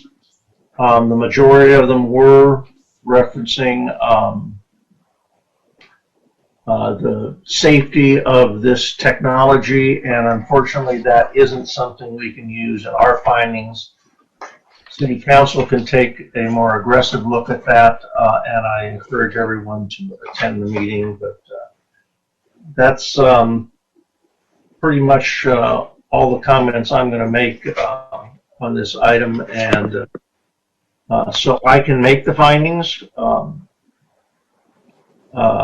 begrudgingly a little bit, but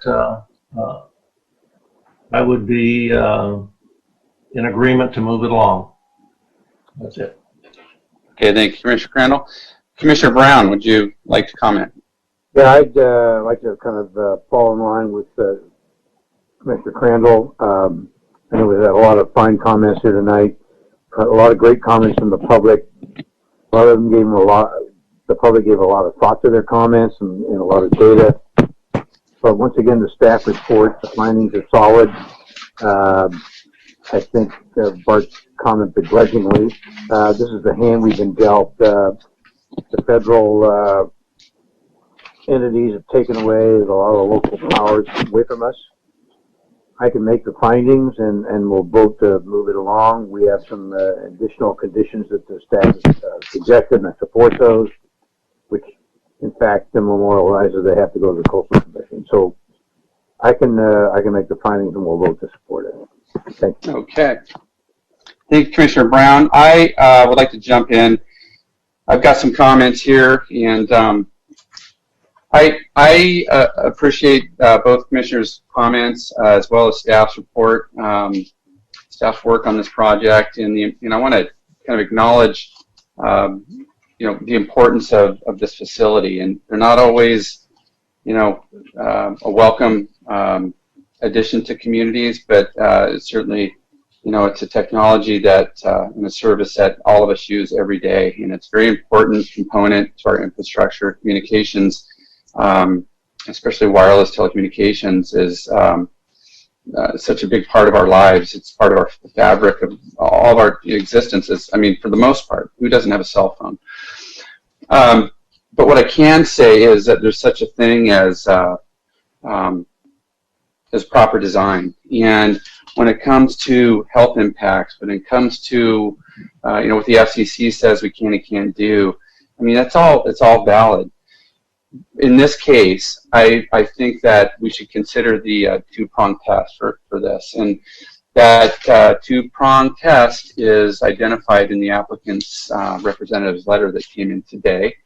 It's the last paragraph that reads, the first sentence just reads this: a facility is needed to fill a significant gap in Verizon's network coverage and capacity, and does so in the least intrusive means way possible. That's the two-prong test that the courts have decided need to be passed, the strongest point of it anyway, to justify a facility. And I think the applicant has definitely demonstrated there is a significant gap in service, so that part of the test has been passed, okay? However, I totally disagree with the least intrusive means part. And I'll go through the findings. I've got a number of them, maybe half a dozen findings that I'd like to address that I don't believe are met based on what I'm about to tell you, I'm about to say here. And that is, there's no doubt that, there's a need in the area. The applicants demonstrated that need.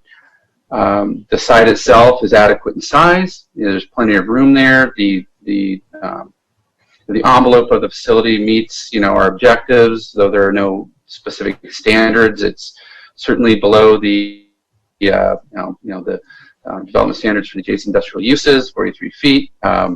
It's designed to be co-locatable. It meets the objectives in the wireless master plan. There's some trees, there's screenings and that. But one point that is important is that one of the letters that was written referred to this as a Franken something. which I'd never heard before, but frankly, it's true. The tower is within visibility of our scenic corridor. It's designed in such a way that is not natural. It does not integrate into the natural environment. It does not look like a Washingtonia robusta. That was the intention. And it meets the basic requirements on paper for co-location, which a number of these findings were based on. Well, it's not even going to be built that way initially. And none of the exhibits that were presented initially show that, especially the photo simulations. So we can't make the findings that talk about co-location because we don't know, first of all, I think it's demonstrated already that there's no aesthetic compatibility there. It just doesn't. I think the design needs work. Okay, in other communities in SoCal, there are palm trees with the antennas inside the trunk. You don't even see the antennas. Okay, you don't see. I haven't seen any coverage propagation studies that show what the signal would look like if the antennas were inside the trunk. This is our scenic corridor. We should be highly concerned. It's up on a ridge. You can see it. I'm not saying we don't need the facility. The community doesn't need the facility. I'm not saying it's a bad location. They've done their alternatives analysis, and they've identified this as a viable location. I cannot find a way to disagree with that. And I applaud the applicant for coming this far. You know, it's up to a point, it kind of meets the objectives that we have here in town. It integrates into the natural environment to a degree, but to a more important degree, it does not. It's a Franken-tower. It's not going to look natural. I think it needs more work. The photo sims don't show what the facility would look like with taller trees. We don't know that yet. So we don't know what generator is going to be used. That affects the aesthetic. There is a noise component associated with that. You know, there's lots of missing parts here. You know, there's information that just isn't presented yet. I just don't think we have enough to. I couldn't approve this project the way it's designed now. I couldn't support it. Would I like to? Absolutely, if it was designed properly. So if I was to run through the findings, which I think I'm obligated to do now that I'm saying I'd like to challenge, I'll do that as well on top, just as an added bit of you know, justification here for my position. Is just, you know, we have our findings on gosh. Okay. So required findings on. Commissioner Yes, Blackwell, sir. you were part of the design review before it came to this commission. Did I? Were you on the design review subcommittee when this thing came before the design review subcommittee before now? I did not see this. No, I didn't. I wasn't there. And I wish I would have been, because I think it would have saved some folks some headaches. But the truth is, we're getting a pineapple on we're getting a big design element at some point in time that goes on a date palm. You don't get pineapples on Washingtonia robustas. And we're using this, this co-location element to justify making certain findings, where as designed now, it just doesn't look right. So if they were design it properly and put a dead palm frond cluster underneath it, because that's the only way to do it, I don't know that we'd support it, because it would be the one unsightly palm tree up there with dead palm fronds, while the others are well maintained. Or are we just going to let all our trees go in town? We're just on that site. We're just going to let them all have dead palm fronds, so it does blend. So we can't make that finding. It's not compatible. And finding number G on page 1, that the antennas do not create adverse visual impacts to the surrounding area or to the city at large. Well, I think it does. We're going to have something up on this ridge that is visible. It's not completely hidden, and it's going to look weird. It can look better. I know they can do a better job. The design isn't done yet. If I was to make a determination tonight on this design, I would not support this project. It's not fair to our community. We can do better here. So The rest of the findings, you know, I can run through them. I can also run through the master plan design standards and the DRSC recommendations, and I can tell you about the tapered design at DRSC. We do not see a photo sim that depicts that. We do not know what the diameters are going to be. This thing could be huge. We have no idea. Our drawings are inaccurate. The exhibits that the applicant has provided are grossly inaccurate. The front page talks about a prefab enclosure. There's no prefab enclosure. I don't know what I'm looking at. What's accurate, what isn't. It just seems like they're a little early on this. And it pains me because, you know, we do put a lot of time into helping applicants get this far. I feel that. And we do care about our applicants here, and we give them that, that benefit of going to design review and having discussion. I think a lot has been done here, clearly. I see all the work that's been done on the living palm trees and all of it. It's good, but there's some big elements that still need to be addressed. And I don't think, you know, if we were to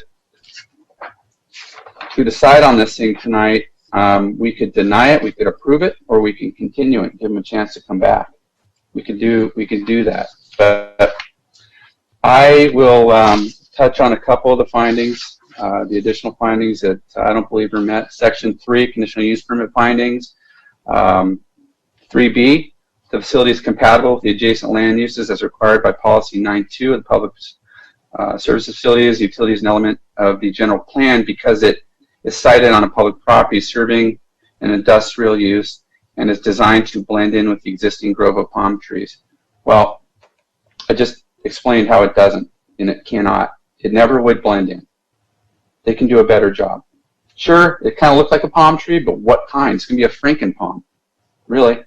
They can do a better job, especially Verizon.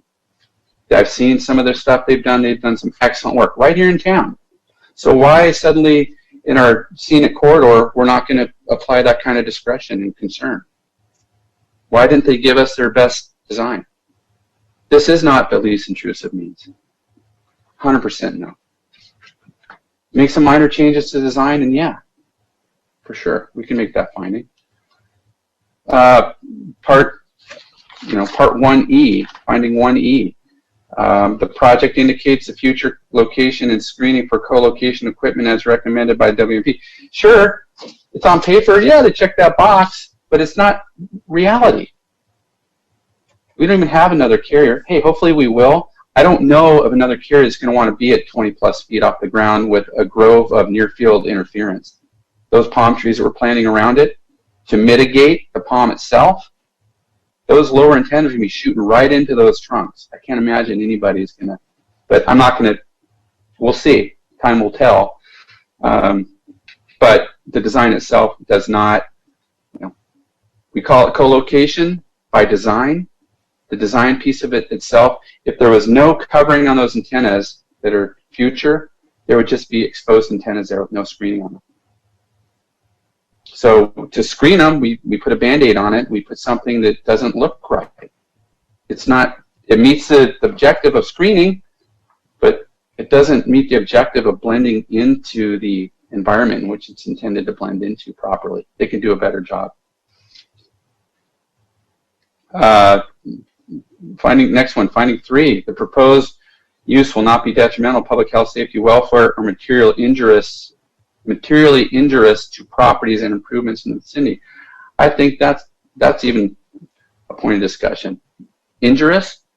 I think it is injurious because of the visual impact that thing is going to cause. In my opinion, it's not going to blend in. Our intent in our opportunity now is to ask for the best design possible so that it does blend in. And this one just doesn't blend in. They could do better. It goes on and on. I mean, I'm not going to, section, finding 7. The antennas do not create adverse visual impacts for the surrounding area or to the city at large as determined by the city through design review subcommittee's review and proposed of the proposed monopom equipment enclosure. Okay, we're approving a co-locatable tower. I hope it comes back to Planning Commission because we're approving antennas inside of a growth pod, but we didn't see any equipment for that future carrier. That's going to be a structure that wasn't in the plan. And the antennas that are on the tower. The screened antennas, I already talked about that. That's going to create a tower that is no longer compatible. It's not visually compatible. And the antennas, the main antennas, are going to be only 18 inches from the outside of the palm fronds. Has anybody asked if those arms could be shortened to a foot or 2 feet instead of 3 feet? Can those antennas be moved in closer to one another? I know they have spatial requirements, but I don't know that we've asked that question yet. And it's for us to ask. They're going to give us what they need, and if that's what they need, that's fine. We're not going to design it for them or tell them what equipment to use, but we can ask that question. Can we make it, if they can't put the antennas inside the trunk or are unwilling to, and they can demonstrate to us why technically it's not going to help them reach their objective, show us that in propagation studies, what that looks like. But they're getting what they want right here, and our job is to make sure they get what they want, but it also fits with our community because we're stuck with it. You're going to have a 20-year plus on this. That's 30 years that thing's going to be sitting there. That's a long time. So again, need the technology, but we also need good design. We got a letter from the applicant. It was all littered with all the stuff not littered, but filled with all pertinent information relative to FCC rules. Our hands are tied about health. Our hands are tied about this and that. We know this. Appreciate the reminder. But we are here to make sure this integrates into the built-in natural environment, just like with every other project we look at. If McDonald's came in and wanted to do, a W instead that's red, we'd have question about that. I don't know. That's probably a bad example, but you know what I mean? We apply discretion to every project. This should be Mr. Blackwell, yes. I had spinal surgery 2 weeks ago. This comes tomorrow. Okay. I'm starting to feel a pain here. Can we accelerate this discussion and let the other commissioners have a finding? Because I'm going to have to ring off pretty soon, but I'd like to go to a conclusion on this project in La Galette. So can we let other people speak, please? I'm kind of getting in pain. I'm trying to get a pain. Thank you. Absolutely. I've been watching the board, Commissioner Brown, and nobody has raised their hand to speak. So I'm continuing on about the findings that I started. I realize it's late. I'm feeling it too. So we can do one of two things. It wouldn't be fair if I just stopped commenting on this as an important project like every other project. So what is the desire of the commission? Would you like to continue this item in the discussion? Because we do have another item after this. Does anybody have, Commissioner Wu, would you like to say something? Yes, well, I'm ready to make some comments on this project, but you raised a different question. Should we table it until the next meeting? That I'm not ready to answer that question. Okay. Commissioner Crandall, how do you feel about continuing discussion on this item? I think we owe the applicant a vote. Okay. Commissioner Brown has already expressed his concern or his desire. Commissioner Kaczynski, your thoughts? Well, Commissioner Blackwell, you bring up a lot of good points, and your passionate arguments do, provide some food for thought. I do like the idea of having the antennas inside the trunk, and I don't know why we weren't given that option, but I think that if that is an option and a nicer look to that site is possible, then I would be up for supporting that. Okay. Well, the fact remains that the findings, there are a number of findings that are built around the co-location design. That co-location design, we can't dispute it. It's not compatible. It doesn't It doesn't match. So if we can go back to the drawing board, maybe give the applicant an opportunity to revisit this. You know, I think that's worth it. I think it's worth asking. Unfortunately, the applicant's not here to engage with us on that, but it's, you know, if we were to approve this as designed, and we're not going to redesign it for them, you know, it's not our job to some degree. But if we were to approve this, we would be approving something that is not truly compatible, and it's not the best design that we can get here. Vice Chair Blackwell, if I can chime in, I don't have a lot of comments. I probably need about 3 to 5 minutes to finish mine. Then Okay. the ruling has some comments. After that, let's go to vote. Okay. Is that okay with the Commissioner Brown? Do you? Yes, I agree. Let's go to a vote. Okay. So let me go back to my comments. I do share with Vice Chair Blackwell on the design. On the design issue, during the design review, we made a lot of comments to trying to make the design more authentic. And my idea is very simple. You either have a feather palm, like a date palm. Commissioner Crandall just confirmed with the staff that what we see here is not what we get. And then we see the tree without that pod or pineapple. Assuming that's what we get today, and in the future, the co-locator coming, and they're going to add a nut underneath that crown. So the tree will go through a transformation. My idea is very simple. You either have a date palm, Phoenix daclifera, then later on it transformed into a Canary Island date palm, Phoenix canarensis, with that nut, or the bottom portion of that crown. We typically call it pineapple. Or you have a fan palm. In this case, because of the proportion, you would have a extra size California fan palm. And then when the second carrier comes over, they install their equipment and cover that extra equipment with what we call skirt. Those are the dead frond around it. So at least you pick either one, at least they look a little more authentic.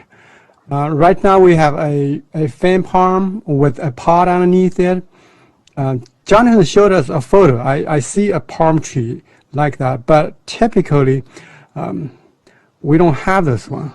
So that's my only comment. I think the design has a lot to be desired, and I would recommend us to continue this item to next meeting. Okay. Thank you, Commissioner Wu. I see no other comments here. I'd like to make a motion that this item be continued to the next possible Planning Commission meeting. Give the applicant some time to revisit the design, get us more information on the generator, get us some accurate photo simulations that depict the actual product that's going to be installed. I mean, there's just so much missing here. Update these drawings, correct the drawings. So, Commissioner Blackwell, you may want to talk to Gabriel in the next available meeting or when the applicant can come back. Gabriel. I think that depends on the Planning Commission, so you can determine when they come back. So you can decide they come back to the next Planning Commission meeting, which would be the second, where we don't have any other public hearing items currently.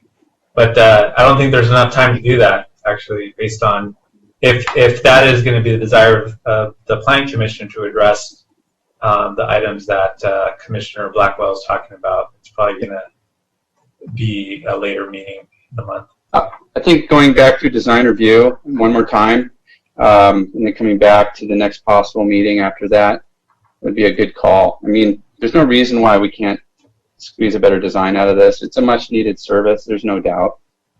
It's been demonstrated, but let's talk about it some more. Let's clean the design up a bit. So I just made a motion to continue this to a date uncertain. Let me make one quick comment. We actually started this project when we had face-to-face meetings. And Jonathan is very up to speed on what we can and cannot get out of the applicant. We reviewed it. We looked at the types of palms. We basically questioned everybody we could find and said, do you know the difference between one palm and another? And if it was 1%, I would be surprised. But it comes down to we've got to put our faith also in the staff. We aren't experts on absolutely everything. And I think with direction, we could give Jonathan direction on what to work on, and maybe we can keep this thing going, because I think the site is the correct place. The size is good. We've seen a lot of examples of trees. They've already said, and the fact is true, that they won't have accurate drawings of the tree until they get to a point where they can commit to an order, which means they need to be entitled.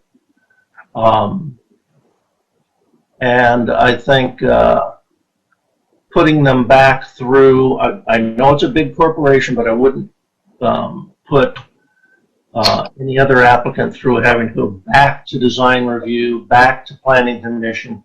We're talking months on this application that they would have to go through. And I want to make sure everybody understands the burden they're putting on the applicant, and the fact that it's not as bad as I think Mr. Blackwell has said. It's not a Frankenstein. We've seen pictures of the real thing at the meetings, and they look pretty good.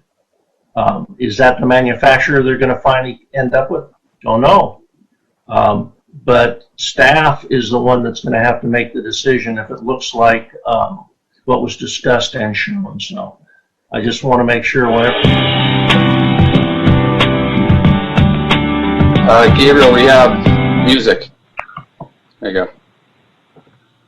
Okay, Commissioner Crandall, thank you for that comment. I'm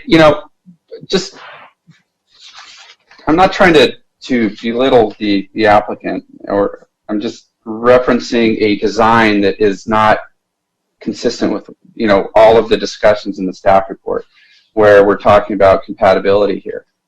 We call it a Mexican fan palm, but it's Franken whatever because it's got parts that aren't supposed to be there to look like a Mexican fan palm. That was what I was trying to explain. But so how do we do this?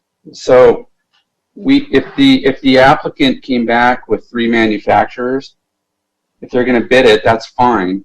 But we're the ones that ask. We tell them what we like and what we don't like, and can they do it, yes or no. So your point is taken. I think that is a good approach, to go back to staff and have staff engage with the applicant. The applicant's not here, unfortunately. The way this whole thing is going, it's unfortunate we can't have that dialogue directly, and that does create delays. In a normal situation, the applicant would, knowing Verizon, they'd have their full team here, and they would probably address all this stuff right up front. So we're kind of shooting in the dark here. I happen to know, and I've been around a long time. I've seen better designs, and I think that at minimum we could at least get something that looks more compatible. As we've made findings here in the report, and we talked about how it blends in, and well, it should. Maybe put the co-locator inside the trunk. So the design challenge is, that burden falls on the applicant to some degree, because we want a taper tree.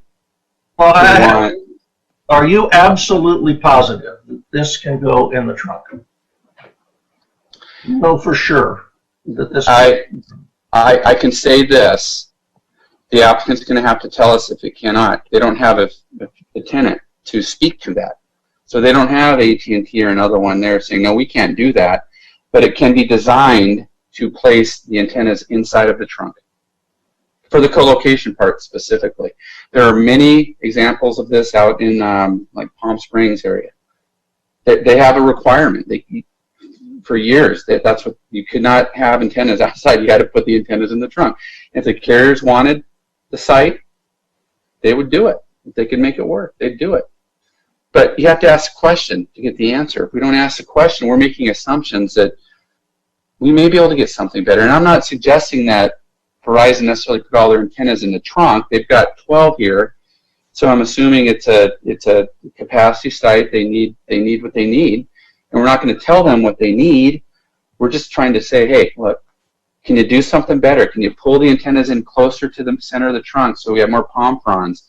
So you meet the objective of the master plan and what the DRSC had asked for. I mean, are we asking these questions? And you know, on its face, we have a design that doesn't look like a natural Washington Robusta. Commissioner Wu? It does until the pod's put on. Exactly.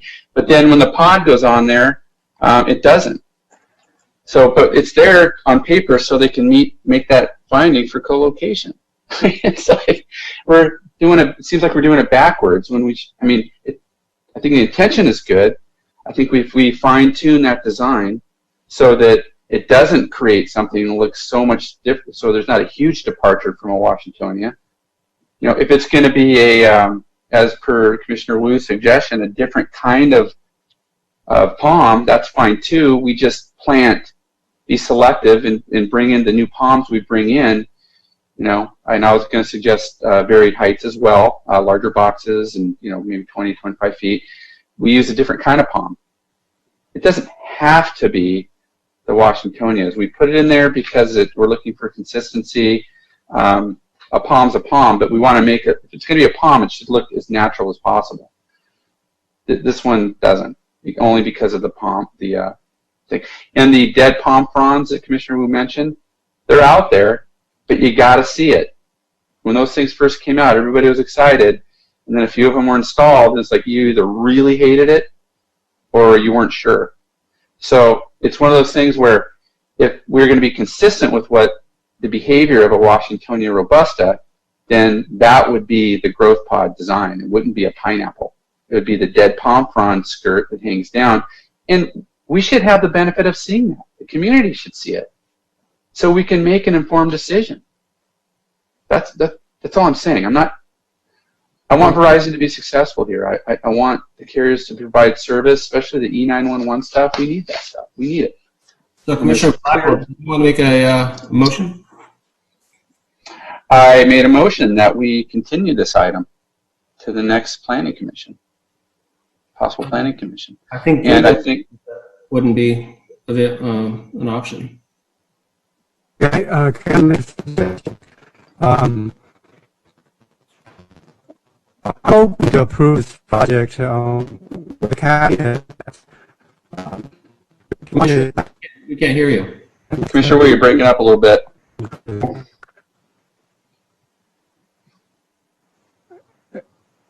Yes. You're there. You're breaking up. It's real staticky. Yeah. Just We still can't hear you. Maybe unplug your mic and plug it back in. Try that. Commissioner Blackwell, to start working, I'm just going to make a couple of suggestions. I know it's 11 o'clock right now. We still have 2 items. I did hear 2 things from Plan Commissioner so far. One, that potentially approving as is, or the second, continuing. But if it happens to go in the direction of continuance, what I would like to have is very specific direction. There was a lot of, different ideas that were presented, and if that could just be listed out, that's the direction of the Planning Commission to continue. I'm not sure if that's going to be the case, but okay. Thank you, Gabriel. My original the motion was that it go back to design review to have that level of discussion, at least to iron out these details, because we're trying to do it up here, and it's very difficult to do to this degree. I mean, there's a lot of things to discuss. Placement of the trees, heights of the natural trees, type of trees, growth pod, no growth pod. I mean, type of generator, you know, all of these things need to be hammered out. And it's painful to sit here and speculate. Mr. Blackwell, the standard Verizon installation comes with a shed for a generator. And the generator is pretty standard, and they've got about 5 of them here in town. And it's in the enclosure, and it's a diesel generator that runs with about a 50-gallon tank of gas or oil, fuel oil that can run for about 30 hours. And it's a really industry standard. Theirs was the only network to survive when we lost all power in Southern California about 7 or 8 years ago. So we know a lot about the generator, and it's been well discussed before this commission. It's pretty standard. Yeah, I appreciate that, Commissioner Brown. Thank you, and I'm very familiar with that. There's also a recent CPUC mandate that the carriers all have that redundant power. So the fact is, you know, we can assume that it's a diesel, but we don't know. Is it 50K? Is it a 30K? I don't know. They just put generator in there. Does it have a noise baffling system on it? Does it need one? I mean, we don't know. You don't remember the Aegis facility that we recently approved this last year, and there was a generator on that project as well, nearby residential uses as this one is, and there was a lot of discussion on that. And the applicant designed it in such a way that deadened the sound, put walls around it, and they put a noise deadening kit on it. But I don't know what they're doing with this one. I don't even know what kind it is. You know, and we're just blindly approving a placeholder for a generator. We don't know what we're going to get. I don't think Verizon is going to put the loudest one in there just to piss people off. They're going to put in what they need, and it probably would be consistent with what they've done before. But it's not here in the exhibit. And our ordinance has a sound requirement, and that is enforced by building and code enforcement. So it's not really up to us to reinvent the wheel. They are required to have specific performance requirements as far as sound and whatnot, and safety of installation. Yeah. I understand that, but you guys also understand that there's a 10 to 15 foot vent stack on that type of a generator. Was that included in the design review? I'm not so sure in this location that's required. It absolutely is. 100%. 100%. Because it's a code. I believe it's a fire code requirement. They have to have the vent that's stacking X amount of feet above grade, like a chimney. That similar rule. They've got to have it above grade, above the facility, above the. Vent comes out above the roof. Standard design. That's a building requirement, not a land use. And commissioners, I believe the internet connection is better now. So yes. I wonder if we can support this. I'm open to the idea to approve this project tonight, with the caveat that the co-located design to be back to the Planning Commission.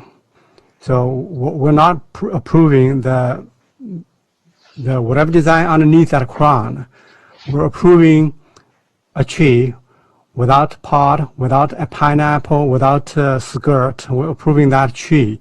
And the current design, the fan palm design, I'm okay with that. I think feather palm would be better, but I'm okay with the fan palm design. But any co-locator, when they come back to the Planning Commission.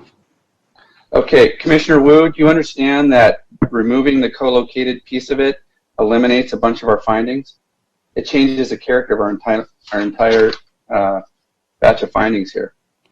I need Gabriel and our city council to weigh in to see if that's possible procedurally. Well, the report has been designed around a co-locatable facility. many findings have been made on that basis.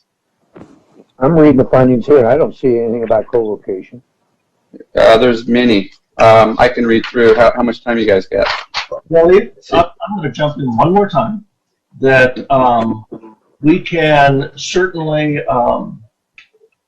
put some onus onto staff and put a condition of approval that we are approving this all except for the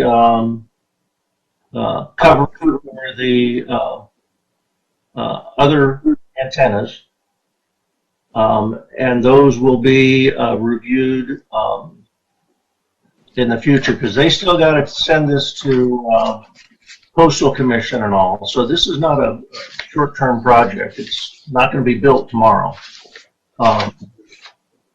And I think there's probably, let Jonathan jump in on this.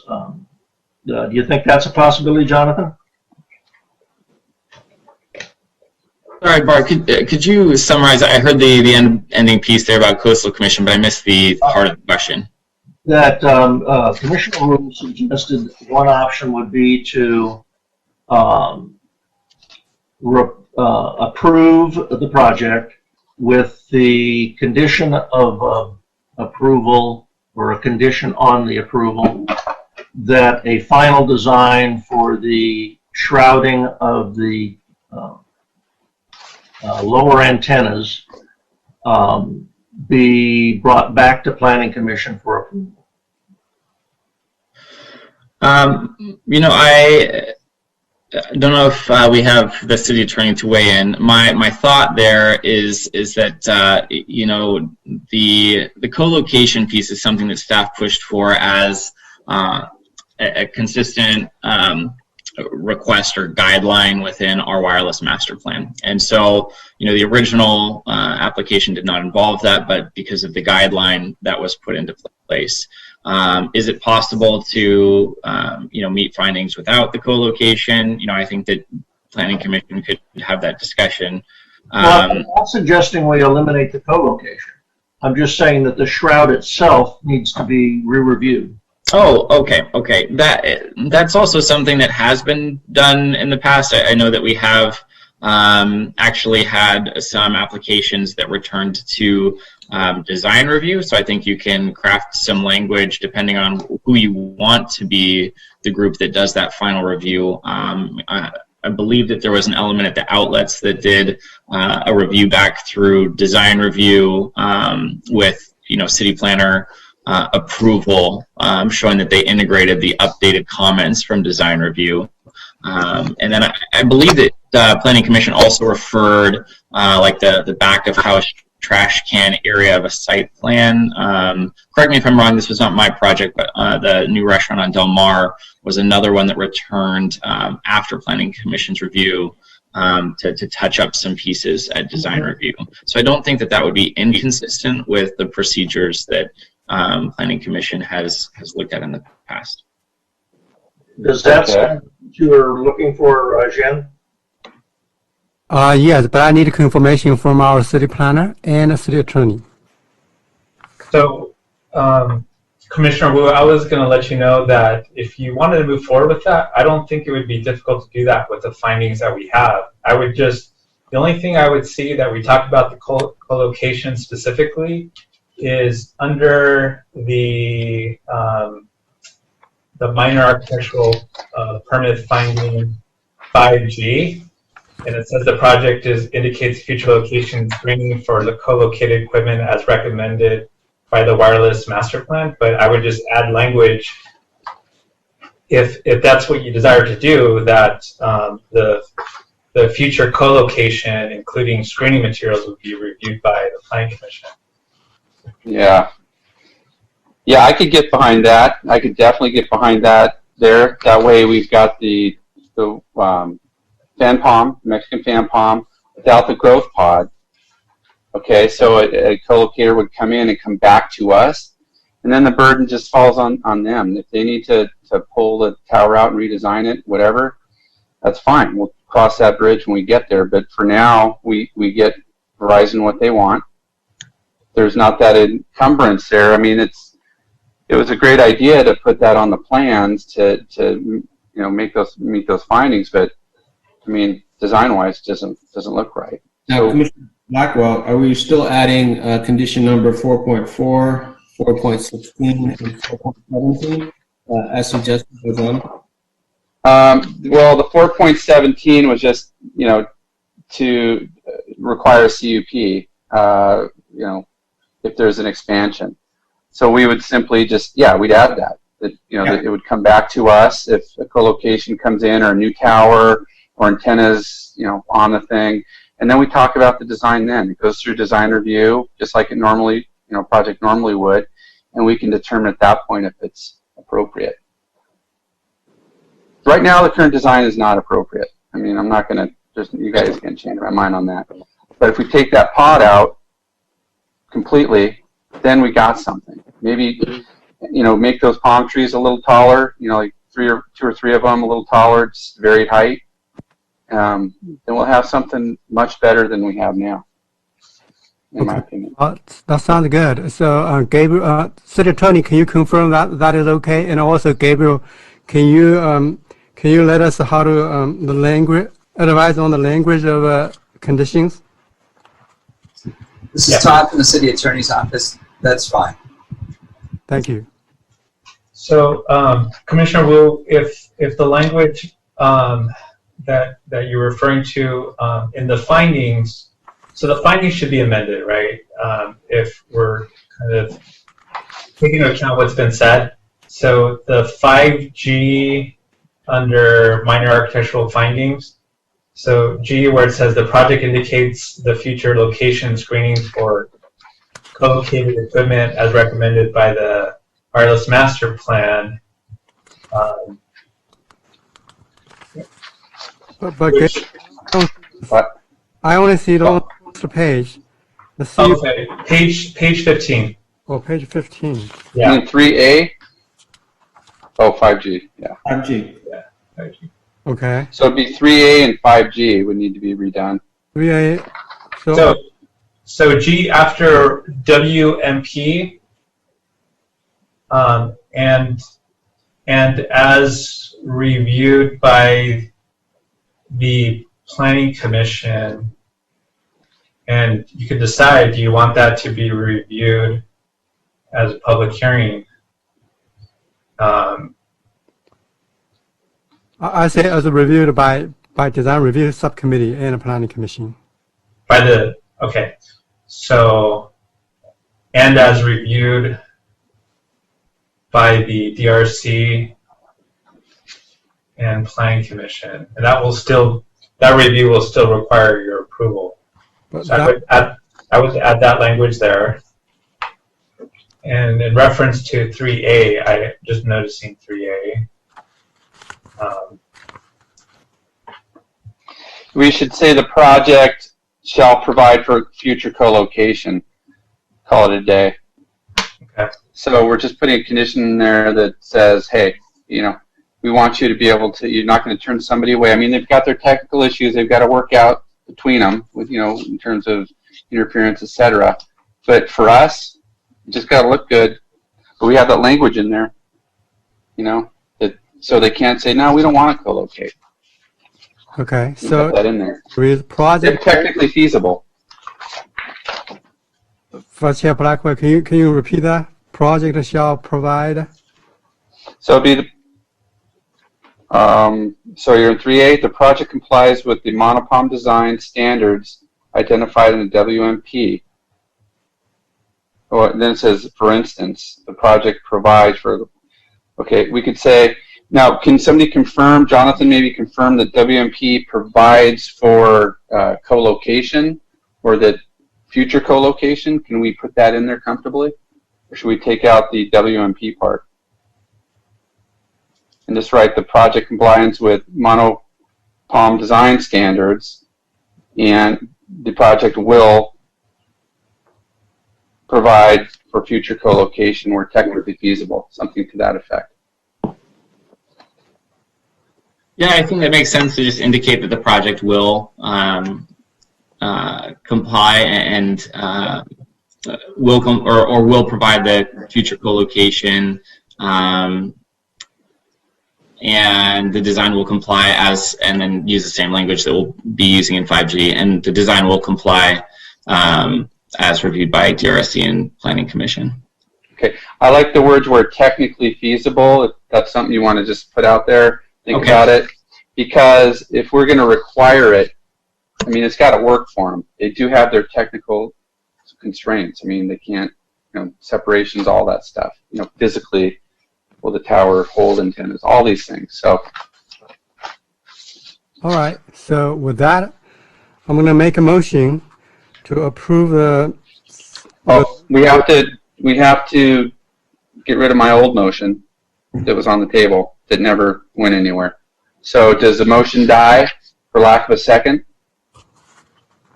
I think it died for lack of a second. Thank you, Commissioner Brown. So now, Commissioner Wu, you can make a motion.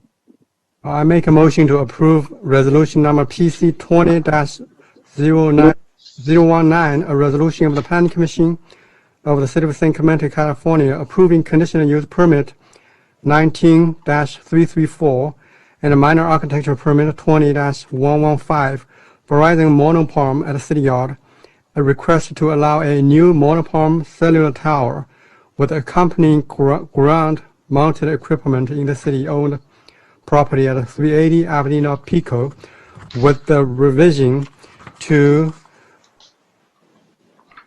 section 4 minor architectural permit findings 3.A reads, the project complies with the monopalm design standards identified in the WMP. For the project shall provide for future co-location of future equipment when technically feasible. And also, with the revision to finding 5.G, it reads now, the project indicates the future location and screening for co-located equipment as recommended by the WMP as reviewed by future DRC and the Planning Commission. And add condition 4.4, 4.16, and 4.17 as requested by Jonathan. Agreed. Okay, and then also can we amend 5.5 under landscaping, where we talked about the palms, the living palms, and right now we've got just a 15-foot trunk in there, and if we can do at least two, a minimum 25 feet tall, to add, varied height. Vice Chair Blackwell, if you come up with language, I will add that. Okay, so the applicant shall submit and must obtain approval from the city planner a letter from a registered landscape architect confirming the landscape and irrigation have been installed in accordance with the approved plans, which shall include 5 living palm trees planted adjacent to the facility. 5 living palm trees in varied heights with a minimum height of 25 feet. I accept that, a friendly amendment. Okay. I'll second. Okay, we have a motion by Commissioner Wu and a second by Commissioner Chichinsky. Do I have a vote? Commissioner Crandall. Pardon? Take the roll. Commissioner Crandall. Aye. Commissioner Brown. Aye. Commissioner Wu. Aye. Commissioner Chichinsky. Aye. And Commissioner Blackwell is an aye. Motion passes with new conditions. Congratulations, Verizon. Okay. The next item is item 8B, and I believe Chair Rulin will be taking over at this point. I'll just ask, is there a desire for a 5-minute break? I know we've got a long night, but we got a couple items left. Or you want to keep going? 5-minute break would be nice. Do people want a 5-minute break, or do you want to keep going? I'm actually thinking, why don't we do 8B and continue 8C? 8C is a city process. Yeah, I'm on board with that as well. Maybe do a 5-minute break, hit 8B, and then continue 8C. Yeah. Is that okay, Gabriel? Yeah. Do you want to make that decision already and pull that up? So, or I guess we'll wait till after the break. Yeah, because let's take really, definitely just 5 minutes until 25 of midnight, and we'll start up with 8B. Okay.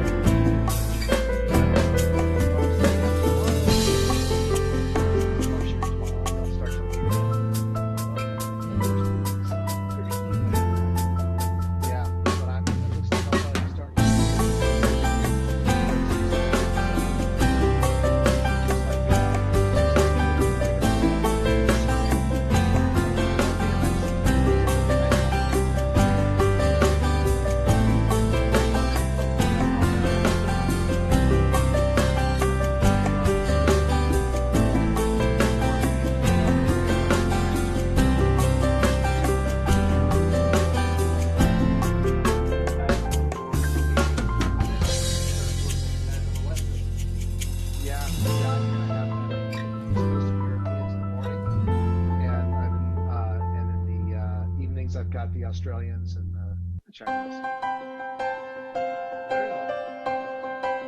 Contrast. Yeah.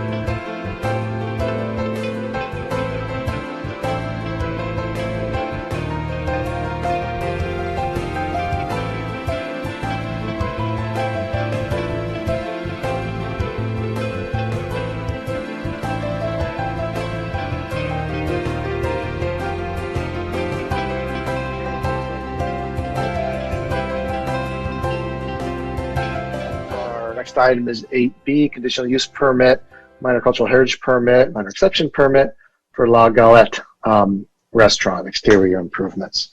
David, do you want to kick us off with a presentation, please? Yes, thank you, Chair Berlin. And I'll wait for Tara for the PowerPoint. Thank you. All right, so I'll try to make it as quick as possible while covering everything as much as I can. Next slide, Tara. So we all know where the La Galette is located within the Pier Bowl and its zoning. Obviously, it's subject to the Pier Bowl specific plan and also the coastal land use plan. So this will, since it's in the coastal zone, would require coastal commission approval. Surrounding land uses include residential, hotel, restaurants, and the pier. Next slide. Quick background here. So the restaurant La Galette occupies the 3 suites north of the main door, as you see here, circled in the blue. South of that, sorry, and then north of that, north of the main door, we have 3 vacant suites, which were previously occupied by retail. Quick approvals here. In 1997, there was a minor conditional use permit that was approved for sidewalk seating. And 2004, there was a approval for a minor cultural heritage permit for the awnings that you see there on the screen. And in 2018, there was a conditional use permit approval for indoor alcohol service, and that did not include outdoor alcohol service. Next slide. So the request involves three permits. There's an amendment to a conditional use permit to expand alcohol service indoors and outdoors in the covered patio. I'll talk a little bit more about the covered patio in the following slides. And also increase outdoor seating on public property. And again, this would not include alcohol service in the sidewalk or public property. There's also a minor exception permit for 2 parking waivers and a minor cultural heritage permit for exterior improvements, which I'll go ahead and explain in detail. Next slide. So again, we'll be expanding alcohol service onto vacant suites and the new covered patio. The covered patio is a consistent type of use that we've approved in the past for restaurants such as Nick's and Brussels Bistro. I'd say Nick's is probably the most comparable to this one and its design and how it's being used. Current seating for La Galette is 14 indoor seats and 8 outdoor seats out on the sidewalk. The proposal would increase seating to 32 indoor seats and 16 outdoor seats shared between the sidewalk and the new covered patio, and I'll go ahead and explain how the 2 areas would be used. Next slide. So with this increase in seating, there's a parking net increase of 2 spaces. That's also considering the parking credit given for the retail use that was there before. Proposed hours are staying the same as the original CUP, 6 a.m. to 11 p.m., so there's no change there.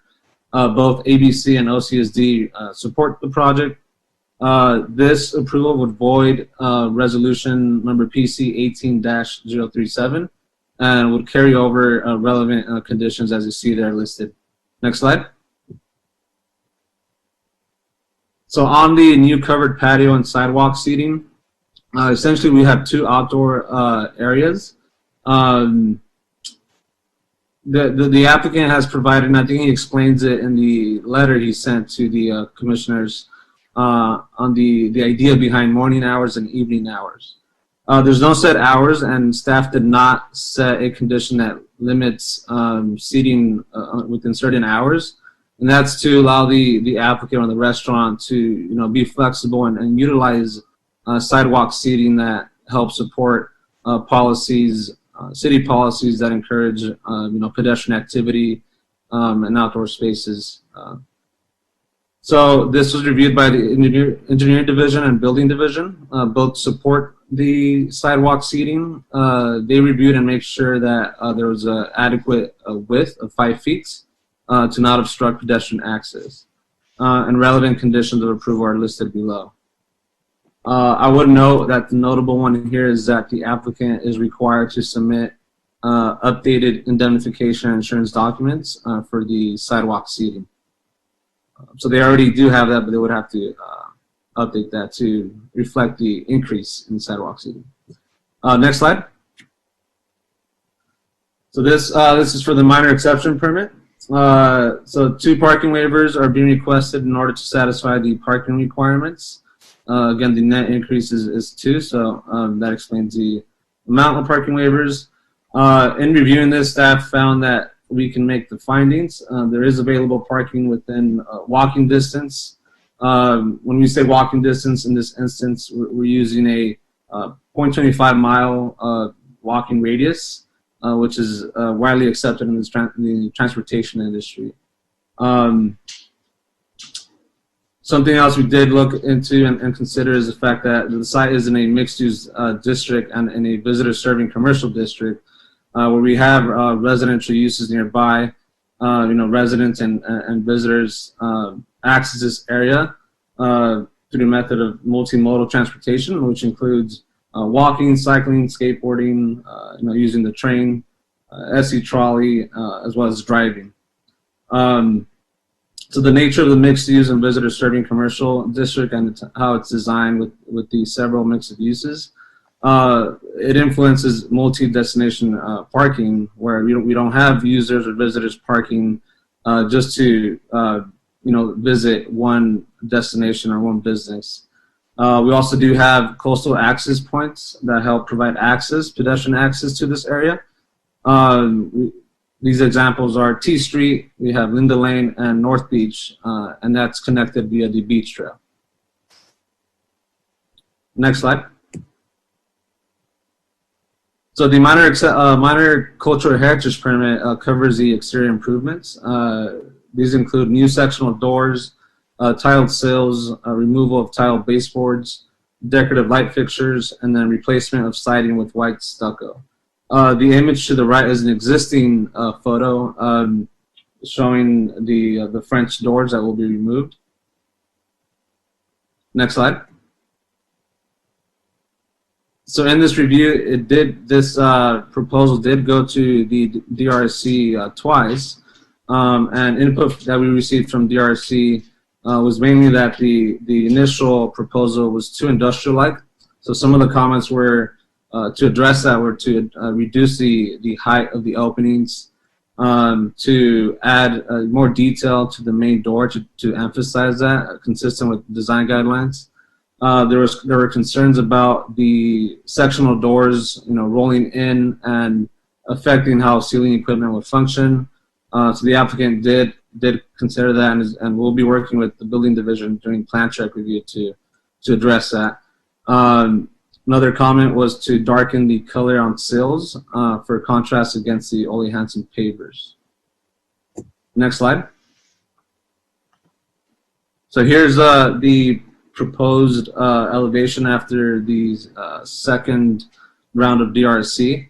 So we see here the blue awnings that'll stay as approved, and I would like to clarify that in the staff report, we show them as green, but they'll be remaining blue. So just want to make that clear. We see the decorative light fixtures, the decorative security gates to the far left. That's for the new covered patio. We see the decorative main door, and then the tiled sills under each opening. Next slide. So in reviewing this, staff believes that we can make the findings for the exterior improvements as well. And we have conditions of approval that require that a staff review the exterior materials prior to the installation. And we have our standard smooth white stucco condition of approval as well. Next slide. So staff recommends that the Planning Commission make the required findings and determine the project is categorically exempt from the requirements of CEQA under Class 1 and approve the project subject to conditions of approval. And I'll go ahead if I can do that now. Is it appropriate to read that letter from the applicant? Let's do the questions first, and then we'll read the letter from the applicant, just to do it in the normal order. Okay. And if that completes your presentation, I'll open it up to the commission to ask questions of staff. That completes my presentation. Yeah. Great, thank you. Any questions for staff? Commissioner Wu. Yes, David, thank you for the presentation. The whole voluntary contribution thing sounds very fishy to me. Okay, did you or anyone from the city suggested or solicited it from the applicant? Commissioner Wu, we did not. That was a proposal straight from the applicant.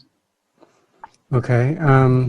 This question is for the attorney. Can this voluntary contribution be considered in this discretionary review process?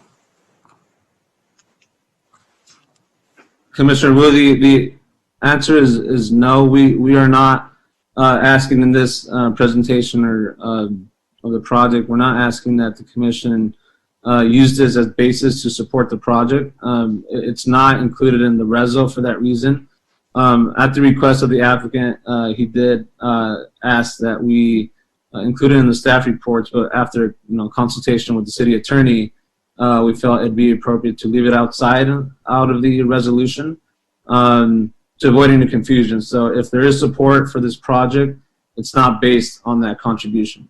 Thank you for clarification, but this is in the package, so everybody sees it. All right, thank you. Okay. All right, I had a couple of questions about that as well. One question was how that amount was arrived at, but it sounds like this is just an amount that the applicant offered. Is that correct? Was there any calculation that went into that? Into why 1,100 and not 900 or 2,000? No, yeah, no specific formula. Like mentioned, it came straight from the applicant. Okay.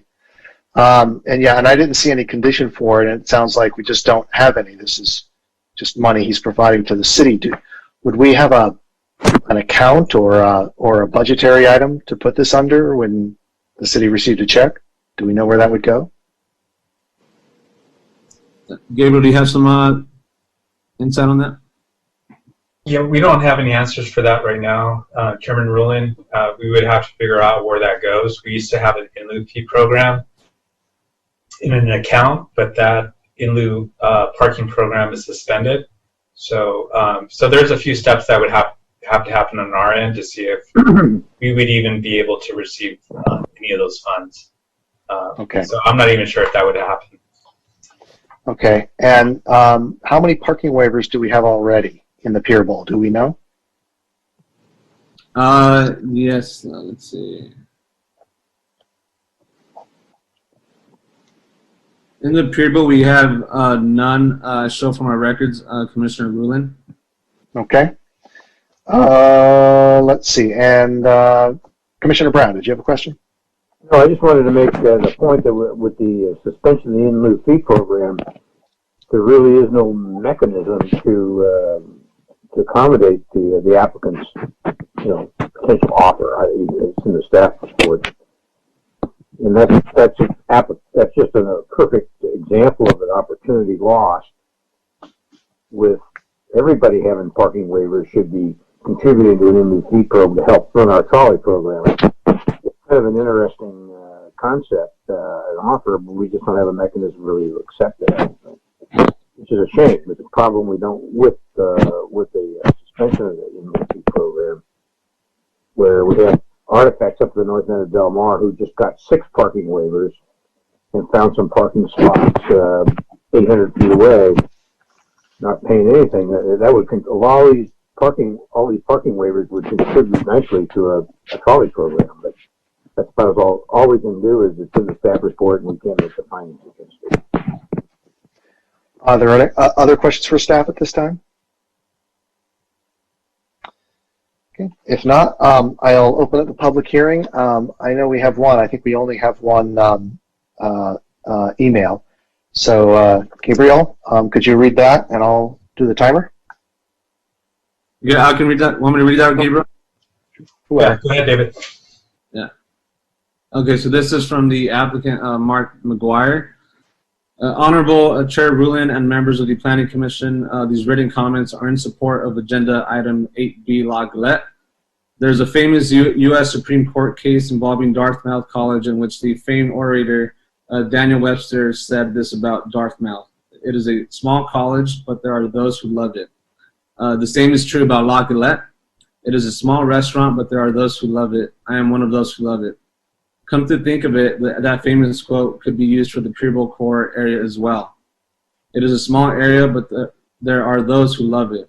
John McKinley, the owner of La Galette, owner of the building that houses La Galette, and owner of several additional properties within the Pico core, loves and has loved the area for decades. This application seeks to make both La Galette and the Pico core area even better. Right now, La Galette occupies the southern half of the ground floor of 612 Avenida Victoria, right across from the entrance to the pier. La Galette, in its no-COVID configuration, has 14 interior seats and 8 sidewalk seats. The northern half of the ground floor previously housed small retail uses, but is vacant at present. The application seeks to expand the restaurant to 32 indoor seats and 16 outside seats. It will still be a very small restaurant. The ground floor space of this building originally contained 6 one-car garages, which required a building-wide curb and a wide driveway crossing what is now a 10-foot wide sidewalk. This was not pedestrian-oriented to say the least. Fortunately, the use of this ground floor space evolved as the city's vision for the Pico core area began to take shape. Many decades ago, the garages were converted to a real estate office. Later, they were converted to the current configuration and uses. The curb cut and driveway were eliminated, and the city made improvements to the sidewalk fronting the building that made the stretch of Victoria much more pedestrian-friendly. John has dressed up the frontage of the building via awnings and French doors. Still, truth to be told, it is not quite ready for a spread in architectural digest. The walls have a rough stucco mechanically applied, covering wood paneling, and the aluminum transom windows above the French doors are dated and unattractive. And there's a picture below that. The proposed facade improvements will substantially upgrade the look and appearance of the ground floor. Moreover, the improvements are important from a functional/operational standpoint as well.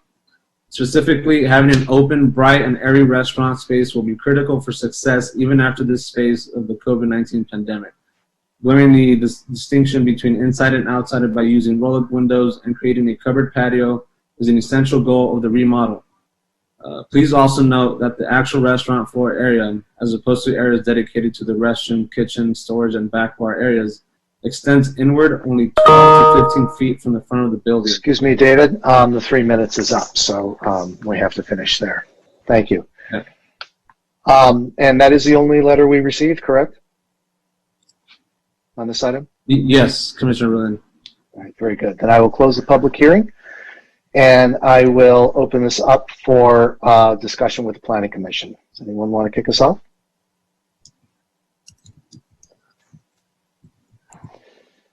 Commissioner Kozinski. Well, I'm supportive of this project. This applicant came in to design review and took to heart all the changes we suggested, including the door heights and various other design changes. And I think the product that is presented today is great. I could make all the findings listed on page 1, and in general, I'm very supportive and I'd like to move this project along. Okay, thank you. Commissioner Wu? I would support this project. I can make all the findings. So, but I do want to make two. I want to see if the commission can have a consensus to make a recommendation to the City Council on 2 things. The first is I'd like to recommend to the City Council that we thank but declined that contribution. Instead, suggested the applicant to make those donations to some non-profit organizations. The city has a few wonderful organizations, and they work on recreational facilities, beach, park, and a pier. And the applicant can donate to them and earmark the money to be used around the pier boat. The purpose is to avoid some concern or public perception that this is a pay-to-play thing. The second recommendation is to have the city to implement or reactivate or start a parking in lieu fee program as soon as possible. I don't like dole out those parking waivers. I think they have value. They have a lot of value, and it can be provided by a in lieu fee program perfectly. Thank you. Commissioner Blackwell. Yes, thank you. I like Commissioner Wu's idea. I think that would be a creative way to, if we can find a way to make that work, maybe a creative way to put some improvement back into the important things that he mentioned. I think this project is fantastic. I am very excited to see it happen, and it's a much needed improvement. And it looks like, you know, on face doesn't look like a whole lot happened, but you look really deep into this thing. I mean, it's going to really do wonders for the business and for the bowl. So I'm in full support of this project. Okay, Commissioner Brown. Yeah, I'm supportive of it. I can make the findings. I appreciate Commissioner Wu's suggestions as far as the in lieu fee program and recommendations to council. For a matter of record, I'm on the board of directors of Peer Pride. I'm sure that they could certainly use any donations that make our pier better, which goes right back to the city as far as any other donations in kind or whatever how you want to go with. But I can approve the project. We'll stick to that. Thank you. Okay, thank you. Commissioner Crandall. I will agree with everyone so far that I can approve the project. They were a joy to work with through design review. They wanted the best. It's nice to work with a client that wants to know, do the best job they can in the location they're at. So I'm in support of it, and I think we just give staff the direction to pass the concept of where these fees and all go. It's not really our purview to, I think, put it in the application here. So after you make your comments, Jim, I'd be happy to make a motion. Okay. As for myself, I also think it's a nice project. It's a great restaurant. It's always wonderful to see when people are expanding and they've improved their business. I have to say it's an unfortunate that the offer of money was characterized as fishy. I don't think that that's an appropriate characterization without any kind of evidence. So I apologize to the applicant if they took any offense to that. I do have a concern about including any of that because we don't have a place to put it and we don't have a mechanism for it. So I would prefer we literally just set it aside and ignore it. I personally, I couldn't accept passing a recommendation on the city council on what to do with this money in terms of giving it to a charity or whatever. I think it just is not something that we can consider because we don't have a mechanism, as far as I can see, for these in lieu fees. So, so I think that should just be a dead issue for us. I don't have any problem with passing on to city council that we encourage them to direct staff to kick off or reinvigorate the in lieu fee program, so we do have a structure in the future for having a way to balance out these kinds of parking waivers. In this particular place, Pier Bowl is small. There's not tons and tons of businesses there like we might have in another area. We've also got a lot of other ways to get there. I know my wife and I live a mile away and we walk there on the beach trail, for instance. So we won't be taking up a parking space when we go there. So, so given that there's just a lot of different multimodal ways to get there, I think a waiver of of two places, two spots is appropriate for them. So that's my conversation on it. So Bart, as far as I'm concerned, I'd be happy to hear a motion. Okay, I move we adopt resolution 2020, resolution of the Planning Commission of the City of San Avenida, California, approving conditional use permit amendment 19405, minor cultural heritage permit 19411, minor exception permit 2138, La Galette conditional use permit amendment and exterior improvements. To allow an amendment to the La Galette's conditional use permit to expand the alcohol service area into 3 adjacent vacant sites and to allow outdoor dining on the public property, exterior improvements including additional seating in the sidewalk, and 2 parking waivers for a restaurant located at 612 Avenida Victoria, Suites A through E. Before I second it, I'd like to respond to Chair ruling. I think what you if you'd like to respond, why don't you wait until we get to the reports of commissioner and staff so we can wrap this item up, please? Can we do that? Once we vote, this thing is down. Does your comment relate to the vote that we're about to have? Well, there's a motion there. Yes. Do you second it? I'm not seconding. Or have an amendment, or? I'll second it. Okay. But motion by Bart, second by Don. I will read the roll.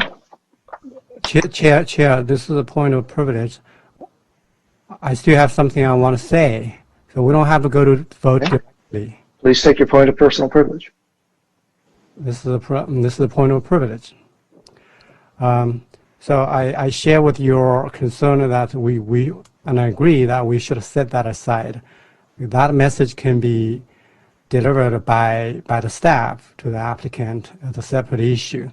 In the future, and this is toward the staff, do not include those things in the report because it has a potential.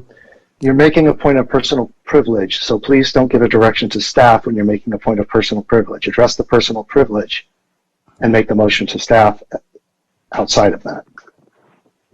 I'm not giving direction to the staff. You were giving them direction, so you asked to make a point of personal privilege. Please do. I'm down. Thank you. All right, I will call the roll on this. Commissioner Blackwell? Commissioner Blackwell? This is a vote for Bart's motion. Yeah. Aye. Commissioner Wu? I hear you there. Thank you. Aye. Commissioner Kozinski? Aye. Commissioner Crandall? Aye. Commissioner Brown? Aye. And Rulin votes aye. The motion passes unanimously. So congratulations. The next item is we skipped item 9. Excuse me. We moved item 9A to the beginning, so we've completed that. Item 10, old business. We don't have any old business listed. Excuse me. We have item 8C, the zoning amendment lot consolidation. There was some discussion earlier about a continuation. I would have to recuse, so if someone wants to make a motion, we'll entertain it, but I will abstain from that motion.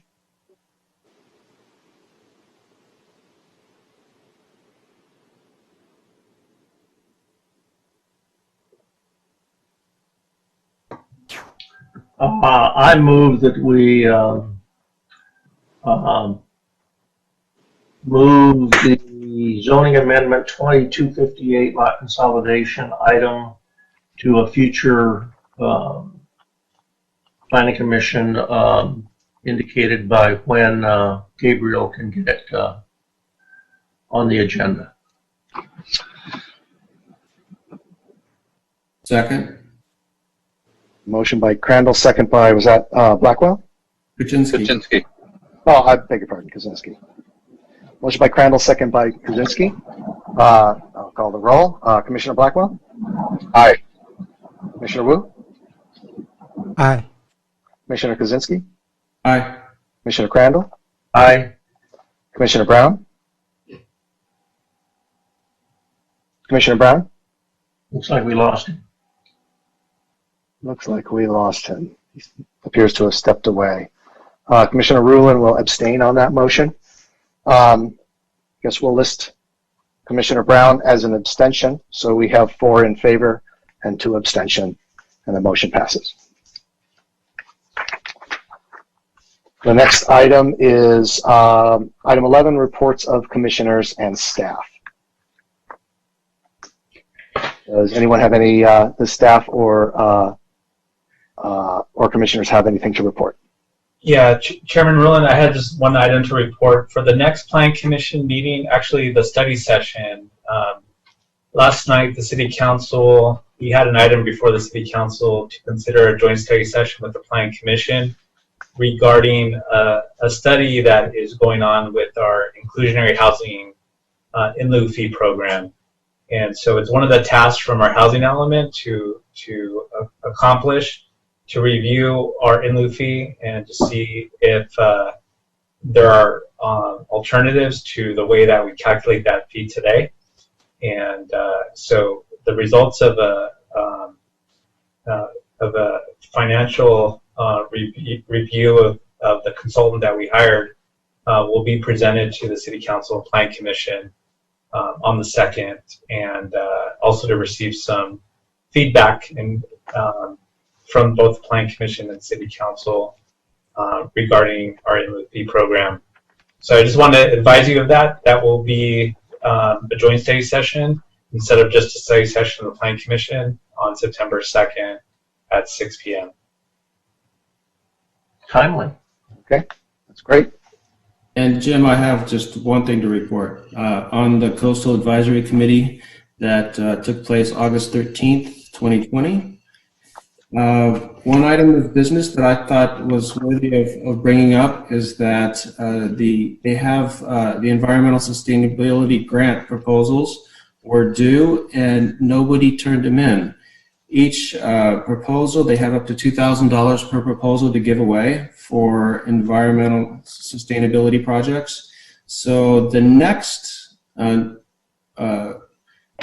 date for these proposals is December 15th, and they have $12,000 to give away, $2,000 per proposal. So if anyone's interested, they go to sccleanocean.org and fill out a proposal, and they could get up to a $2,000 grant. Okay, great. That's good to know. And what kind of businesses? Is it businesses or organizations to do that? Like, is it like anyone? Okay, great. All right. Any other reports? If not, we'll entertain a motion for adjournment.